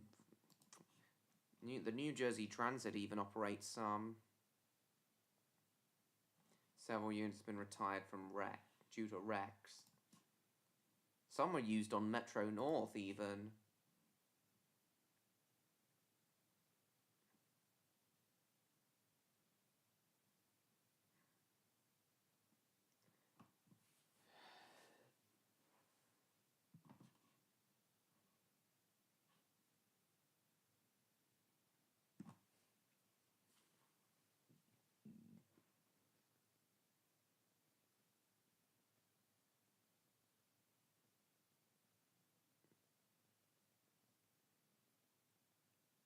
I think some of these might be dual mode, and yeah, these ones you can see here, they have third rail shoes to collect power to operate on the electrified lines, on the electrified commuter lines.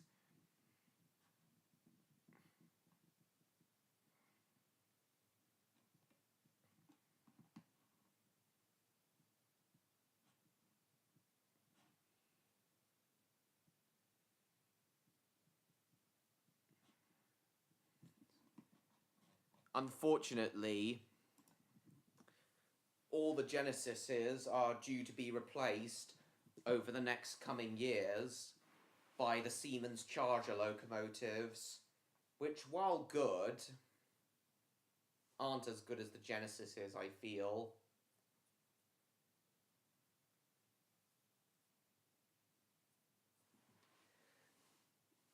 Just 10 to broad.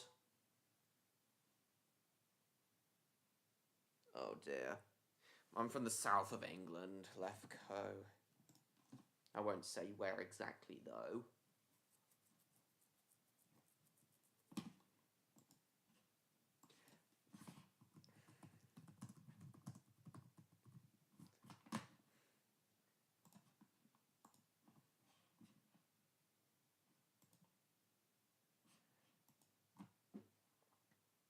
Third rail. Exactly, Neon. Oh yeah, and how can we talk about American diesels without mentioning these beauties that ran for the Santa Fe Railroad? The EMCE ones, for example. Gorgeous streamlined diesels these are. Though I think I prefer the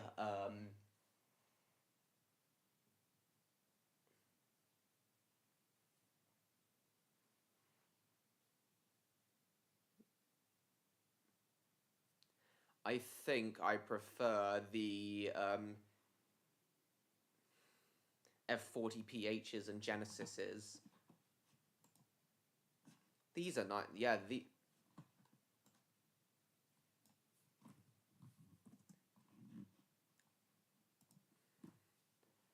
this is what I think of when I think of a Santa Fe, of a classic 1950s American diesel, an F7. The EMD F7. Built between 1949 and 1953. A units and B units. Top speed 102 miles an hour. Nowadays, all of them are retired, but many of them have been preserved. The EMD FP7s. This is what people think of. 1940s and 50s. But this is what I think of when I think 1950s American diesel locomotives. Some of them could get up to 119, damn.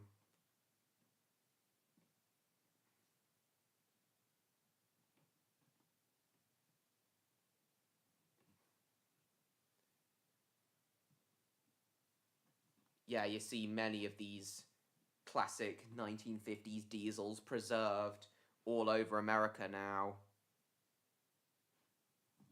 You're sending so many, Martin. Alright, we'll see.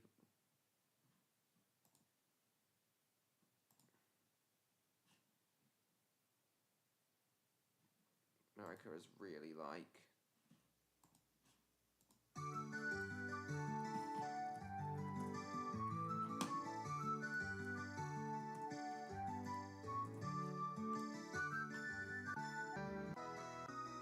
...35,000 feet above the earth.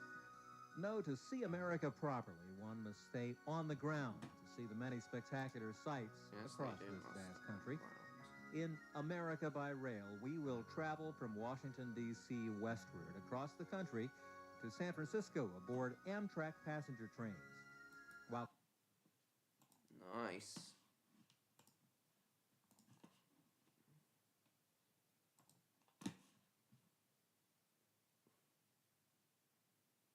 Oh, lose his leg. Oh, damn. That's not a tram. She was hit by a train.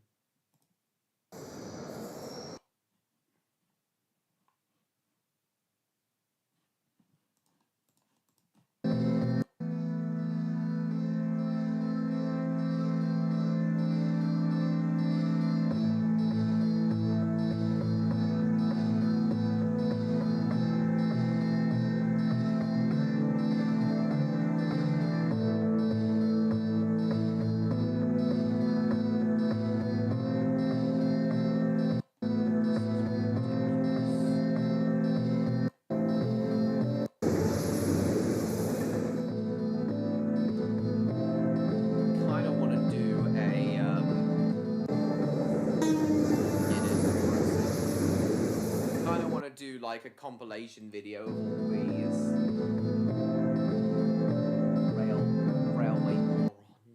railway morons. Just been talking about some of my favorite American diesels, Neon.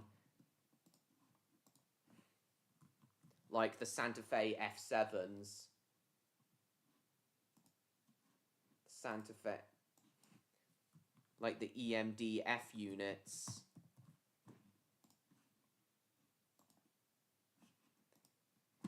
This is what I think of when I think 1950s American diesel locomotive, Neon. I think of an EMD F unit. these as classic American diesels with their A driving units and B units for extra power. Well, I haven't quite covered everything I wanted to.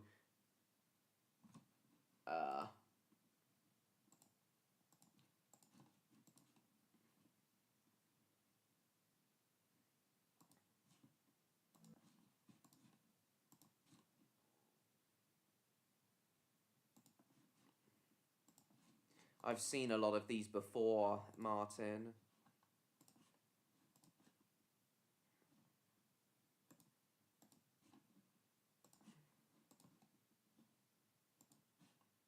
The next time you think about wandering, there's room there to keep them from being crushed by the train. Just stay off of that. Hour, the engineer sees the women and is sounding the horn and applying the brakes. The women are running for their lives. When the train gets too close, they dive down between the tracks. Luckily, they're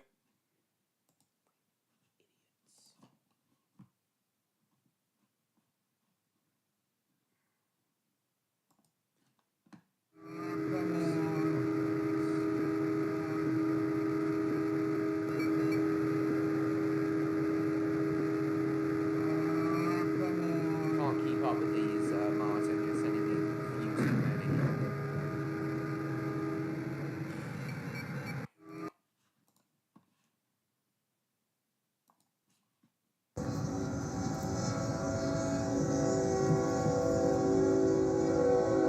Railway idiots.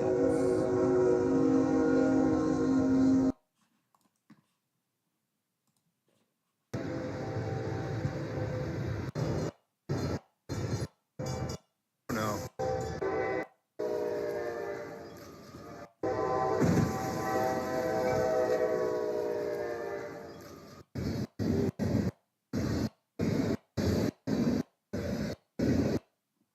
Doesn't even stop, it looks like. It's such a good and common sight. American freight trains don't even stop anymore.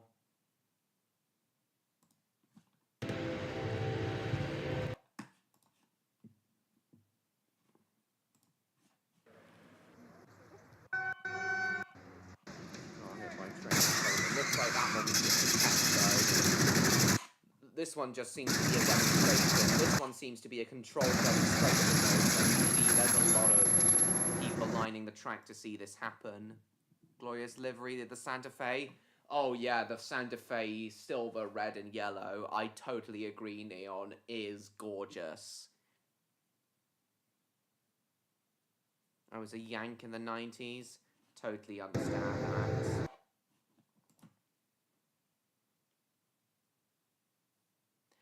Now, before I end tonight's stream,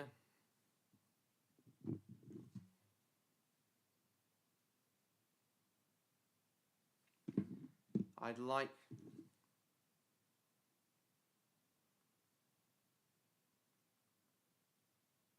stainless steel, red and yellow. It is very nice indeed. But yeah, I did want to talk about American diesels.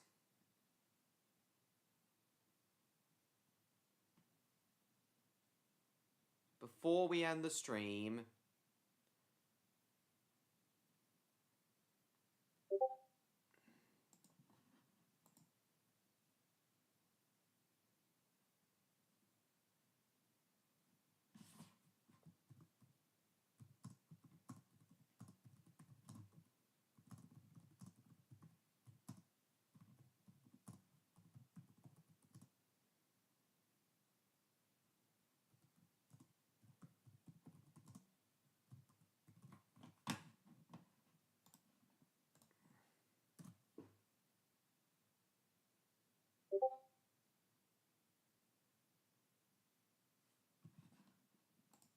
right. Now,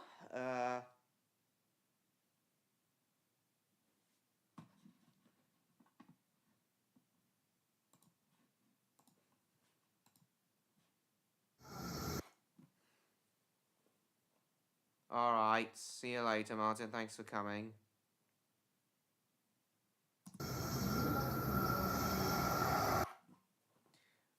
Let's quickly have a look at some action on the Northeast Corridor, one of the few electrified railway lines in America. And then we'll briefly talk about the state of passenger travel in America.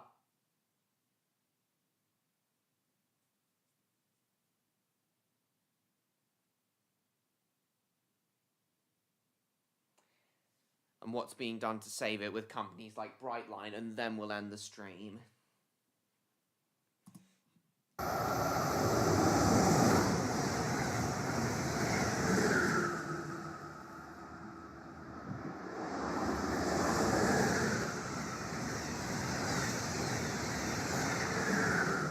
Running at 125 miles an hour. Yeah, the Northeast Corridor is one of America's busiest main lines, running between Washington and Boston via Philadelphia, via Baltimore, Philadelphia, and New York.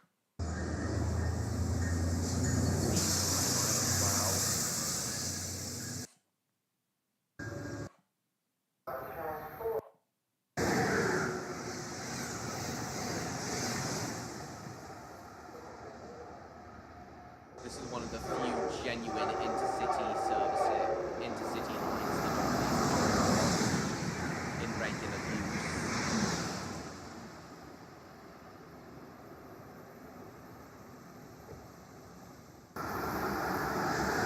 The whole northeast of America is very densely populated, so they need a big intercity main line, the corridor. And of course, the Northeast Corridor is also home to the Acela Express, the fastest train in America, 150 miles an hour, and it's holding as well, but it only reaches 150 or 50 on very short sections.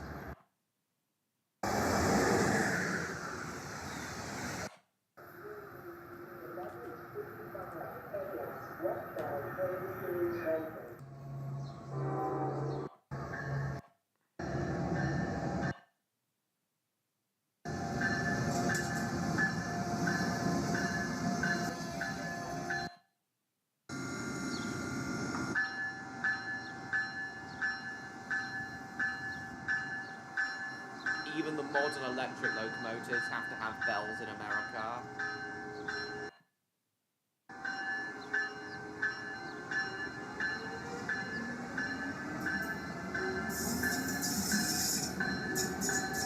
Do like the ACS 64, which is what Linda is.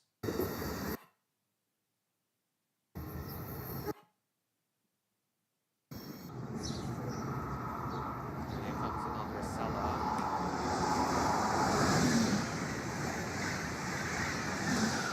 Very nice.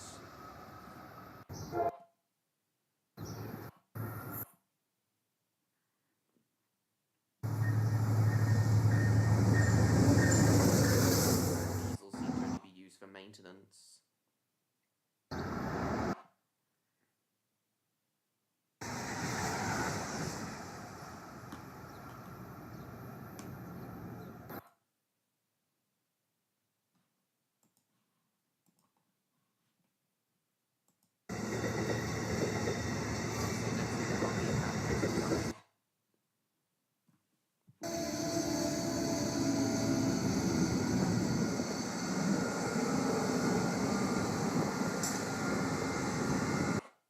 No, they didn't. The Acela Express is still in service, Neon.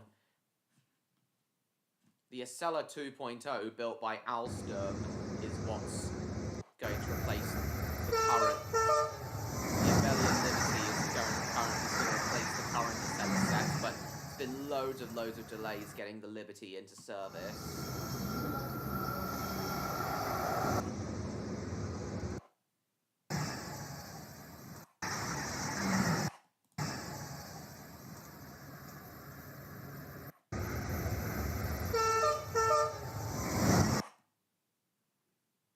Now, as I said, Neon, the Liberty sets are...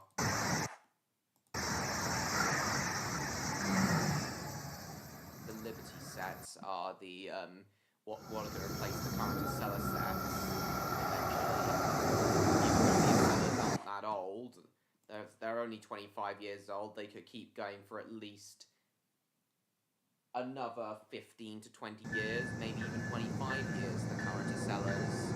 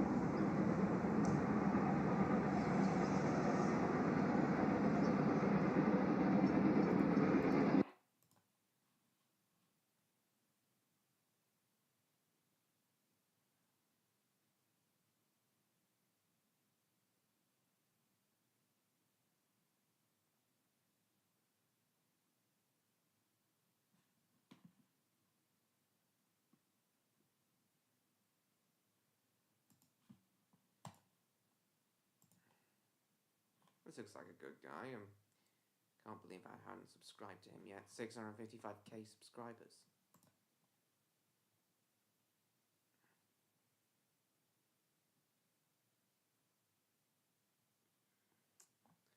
Onion Pacific.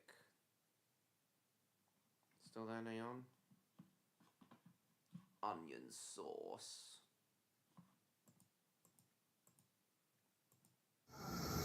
Anyway, time is really getting on now.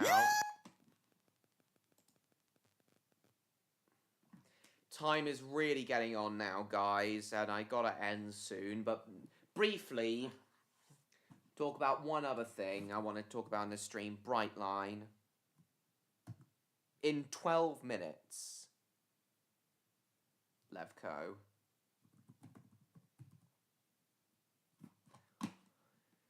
So, as many of you know, in recent times,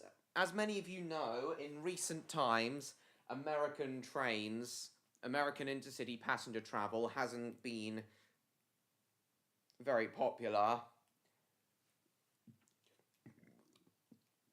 with Americans tending to favor driving and flying, which is ridiculous in my opinion. They should never have phased out.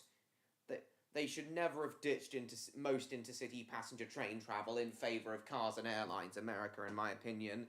Luckily, intercity train travel does seem to be making a comeback in America, aside from places like the Northeast Corridor, with trains like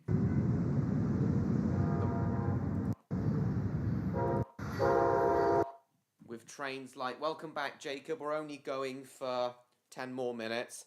I just want to briefly talk about how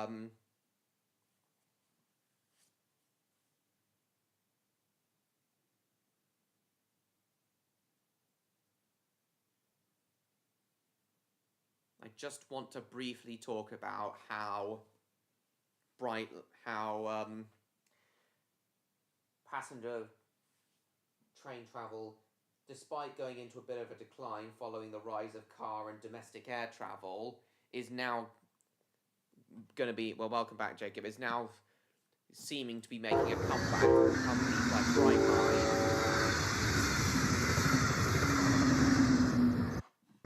I do like the Siemens Charger Brightline sets and Venture coaches.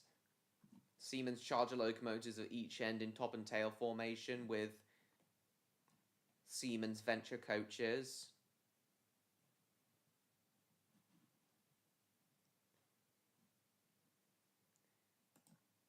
I honestly feel that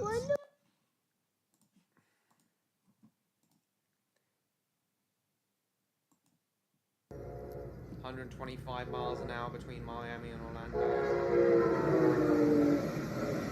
That is faster than crossing like that.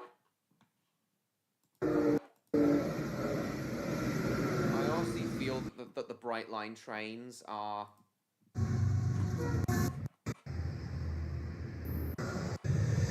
American HSTs. They're literally just American HSTs, Bright Lines trains.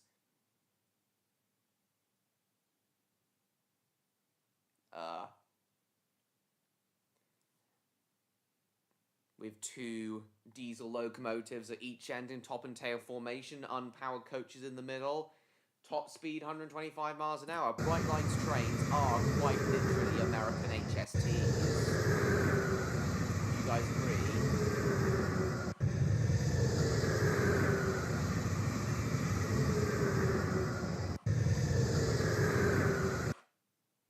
Hello, hello.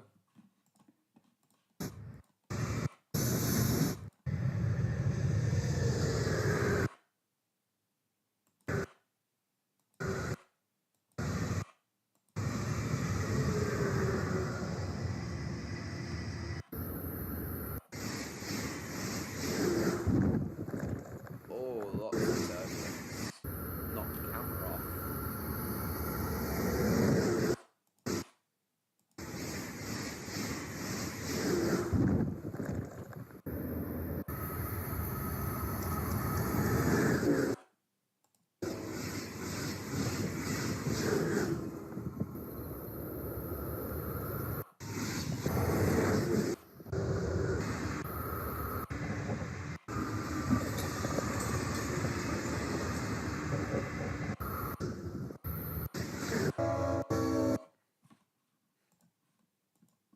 But yes, Tropicana trains also run.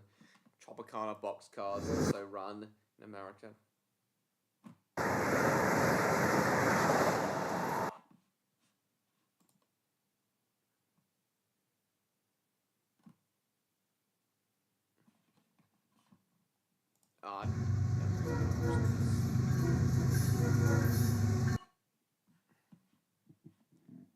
They're going to be copyrighted.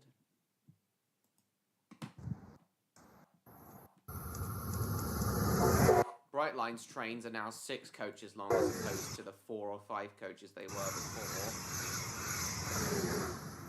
With these trains being capable of 125 miles an hour, both being diesel locomotives in top and tail formation at each end and having unpowered coaches in between them, these are quite literally American HSTs. You guys agree?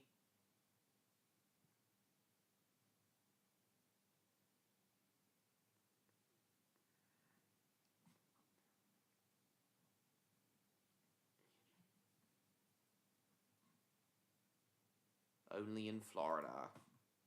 But Brightline hopes to expand on other railway lines.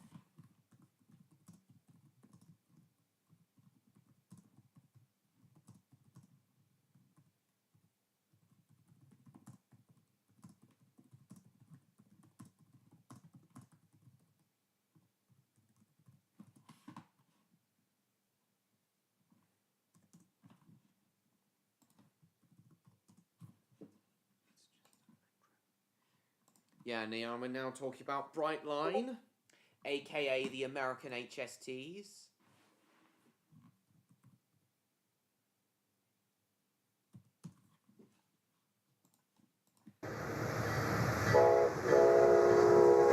I did say I wanted to cover the Brightline towards the end of the screen.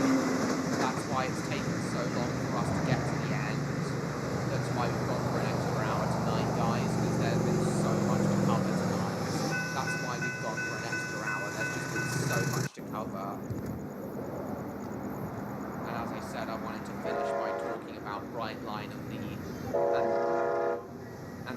resurgence of passenger train travel in America. Thanks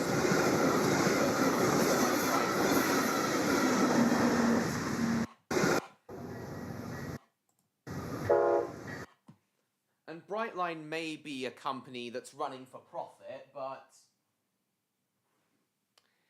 they do seem to genuinely care about the passenger experience, especially with the services they're running between Orlando and Miami at the moment, and soon to be extended to Tampa within the next couple years.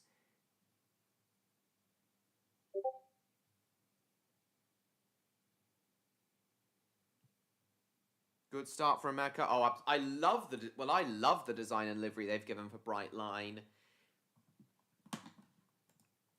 This lovely yellow color scheme, with like color colors. This lovely black and yellow color scheme works so well in the Florida sunshine neon.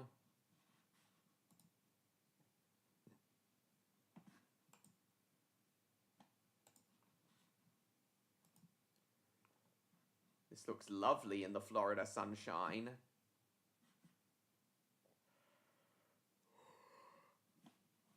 This guy must be Canadian. Mainly talks about... There might be a lot to talk about with Canadian trains. It's just I know a lot more about American trains than Canadian. Quite prefer this. Well, yeah, I can see why. Especially as I know you prefer diesels over electric and even steam.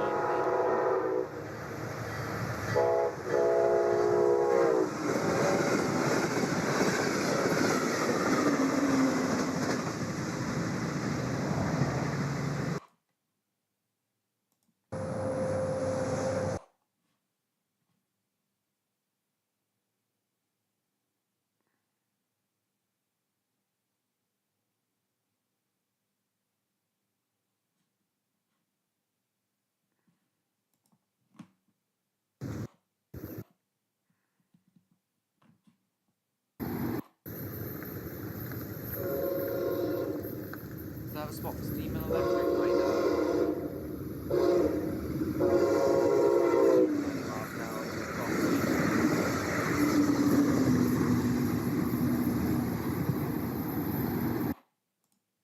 Yep, a very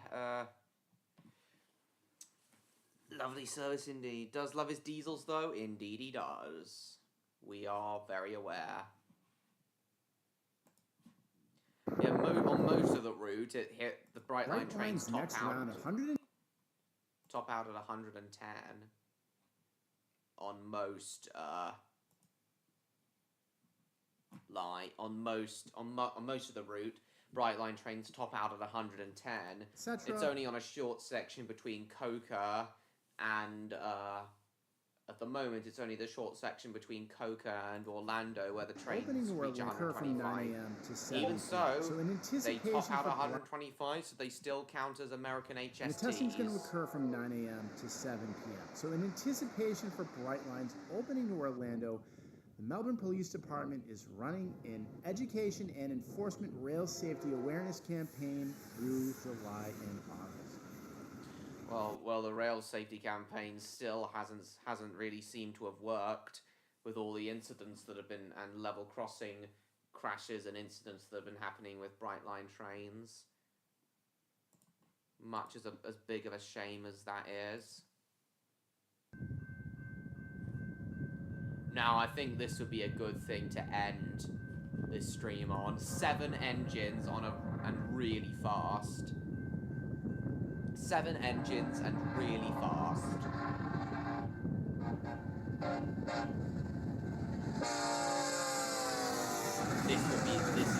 And in the lovely American sunset as well. This would be I think this is a really good clip to end this on.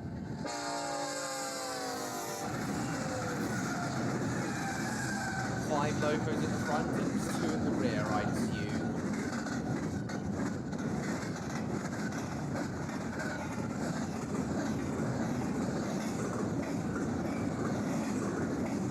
Perfect to end this on. Lovely sunset. Perfect way to end this stream.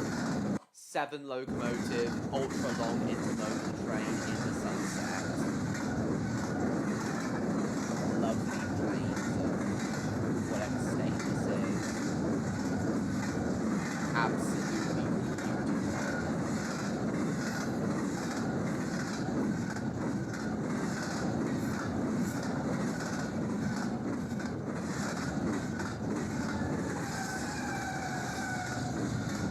Oh no, there's 2 locomotives in the middle.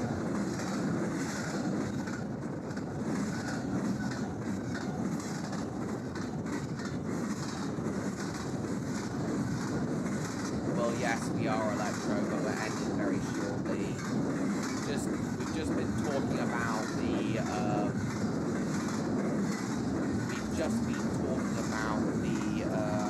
yes I am, Stan. We've had a lot to talk about tonight, Stan. I know, Electro, I know. And I'm sorry you've been feeling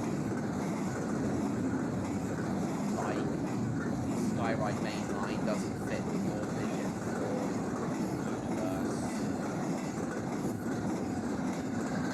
But we've already properly fleshed it out, the Skyride main line, so I kinda don't really want to retcon it, if that's alright with you, Electro.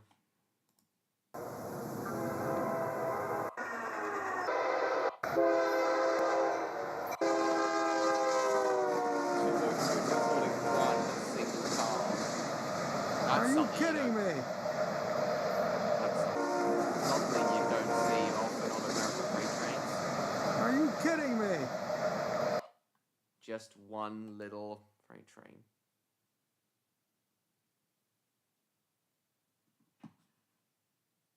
That was my fault for being a fool. I don't think you're a fool, Electro. Not at all.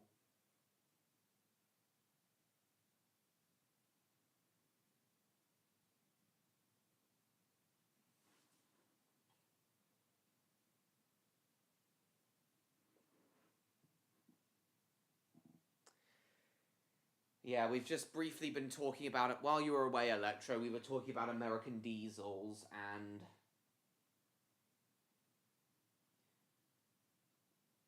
passenger train travel in America making a resurgence thanks to companies like Brightline.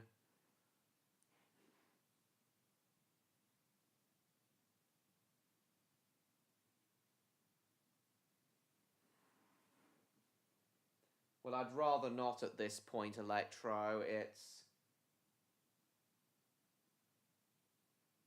I'd rather not at this point, Electro. It's already fully fleshed out.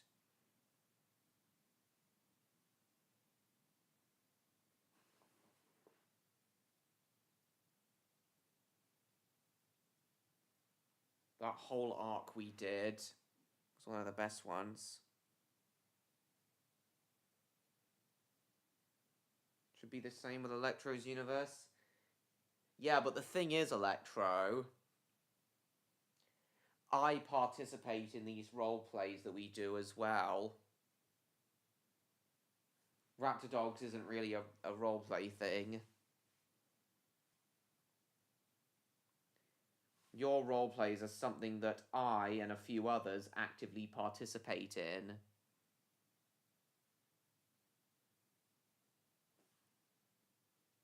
So it's a bit different in that regard.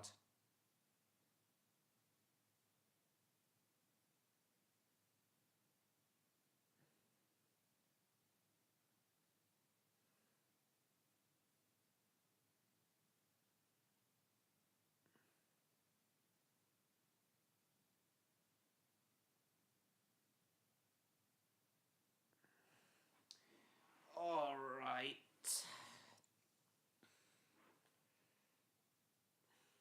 Does anyone have any last-minute things they'd like to say before I end? Any last-minute things they'd like to say in regards to American railroads or anything, really? Does anyone have...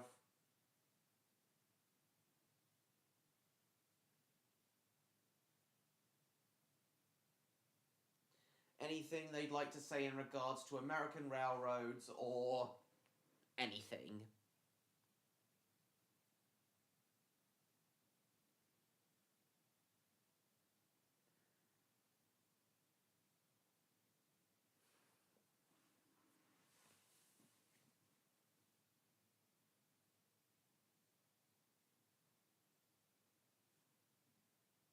from me keeping it to yourself before you wanted me to create Aeroline. Aeroline was my character who I created, really, Electro.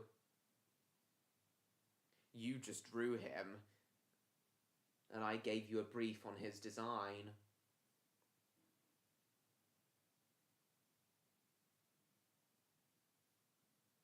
I'm letting you take some creative liberties with the character designs of the Raptordogs characters, for example.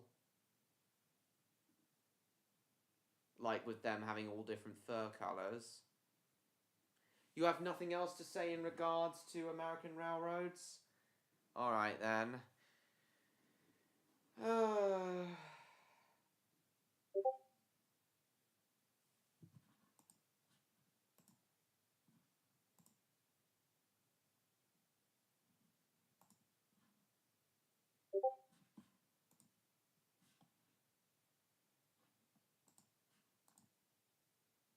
In that case, I guess we'll end. It's been a very fun one tonight, guys.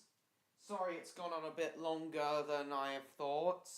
I know it was dragging out for a lot of you, but there was a lot I wanted to cover, especially in terms of... Still didn't really get a chance to cover the American diesels, as well as all of my other favourite American locomotives. Criminal Gang wanted to... Steel Lady. It's been a fun one. I had a lot to say tonight, and I hope you all enjoyed it regardless. I was hoping Electro would be here a little bit more, considering how much he's told me he prefers American trains to all other trains. As Electro, I know you told me before that you do like the 19th century American 440s and 10-wheelers. I know you've sold that, so... And I like how you're taking a particular interest in number 382, one of Casey Jones's locomotives. Anyway, guys, that's it for tonight. I hope you all enjoyed tonight's stream, because I did. Thank you for watching, everyone. Please like, comment, share this stream with your friends. Don't forget to subscribe to me, Train Lover 16, if you haven't already, to stay tuned for my upcoming content.